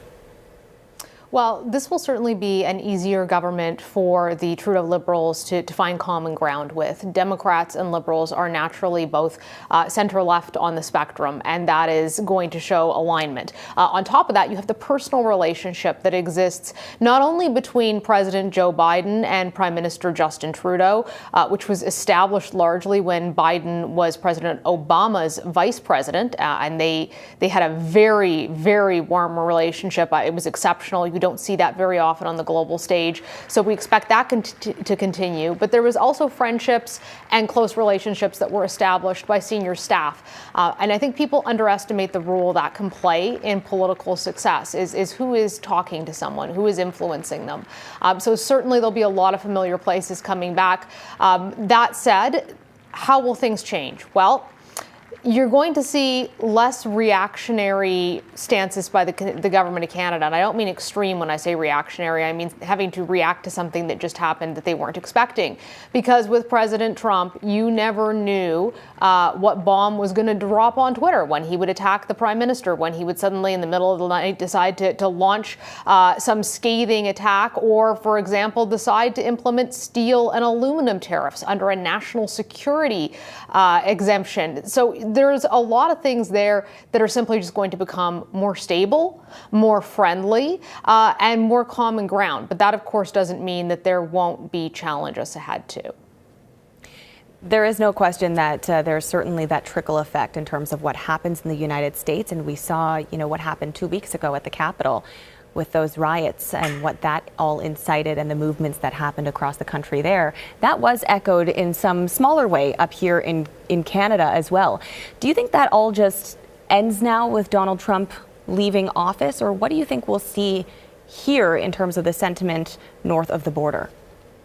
Well, it's a good question, Tracy. I mean, I don't think we ever saw it here at the same level as in the United States. I mean, there weren't people trying to surround Parliament. It's a different system.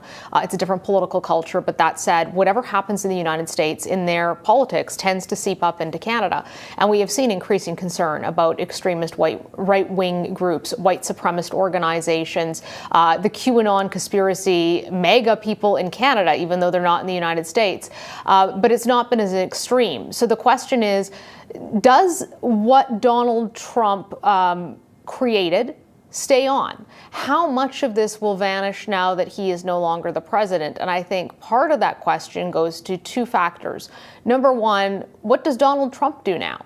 Does he try to stay on? Does he, if he is not impeached, for a second time, try to run again? Does he try to establish his own political party, which he was talking about? Does he try to go become a governor somewhere, or does he call it a day and go back to business, which would likely decrease the influence?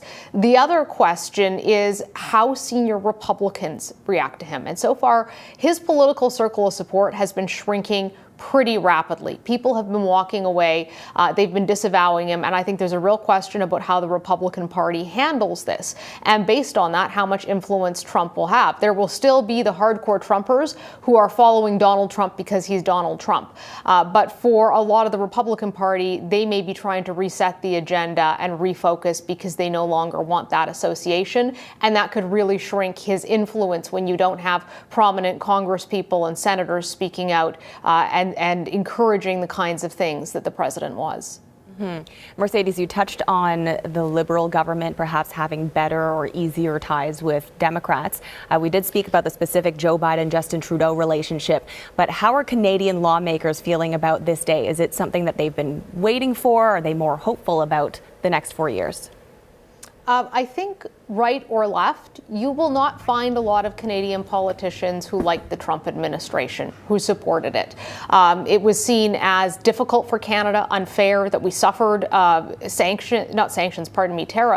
under the U.S. government on things like steel and aluminum. The whole China relationship, where we have had two Canadians behind bars, unjustly detained by the Chinese government in retribution for the arrest of Meng Wanzhou on what was an American warrant here in Canada, and Donald Trump then turning around and essentially using that as a bargaining chip with China. And these are two Canadians' lives. So I think that you're going to see it easier there. That said, there's a lot of concern about Keystone XL. The fact that this was canceled on day one, I think you're going to see a number of politicians who are not happy about that on both sides of the political spectrum here. The China thing will continue to be a big concern. What is Biden's relationship going to look like with the Chinese government? He's traditionally been more friendly to China than Trump. Does that mean he might drop the extradition request for Meng Wanzhou and the two Canadians will be released? Or is he going to be less hard on China and they stay in longer? We don't have the answers to that. But I think at the end of the day, most Canadian politicians would rather take a Biden presidency who they think they can negotiate with and talk to over the uncertainty of the Trump presidency, and certainly the kind of extremism that he was encouraging at the end of his mandate, which was deeply concerning to Canadian politicians, and it was universally condemned right and left up here. Okay, Mercedes, thank you so much for your insight. Mercedes Stevenson is joining us from Ottawa today. Well, now that Joe Biden has been sworn in as president, we're all looking ahead to what's next. Let's bring in Daniel Lippman now. Daniel is a White House and Washington reporter for Politico. Daniel, what do Biden's first few days in office look like? Are there items already on the agenda?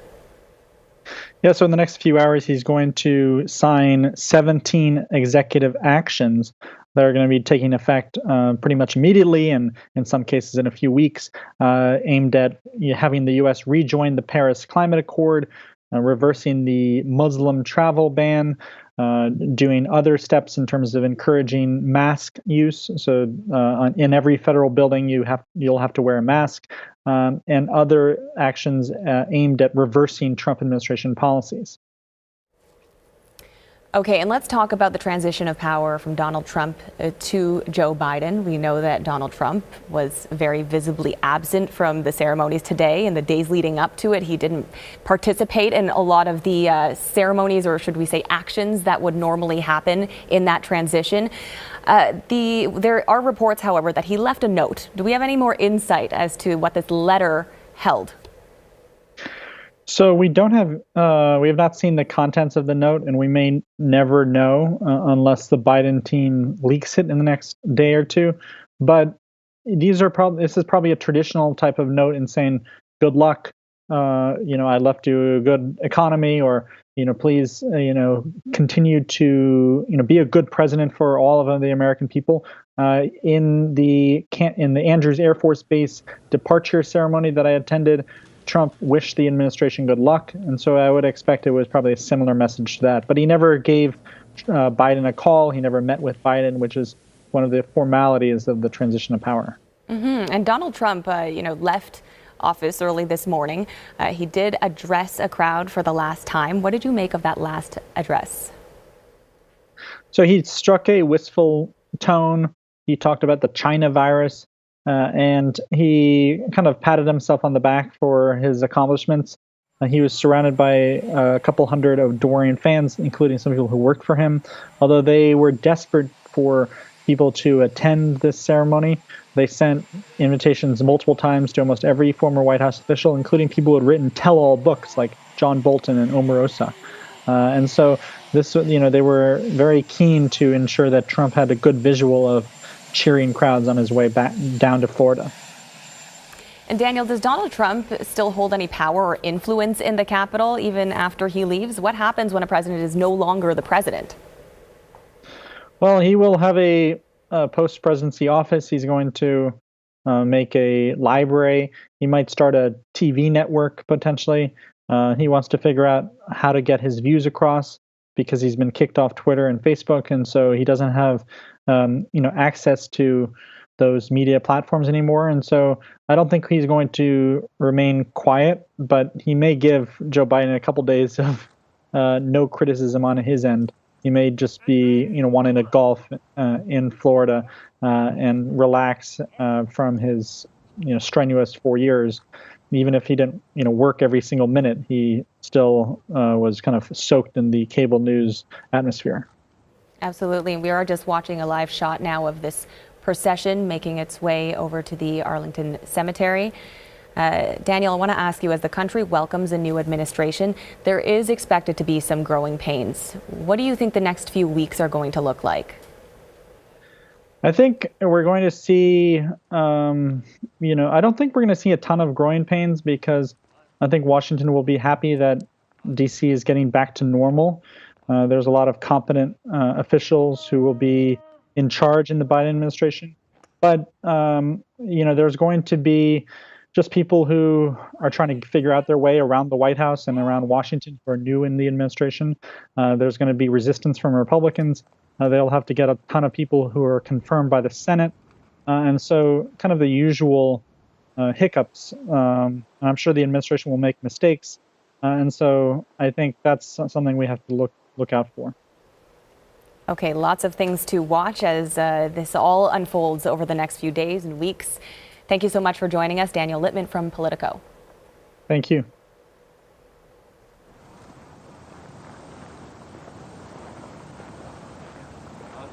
Live shot now out of Washington, D.C. Let's listen in.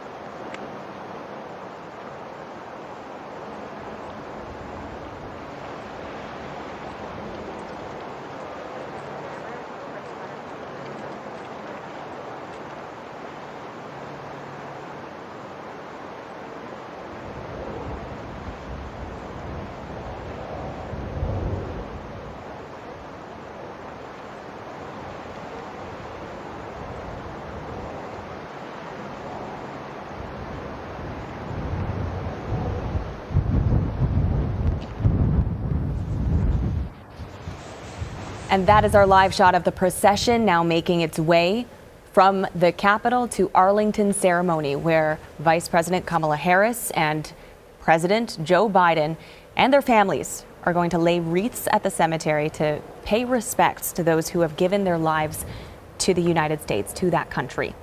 And for more on all of this, let's bring in our Miranda Anthistle now.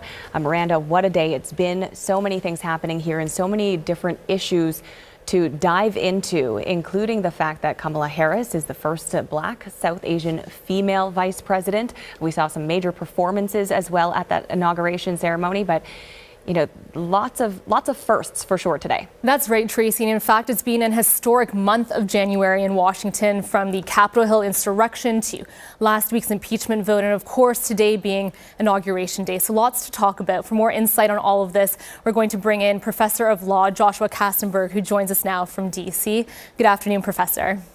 Good afternoon, and thank you for having me today. Thanks for being here. All right, so this has really been an inauguration day like no other, but there have been comparisons to Abraham Lincoln's inaugurations back in 1860 and 1864. So what can you tell us about that? Yeah, so those are fair comparisons to make. And the reason I say that is President Lincoln had threats against his life, and President Lincoln also faced a major insurrection brewing in 1860. In 1864, the country was divided in a civil war, and that meant that he had further threats upon his life. The country was being torn apart.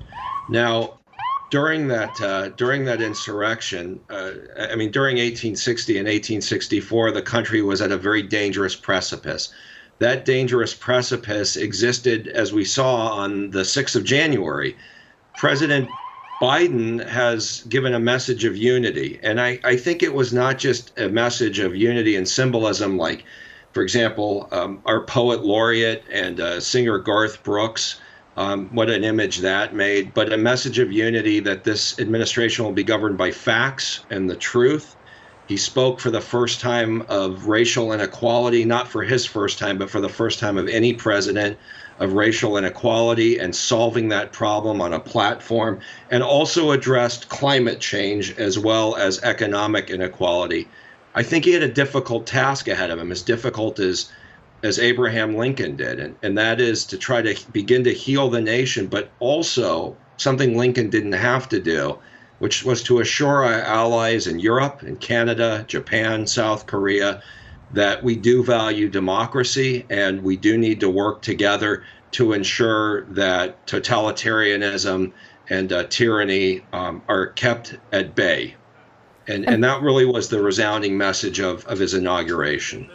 And Professor Kastenberg, talking about unity and working together, usually the outgoing president will attend his successor's inauguration. Now, Trump broke this tradition, and that makes him the first sitting president in more than 100 years to miss the ceremony. Yeah. So what exactly does this say? Well, it actually says a lot. You know, look, President Andrew Johnson wouldn't attend President Ulysses Grant's inauguration in 1868, well, 1869, actually. And President Johnson is now regarded as one of the worst presidents in American history. He was a racist. He was an alcoholic. He was willing to have slavery come to an end. He grew up as a very poor man in Tennessee, but he despised wealthy slave owners, but he also despised African Americans, and he worked against giving them any semblance of equality in the country. You know, Ulysses S. Grant is a complicated figure. He's not the simpleton that he was sometimes made to be. By the time Grant becomes president, he makes it very clear that he wants to crush the Ku Klux Klan, which has emerged, and also that he wants to make sure Reconstruction works, that newly freed slaves are treated as equal United States citizens. There was tremendous anger that Johnson had towards Grant over Johnson's impeachment. So Johnson left town, and he's ranked in the bottom 5 of presidents, along with James Buchanan, Franklin Pierce, Warren G. Harding, and I would say in all likelihood now, President Trump. All All right, and Professor, what you're probably hearing in the background there, those are cannons going off during the ceremony at Arlington Cemetery in Washington. But of course, even though there's pomp and circumstance surrounding today's inauguration, a lot of it has changed because the crowds just aren't there. So how much do you think that's taken away from Biden being inaugurated and becoming president?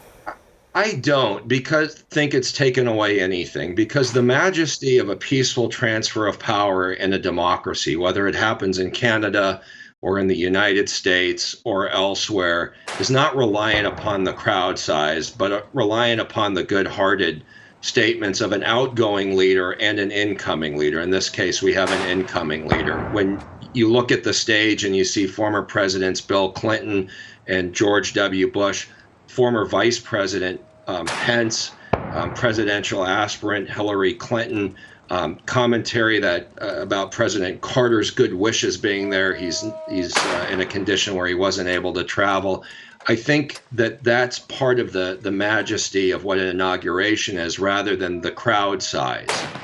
And I think Biden's words today overcame any idea about not having the largest inauguration attendance in history. So it was about substance and not size. All right, and Professor, transition of power has happened, but there are still quite a few loose ends from Trump's presidency. So tell us a bit more about those. Yeah, so we know that there were over 100 pardons and last-minute commutations of sentence.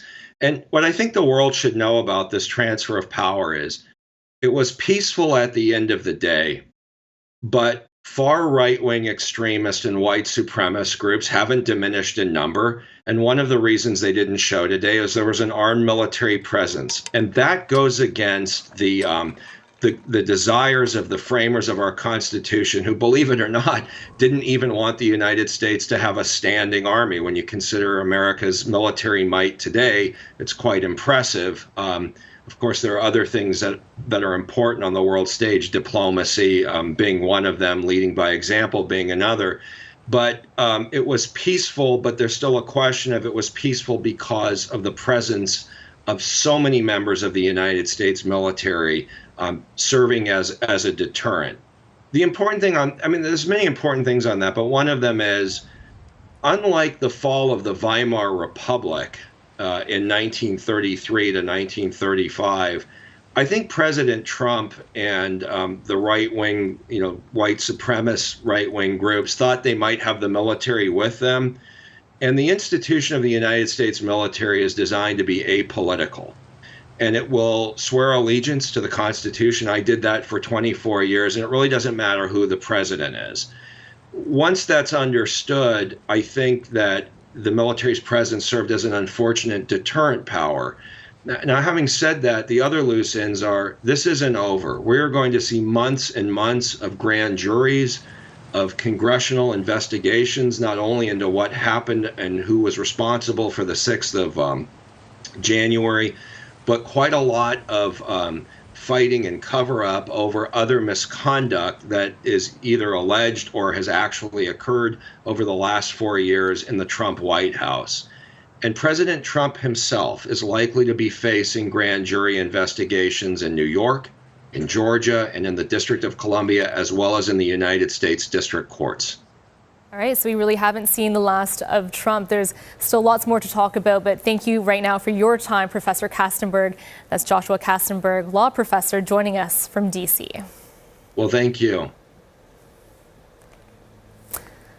All right, so Tracy, lots to talk about. We're watching the ceremony live, and right now they're at Arlington ceremony. As we were talking to Professor Kastenberg, the pomp is there. There's lots of things taking place today, but it's really not the same as previous years. There's no crowd, and that's not only because of COVID-19, but of course the threat they've said of domestic terrorism.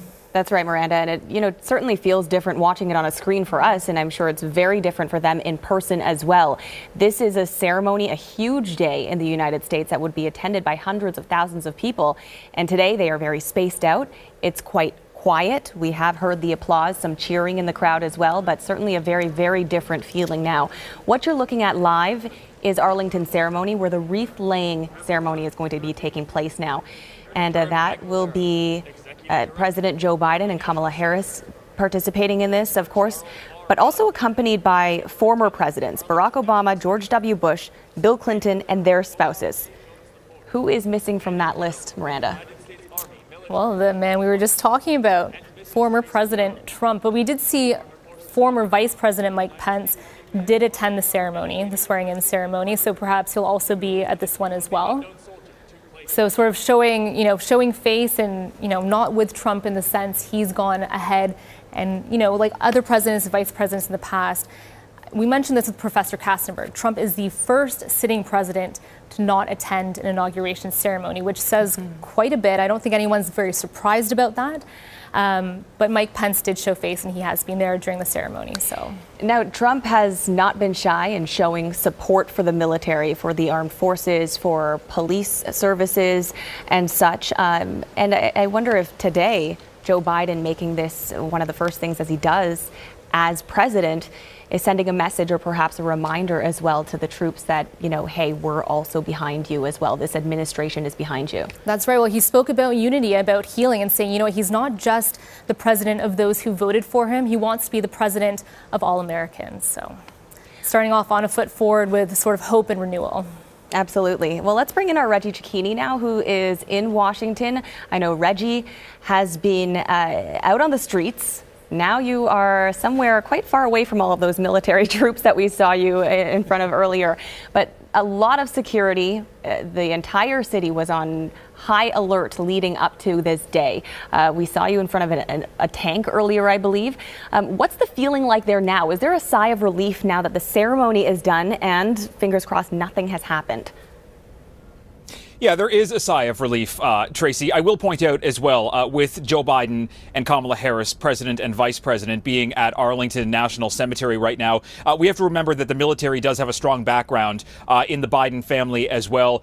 His son served in the military. Obviously, his son kind of front of mind during his speech today, since he's no longer with the Biden family, having died from cancer a few years ago.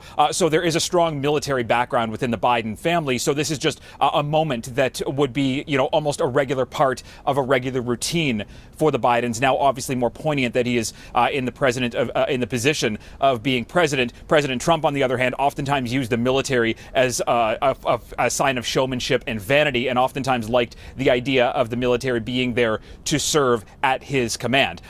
When we're talking about the security that we're seeing in this city, obviously not the military that is in charge of that operation, but it is the National Guard. 25,000 of them had been brought in, fearing that there could be some kind of a threat on the inauguration today. Lingering through the inauguration, this threat continues in the days after the inauguration. That is because there's been chatter online. The FBI has been monitoring it to ensure that there's not going to be some kind of full-scale attack or potential lone wolf attack or somebody who might have been radicalized or emboldened in the days after the siege on the U.S. Capitol. But still, it was a stark reminder of where the U.S. is right now in political divisiveness, seeing those tanks blocking day-to-day citizens from being able to move around in their own city. Okay, and as we're taking a live look at the Arlington ceremony now, just take us through what we're about to see. So this is the tomb of the unknown soldier at Arlington National Cemetery. Obviously, this is an incredibly somber and solemn moment. This is an area of Virginia that has deep connections with the military. There are a significant number of soldiers that are laid to rest there. This is going to be a moment for Joe Biden as president now, which he will do on a regular basis to take part in these wreath-laying ceremonies. Each of the men that he is kind of standing with have done this before. The Bushes, the Clintons, the Obamas. This is just a time-honored tradition to pay their respects to the military because at this point, Joe Biden, ascending into the presidency, now becomes the commander-in-chief, and he is at the helm of U.S. national security and U.S. defense. So for him to be able to lay this wreath at the tomb of the unknown soldier is just that moment to say, I am your commander-in-chief. I am here for you. We are all going to work together. Again, this kind of builds into that speech that he gave earlier today, which was a repudiation of President Trump, but also a moment to try to unify a fractured nation. Yeah, Reggie, and we talked about this day being a day of many firsts, but you also just touched on tradition, and we've seen a lot of traditions be continued and carried out today as well. What have some of those been, and how have they looked a little different from inaugurations past? Yeah, look, the tradition is still going forward. The inauguration still went forward. We just had a far smaller crowd than we normally would have. When Joe Biden looked out across the National Mall, he saw thousands of flags instead of thousands of people cheering for him. Instead, they were told to stay at home. The ceremony continued on, and afterwards we saw Joe Biden take part in a signing ceremony, essentially signing some proclamations, some executive orders to try and get his administration and his agenda rolling forward. Beyond that, it was the gifting ceremony. Again, something that takes place on a regular basis. We had leadership from the House and the Senate provide them with small tokens from leading to a flag and also a glass vase. There was also looked like some Insta-snap pictures of the inauguration taking place. Obviously, impressive to be able to get a picture taken and processed that quickly. But these are the traditions that had to change very slightly because of the situation linked to COVID-19. And then we saw the president leave very quickly to take part in this ceremony at the cemetery. Okay, Reggie, we're going to leave it there. Thank you so much for all of that. And we're going to let you listen in on this live shot at Arlington Cemetery right now in front of the tomb of the unknown soldier. We can see there former Presidents Bill Clinton and Barack Obama and George W. Bush, along with their spouses. And let's just take a look now.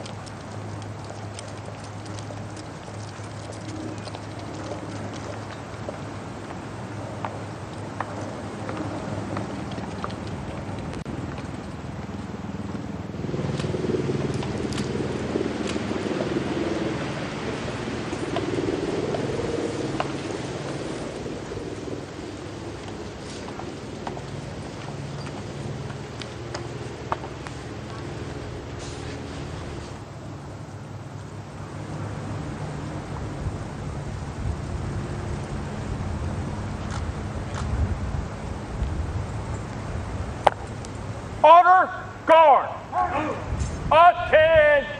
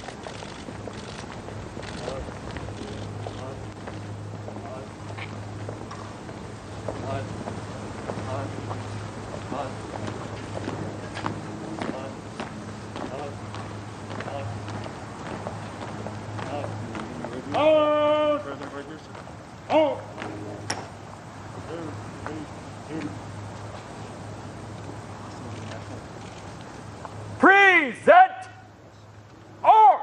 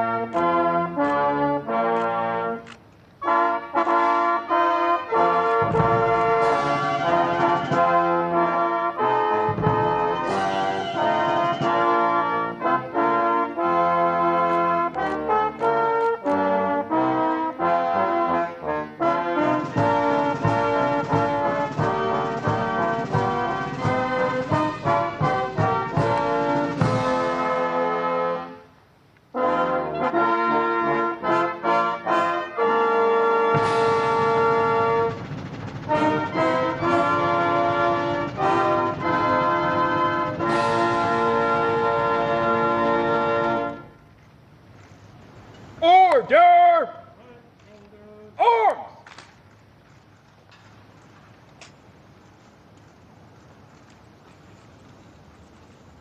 President, Madam Vice President, please come back to the spot.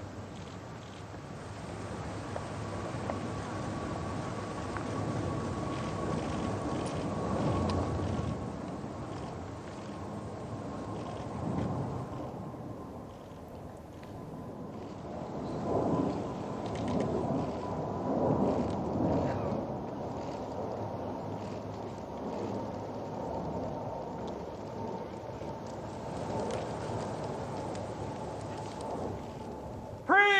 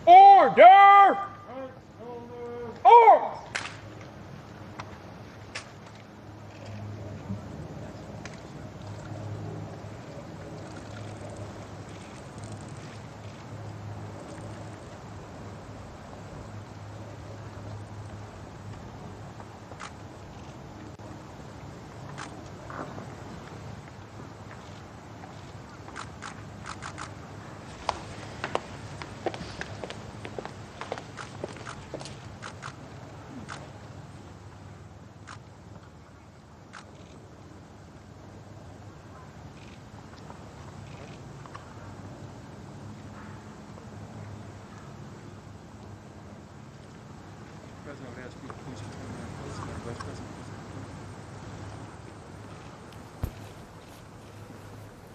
And there you have it, a moment of silence. There is President Joe Biden and Vice President Kamala Harris at the Arlington Cemetery in front of the Tomb of the Unknown Soldier. They're paying their respects to those who have paid the ultimate sacrifice serving the United States. I'm going to bring in Miranda Anthistle now just to talk about the events that are unfolding here. This is another part of the ceremonies that are taking place. And this was a real sign of respect and serving this country that Joe Biden made sure that he wanted to do right after the inauguration and all of the pomp and circumstance that happened at the Capitol. Miranda. That's right, Tracy. I thought it was a very beautiful shot showing all of the American flags out there. And we know that those are representative of the COVID-19 victims. And there was even a ceremony that President Joe Biden had last night to pay honor and pay tribute to all those lives lost during the pandemic. And let's talk about that, how the pandemic has changed and shaped what today was going to look like. I mean, we see here, we're looking at live pictures of all those in attendance wearing masks, staying distant. This is an inauguration unlike any other we've seen before. Yeah, that's right, Tracy. And even at the swearing-in ceremony, people did look a little close, but it was perspective. Everyone's still keeping that 2 meters apart from one another.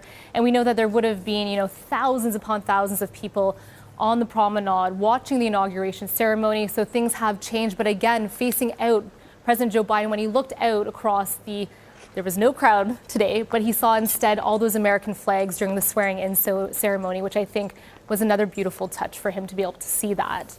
And this is an all-day ceremony, right? Like, this event is not going to end after what's happening here at Arlington Cemetery. This is going to be an all-day event happening until about 10 o'clock tonight, although they are behind schedule, I believe, by about 20 to 30 minutes right now. Mm-hmm. You spoke about those flags, and there's been a lot of symbolism today. So let's just talk about those flags for a moment. A beautiful image, yes, but also one that is a very somber reminder of all of the lives that have been lost in this pandemic, how the United States have been highly criticized for not handling this pandemic as well as they could have, and that has cost many, many human lives. A lot of people right now have hope in Joe Biden to turn the tide on that front. What do you think is going to happen from here on out? We've heard that he wants to tackle that as one of his first things as president. Well, he's already made steps, Tracy, even though it's been less than a few hours that he's been sworn in as the new president of the United States. We know one of his mandates, he's going to make it mandatory to wear masks on all federal property, something that former President Trump never had in place. So President Biden doesn't have jurisdiction within other states, but for federal properties, he does. And he says people will have to wear a mask. And I think that sort of shows his stance on taking the pandemic seriously and making change on his first day in office.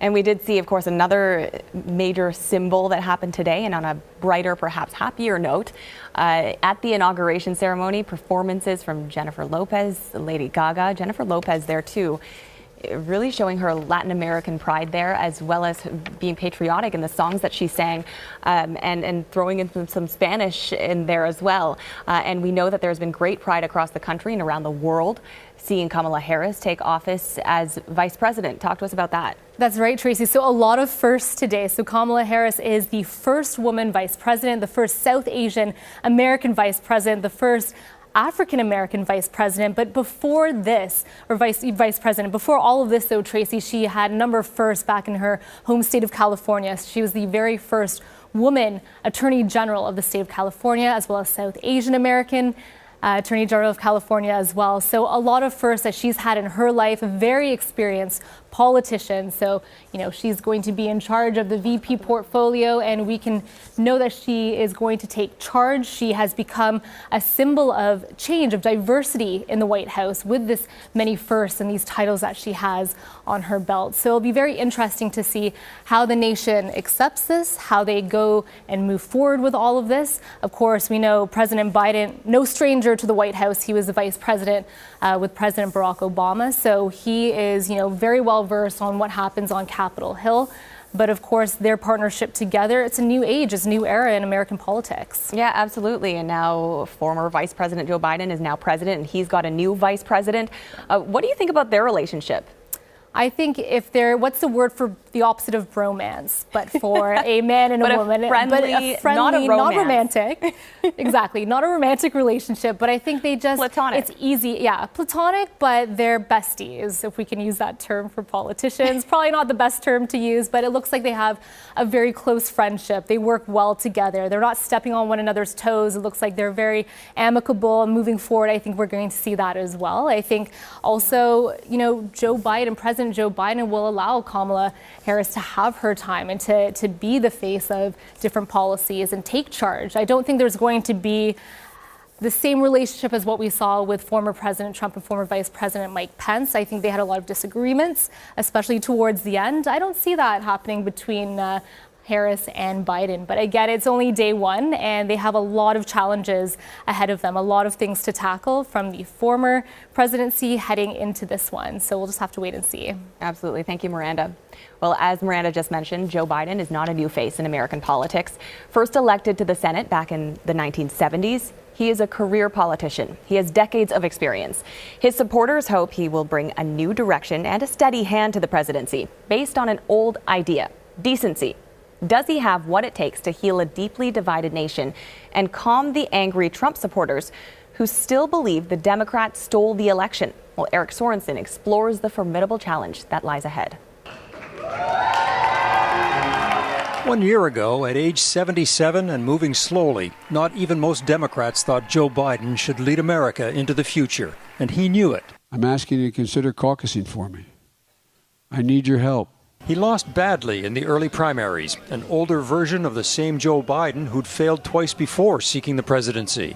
But something happened. We are very much alive! As fear mounted that Donald Trump could indeed win the election, an aging Joe Biden, calm and reassuring, suddenly emerged as the obvious remedy for what ails America. One voter asked Biden what burns in him. What is your fire? Decency and honor and restoring this country's... Biden's values began to win over Democrats and ultimately his rivals. We have found that leader in Vice President, soon to be President, Joe Biden. Vote for decency, vote for dignity, vote for a heart for our country. Americans were yearning for basic decency. Biden's public service spanned decades. He lost his first wife and daughter in a car crash and his son Beau to brain cancer. Those tragedies, his stutter, his gaffes, all make Biden a regular guy. And, says the former ambassador to Canada, a man with a heart. He has the experience of governing, but he also has the experience of humanity and some of the difficult things that humanity brings to many of us. In the wake of social unrest last summer, Biden, who'd witnessed a lifetime of racial injustice, made history by selecting the first woman of color to be the vice presidential nominee. We will act boldly and deal with our challenges honestly. President Trump tried to portray Biden as extreme. Joe Biden is a puppet of the radical left movement. It just didn't wash. Americans have known Joe Biden for too long. They wanted change, but they also wanted stability. They got both. America spoke. We won. We won. Every vote counted. Now, the challenge of stitching a country torn apart back together. We have to put the anger and the demonization behind us. It's time for us to come together as a nation to heal. It's not going to be easy. It hasn't been easy, confronted by defiance from the outgoing president and his supporters. But plans are afoot the moment Joe Biden and Kamala Harris are sworn in. First, the COVID-19 pandemic. I'm ready. Ramp up vaccines with a message that finally mirrors the best science. Wear your masks, get your shots. It is relatively painless. It happens really quickly. Biden faces an economy that has cratered, but narrowly winning the Senate will help fuel his agenda. Biden is going to have a tough time figuring out, what's all broken, but he's going to have a lot of people who are supporting him to turn this thing around. After 4 years of chaos in Washington, Biden is turning to seasoned pros from the Obama years to steady the ship of state. Susan Rice for domestic policy, Tony Blinken for Secretary of State and Foreign Policy, John Kerry on climate change, and of course, Biden himself. He personifies a degree of calm and experience, and as well, because of his experience, a return to competence as well. Folks, we're in a crisis. Biden plans to rejoin the Paris Climate Agreement, a potential major turning point that may accelerate Canada's climate agenda, though it could mean the end of the Keystone XL pipeline. We'll have these differences, but we shouldn't be, we can disagree but not be disagreeable in the process, and just be understanding and not let any one of those disagreements define the relationship. Joe Biden's hard-won experience will seek to reset U.S. relations around the world, while his basic humanity will be needed to help his own country to heal. It's possible to be optimistic about Biden himself and the transition that comes after something as frightening as the Trump presidency. Talk about a time of hurt. That's where America is right now. We're hurting. So who is the right person to lead us now going forward? I think Joe Biden's that guy. Few thought Joe Biden was the right guy a year ago. Now, millions at home and abroad can hardly wait to see his presidency get started. Eric Sorensen, Global News.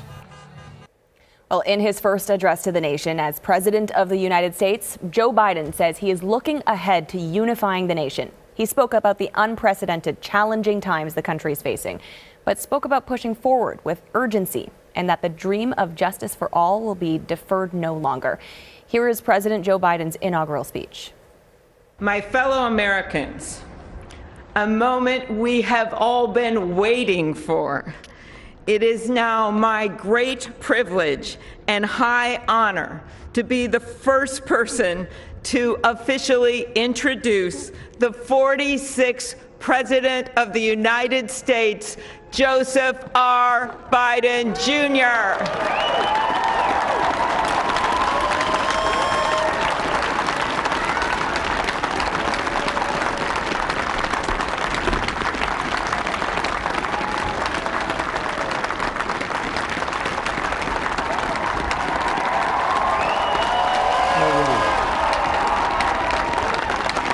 Chief Justice Roberts, Vice President Harris, Speaker Pelosi, Leader Schumer, Leader McConnell, Vice President Pence, and my distinguished guests, my fellow Americans. This is America's day.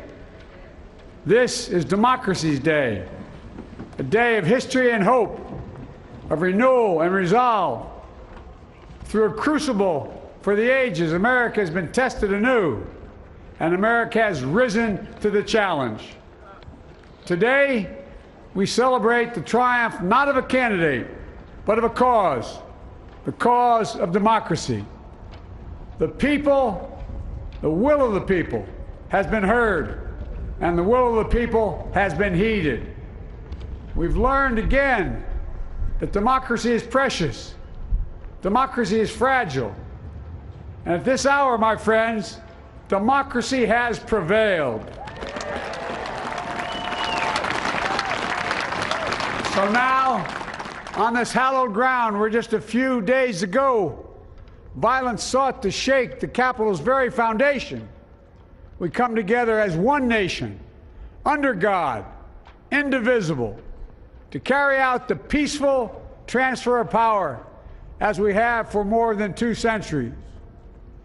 As we look ahead in our uniquely American way, restless, bold, optimistic, and set our sights on the nation we know we can be and we must be.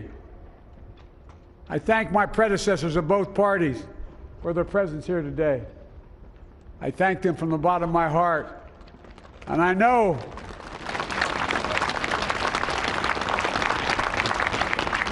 the resilience of our Constitution and the strength of our nation, as does President Carter, who I spoke with last night, who cannot be with us today, but whom we salute for his lifetime in service.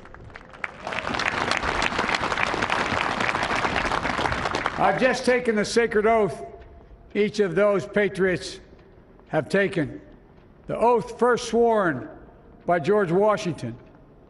But the American story depends not on any one of us, not on some of us, but on all of us, on we the people, who seek a more perfect union.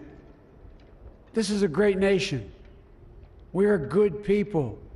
And over the centuries, through storm and strife, in peace and in war, we've come so far, but we still have far to go. We'll press forward with speed and urgency, for we have much to do in this winter of peril and significant possibilities. Much to repair, much to restore, much to heal, much to build, and much to gain. Few people in our nation's history have been more challenged or found a time more challenging or difficult than the time we're in now. Once-in-a-century virus that silently stalks the country. It's taken as many lives in 1 year as America lost in all of World War II. Millions of jobs have been lost. Hundreds of thousands of businesses closed. A cry for racial justice, some 400 years in the making, moves us. The dream of justice for all will be deferred no longer. A cry for survival comes from the planet itself, a cry that can't be any more desperate or any more clear. And now, a rise of political extremism, white supremacy, domestic terrorism, that we must confront and we will defeat. To overcome these challenges, to restore the soul and secure the future of America, requires so much more than words. It requires the most elusive of all things in a democracy: unity. Unity. In another January, on New Year's Day in 1863, Abraham Lincoln signed the Emancipation Proclamation. When he put pen to paper, the president said, and I quote, "If my name ever goes down into history, it'll be for this act, and my whole soul is in it." My whole soul is in it.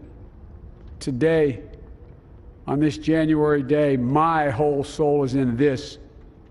Bringing America together, uniting our people, uniting our nation. And I ask every American to join me in this cause.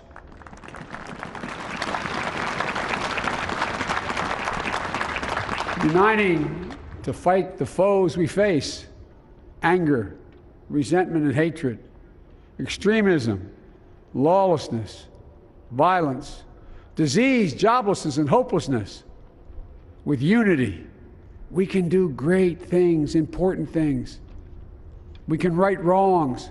We can put people to work in good jobs. We can teach our children in safe schools. We can overcome the deadly virus.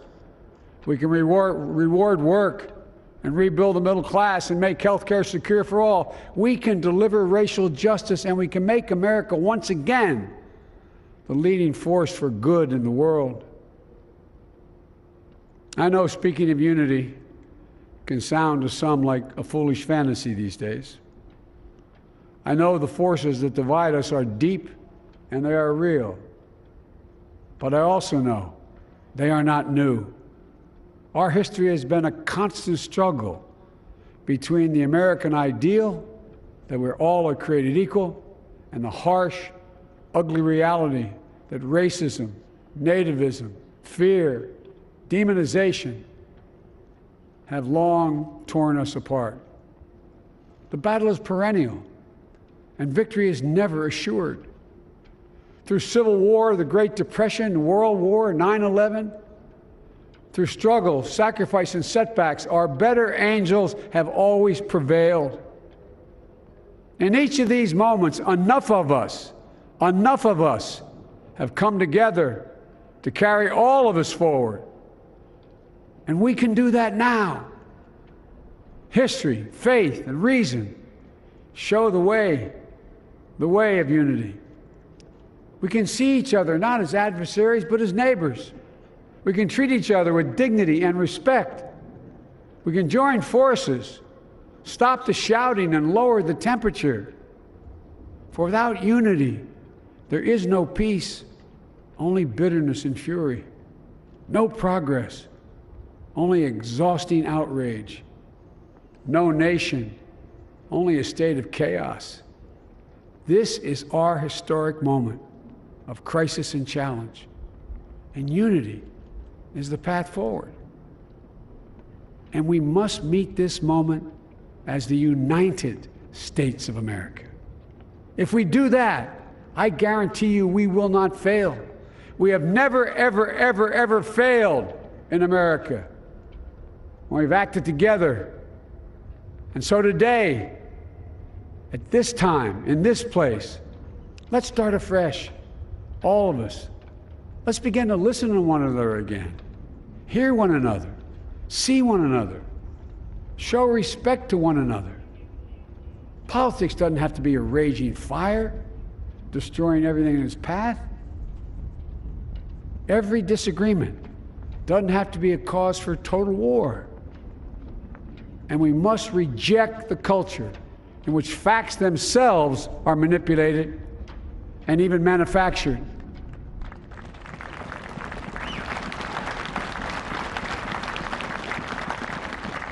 My fellow Americans, we have to be different than this. America has to be better than this. And I believe America is so much better than this. Just look around. Here we stand in the shadow of the Capitol Dome, as was mentioned earlier, completed amid the Civil War, when the Union itself was literally hanging in the balance. Yet we endured. We prevailed.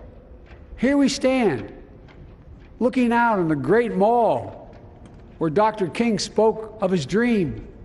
Here we stand where 108 years ago, at another inaugural, thousands of protesters tried to block brave women marching for the right to vote. And today, we mark the swearing in of the first woman in American history elected to national office, Vice President Kamala Harris. Don't tell me things can't change.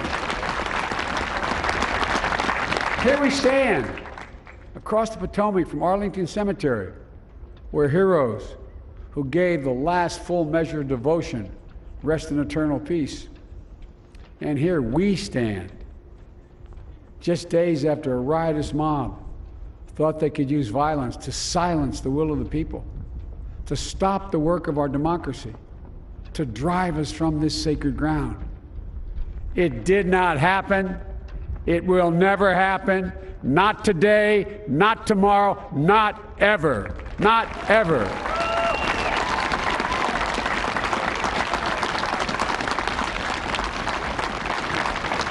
To all those who supported our campaign, I'm humbled by the faith you've placed in us. To all those who did not support us, let me say this. Hear me out as we move forward. Take a measure of me and my heart. And if you still disagree, so be it. That's democracy. That's America.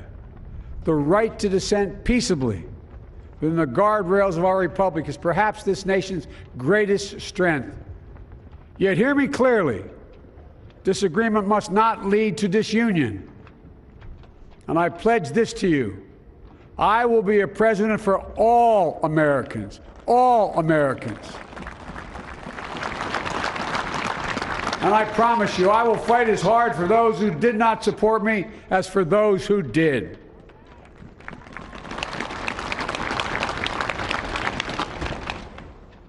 Many centuries ago, St. Augustine, a saint of my church, wrote that a people was a multitude defined by the common objects of their love. Defined by the common objects of their love. What are the common objects we as Americans love that define us as Americans? I think we know. Opportunity, security, liberty, dignity, respect, honor, and yes, the truth. Recent weeks and months have taught us a painful lesson. There is truth and there are lies. Lies told for power and for profit. And each of us has a duty and a responsibility as citizens, as Americans, and especially as leaders. Leaders who have pledged to honor our Constitution and protect our nation. to defend the truth and defeat the lies. Look, I understand that many of my fellow Americans view the future with fear and trepidation. I understand they worry about their jobs. I understand, like my dad, they lay at bed at night, staring at the ceiling, wondering, can I keep my health care? Can I pay my mortgage? Thinking about their families, about what comes next. I promise you, I get it.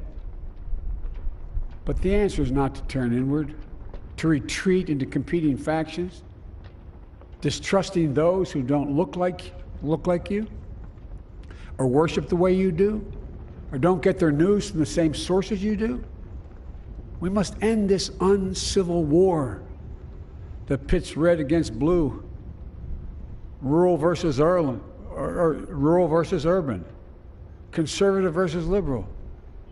We can do this if we open our souls instead of hardening our hearts, if we show a little tolerance and humility, and if we're willing to stand in the other person's shoes, as my mom would say, just for a moment, stand in their shoes. Because here's the thing about life. There's no accounting for what fate will deal you. Some days, when you need a hand. There are other days when we're called to lend a hand. That's how it has to be. This is what we do for one another. And if we are this way, our country will be stronger, more prosperous, more ready for the future. And we can still disagree. My fellow Americans, in the work ahead of us, we're going to need each other. We need all our strength to persevere through this dark winter.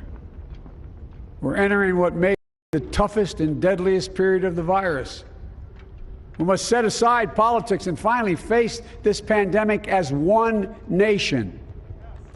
One nation. And I promise you this, as the Bible says, weeping may endure for a night, but joy cometh in the morning. We will get through this together. Together. Look, folks, all my colleagues I serve with in the House and the Senate up here, we all understand the world is watching all of us today. So here's my message to those beyond our borders. America has been tested, and we've come out stronger for it. We will repair our alliances and engage with the world once again. Not to meet yesterday's challenges, but today's and tomorrow's challenges. And we'll lead not merely by the example of our power, but by the power of our example.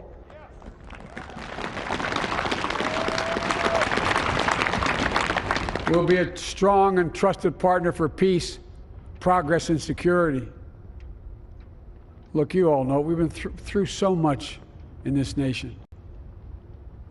And in my first act as president, I'd like to ask you to join me in a moment of silent prayer.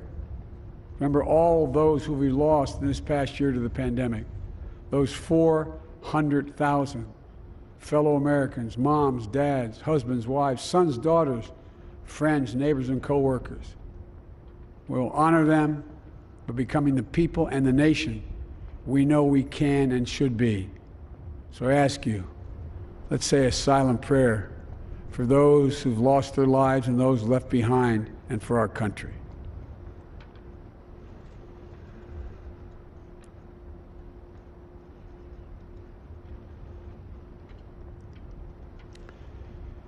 Amen.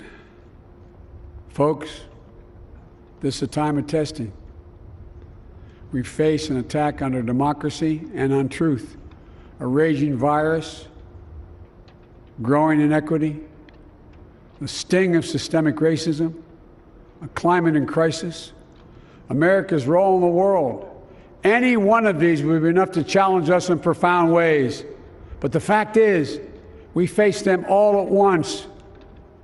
presenting this nation with one of the gravest responsibilities we've had. Now we're going to be tested. Are we going to step up, all of us? It's time for boldness, for there's so much to do.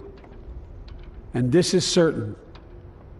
I promise you, we will be judged, you and I, by how we resolve these cascading crises of our era. We will rise to the occasion is the question. Will we master this rare and difficult hour? Will we meet our obligations and pass along a new and better world to our children? I believe we must. I'm sure you do as well. I believe we will. And when we do, we'll write the next great chapter in the history of the United States of America, the American story. A story that might sound something like a song that means a lot to me. It's called American Anthem. There's one verse that stands out, at least for me, and it goes like this. The work and prayers of century have brought us to this day. What shall be our legacy? What will our children say? Let me know in my heart when my days are through. America, America, I gave my best to you. Let's us add our own work and prayers to the unfolding story of our great nation. If we do this, then when our days are through, our children and our children's children will say of us, they gave their best, they did their duty, they healed a broken land. My fellow Americans, I close the day where I began, with the sacred oath. Before God and all of you, I give you my word. I will always level with you. I will defend the Constitution. I'll defend our democracy. I'll defend America. And I'll give all of you, keep everything I do in your service, thinking not of power, but of possibilities, not of personal interest, but the public good. And together, we shall write an American story of hope, not fear, of unity, not division, of light, not darkness, a story of decency and dignity, love and healing, greatness and goodness. May this be the story that guides us, the story that inspires us, and the story that tells ages yet to come that we answered the call of history. We met the moment. Democracy and hope, truth and justice did not die on our watch but thrived. That America secured liberty at home and stood once again as a beacon to the world. That is what we owe our forebears, one another, and generation to follow. So, with purpose and resolve, we turn to those tasks of our time, sustained by faith, driven by conviction, and devoted to one another and the country we love with all our hearts. May God bless America, and may God protect our troops. Thank you, America.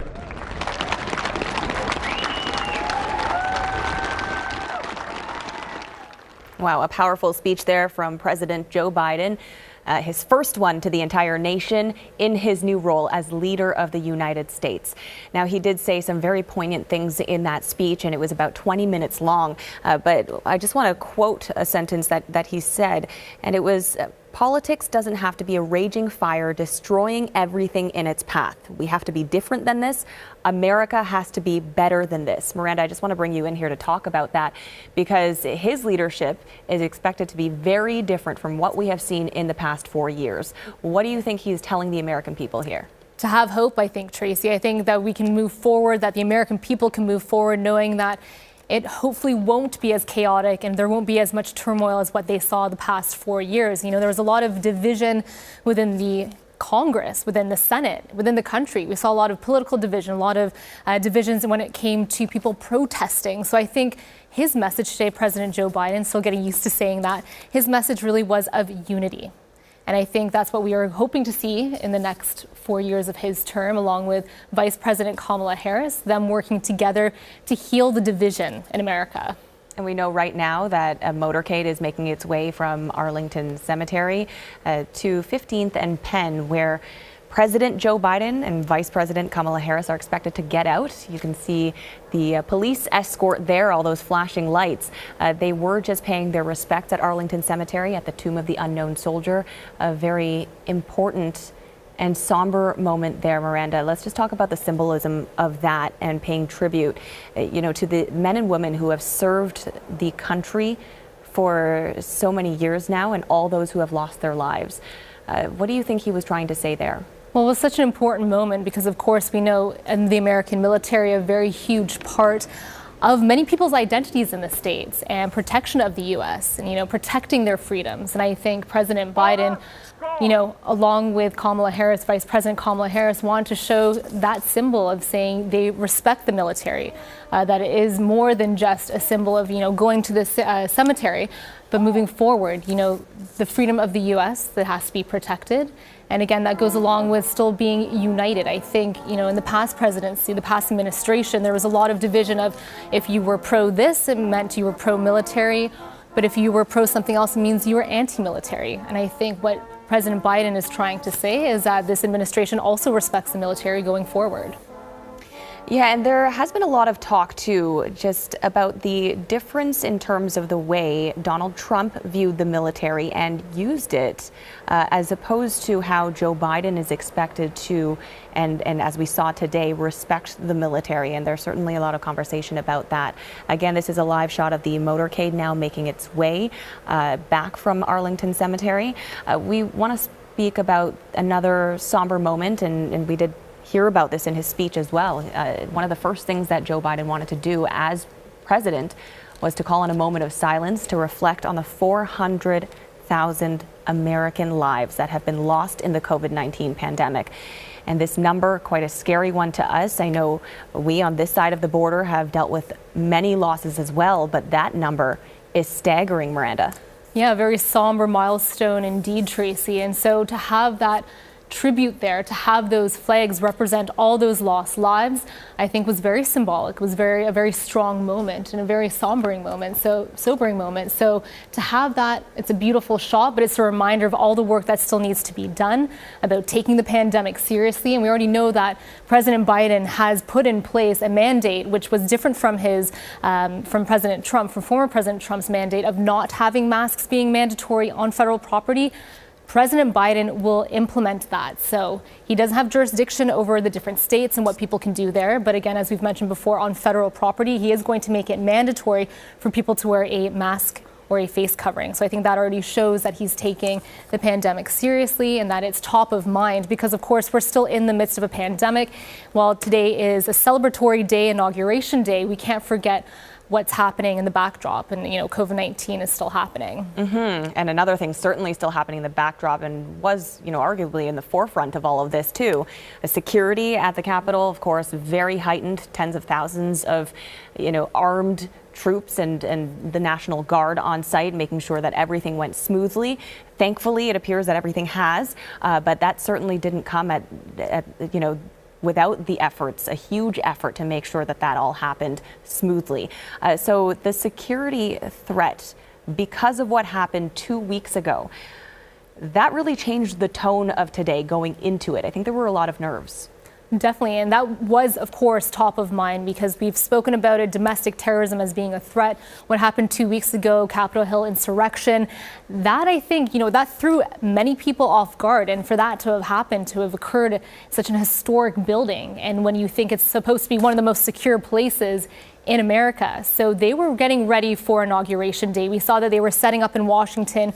Right after that insurrection happened, they were setting up the barriers. They were putting that up. They were getting the guards in place. They were shutting down areas so that pedestrians, civilians couldn't get access to it, because usually the mall, the promenade in front of Capitol Hill, that would have been open to the crowd of spectators, to the tens of thousands who would have flocked to DC, to Washington, to watch the inauguration. But of course, that didn't happen this year. And we saw with the motorcade, though, security was very beefed up, and we've got a shot of that now. So yes, security top of mind, and we know that they sort of had double the security of what they usually would have. So a lot of money, a lot of time, resources going into that. But as we've said, it seems to be so far, thankfully, a transition of power, which has been very peaceful.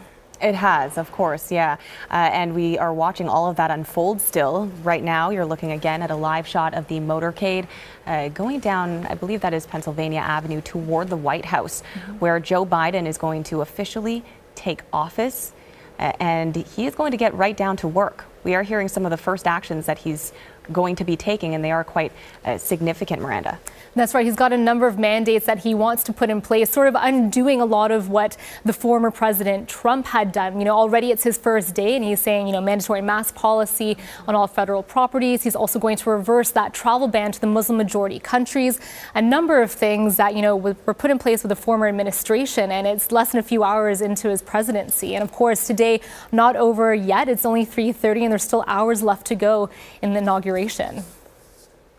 All right, Miranda, thank you so much for that. And that brings us to the end of our special coverage today of the inauguration. We just want to take you to a live shot again as President Joe Biden and Kamala Harris make their way to the White House. The day, of course, doesn't end here.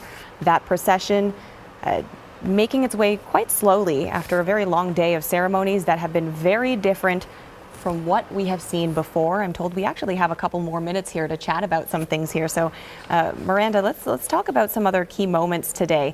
Anything that surprised you?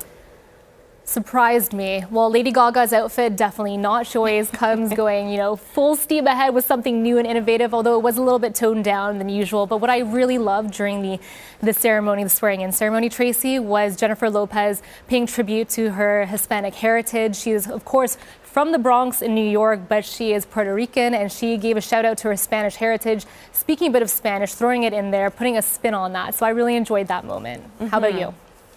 You know, the performances, certainly, they still found a way to shine through, even though today was expected to be a lot more muted than inaugurations in the past. Of course, one thing that we are, and I wouldn't call this a surprise, but because we knew that Donald Trump wasn't going to be there, but his absence, you know, in the way that it didn't impact everything that happened today, but it was certainly notable. It sent a big message for sure. Yes, I think his absence, it was felt, but it was, of course, overshadowed by the specialness of today, of the symbolism of today, of America's first female, first African-American, first South Asian vice president. There's so many historical firsts for today, which was a beautiful scene to see. All right, and that is the end of the Global News special coverage of the inauguration of President Joe Biden and Vice President Kamala Harris. But of course, Inauguration Day doesn't end here. Tonight, there is a virtual event called Celebrating America, and that will take place at the Lincoln Memorial. The event is hosted by Tom Hanks and will include other performances from John Bon Jovi, Demi Lovato, and Justin Timberlake. Global National will have a full wrap on today's ceremonies, and you can always catch up with the latest developments on globalnews.ca and on Amazon Prime Video, Roku, or the Global TV app. Thank you for watching on this historic day.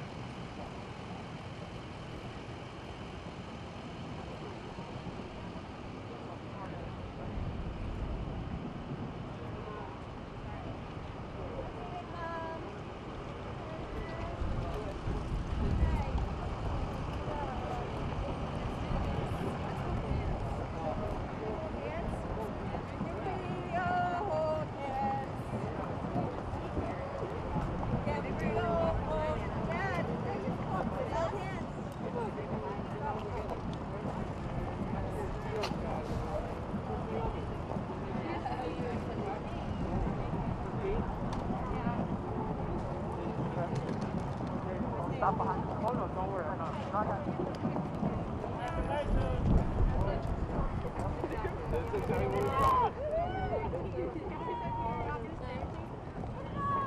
Thank you.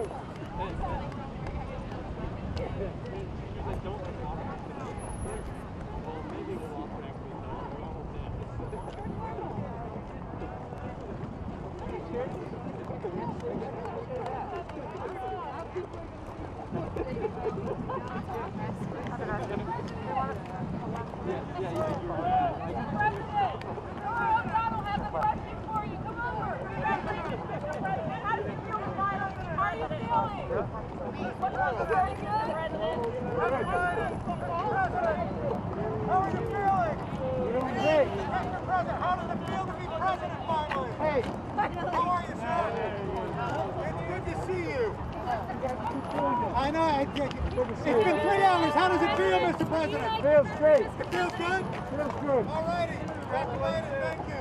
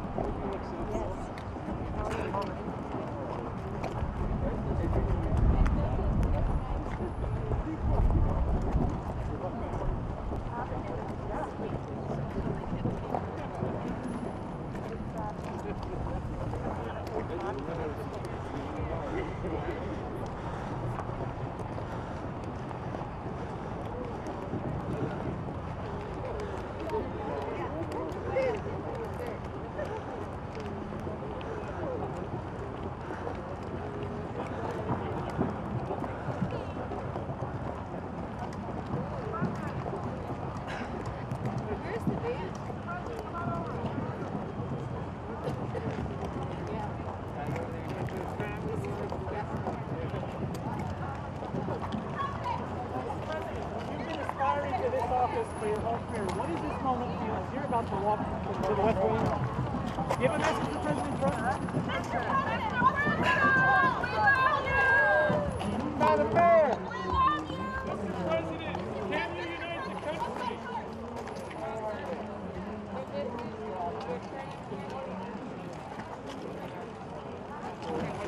Thank you. Thank you.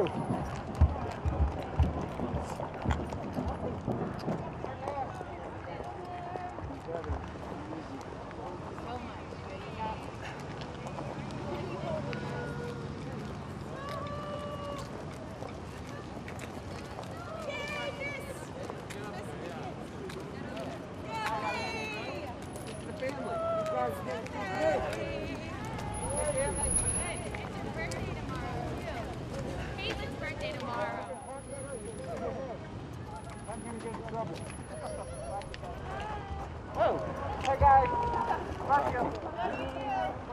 Love you guys. Love you. Woohoo! It's our family. It's our family. Katie, how are you?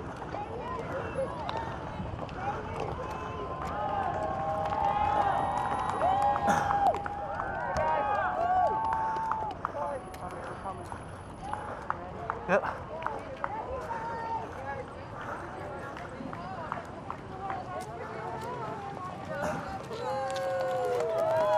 Mr. President, how are you? I'm well. What is your message to the world? What is your message to the world? Unity.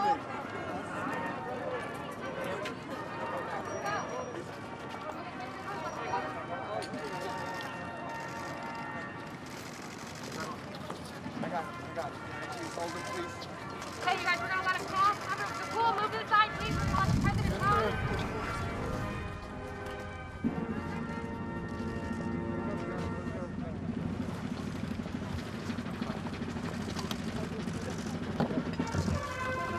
Pool, can you hold, please? He's gonna turn around. I see.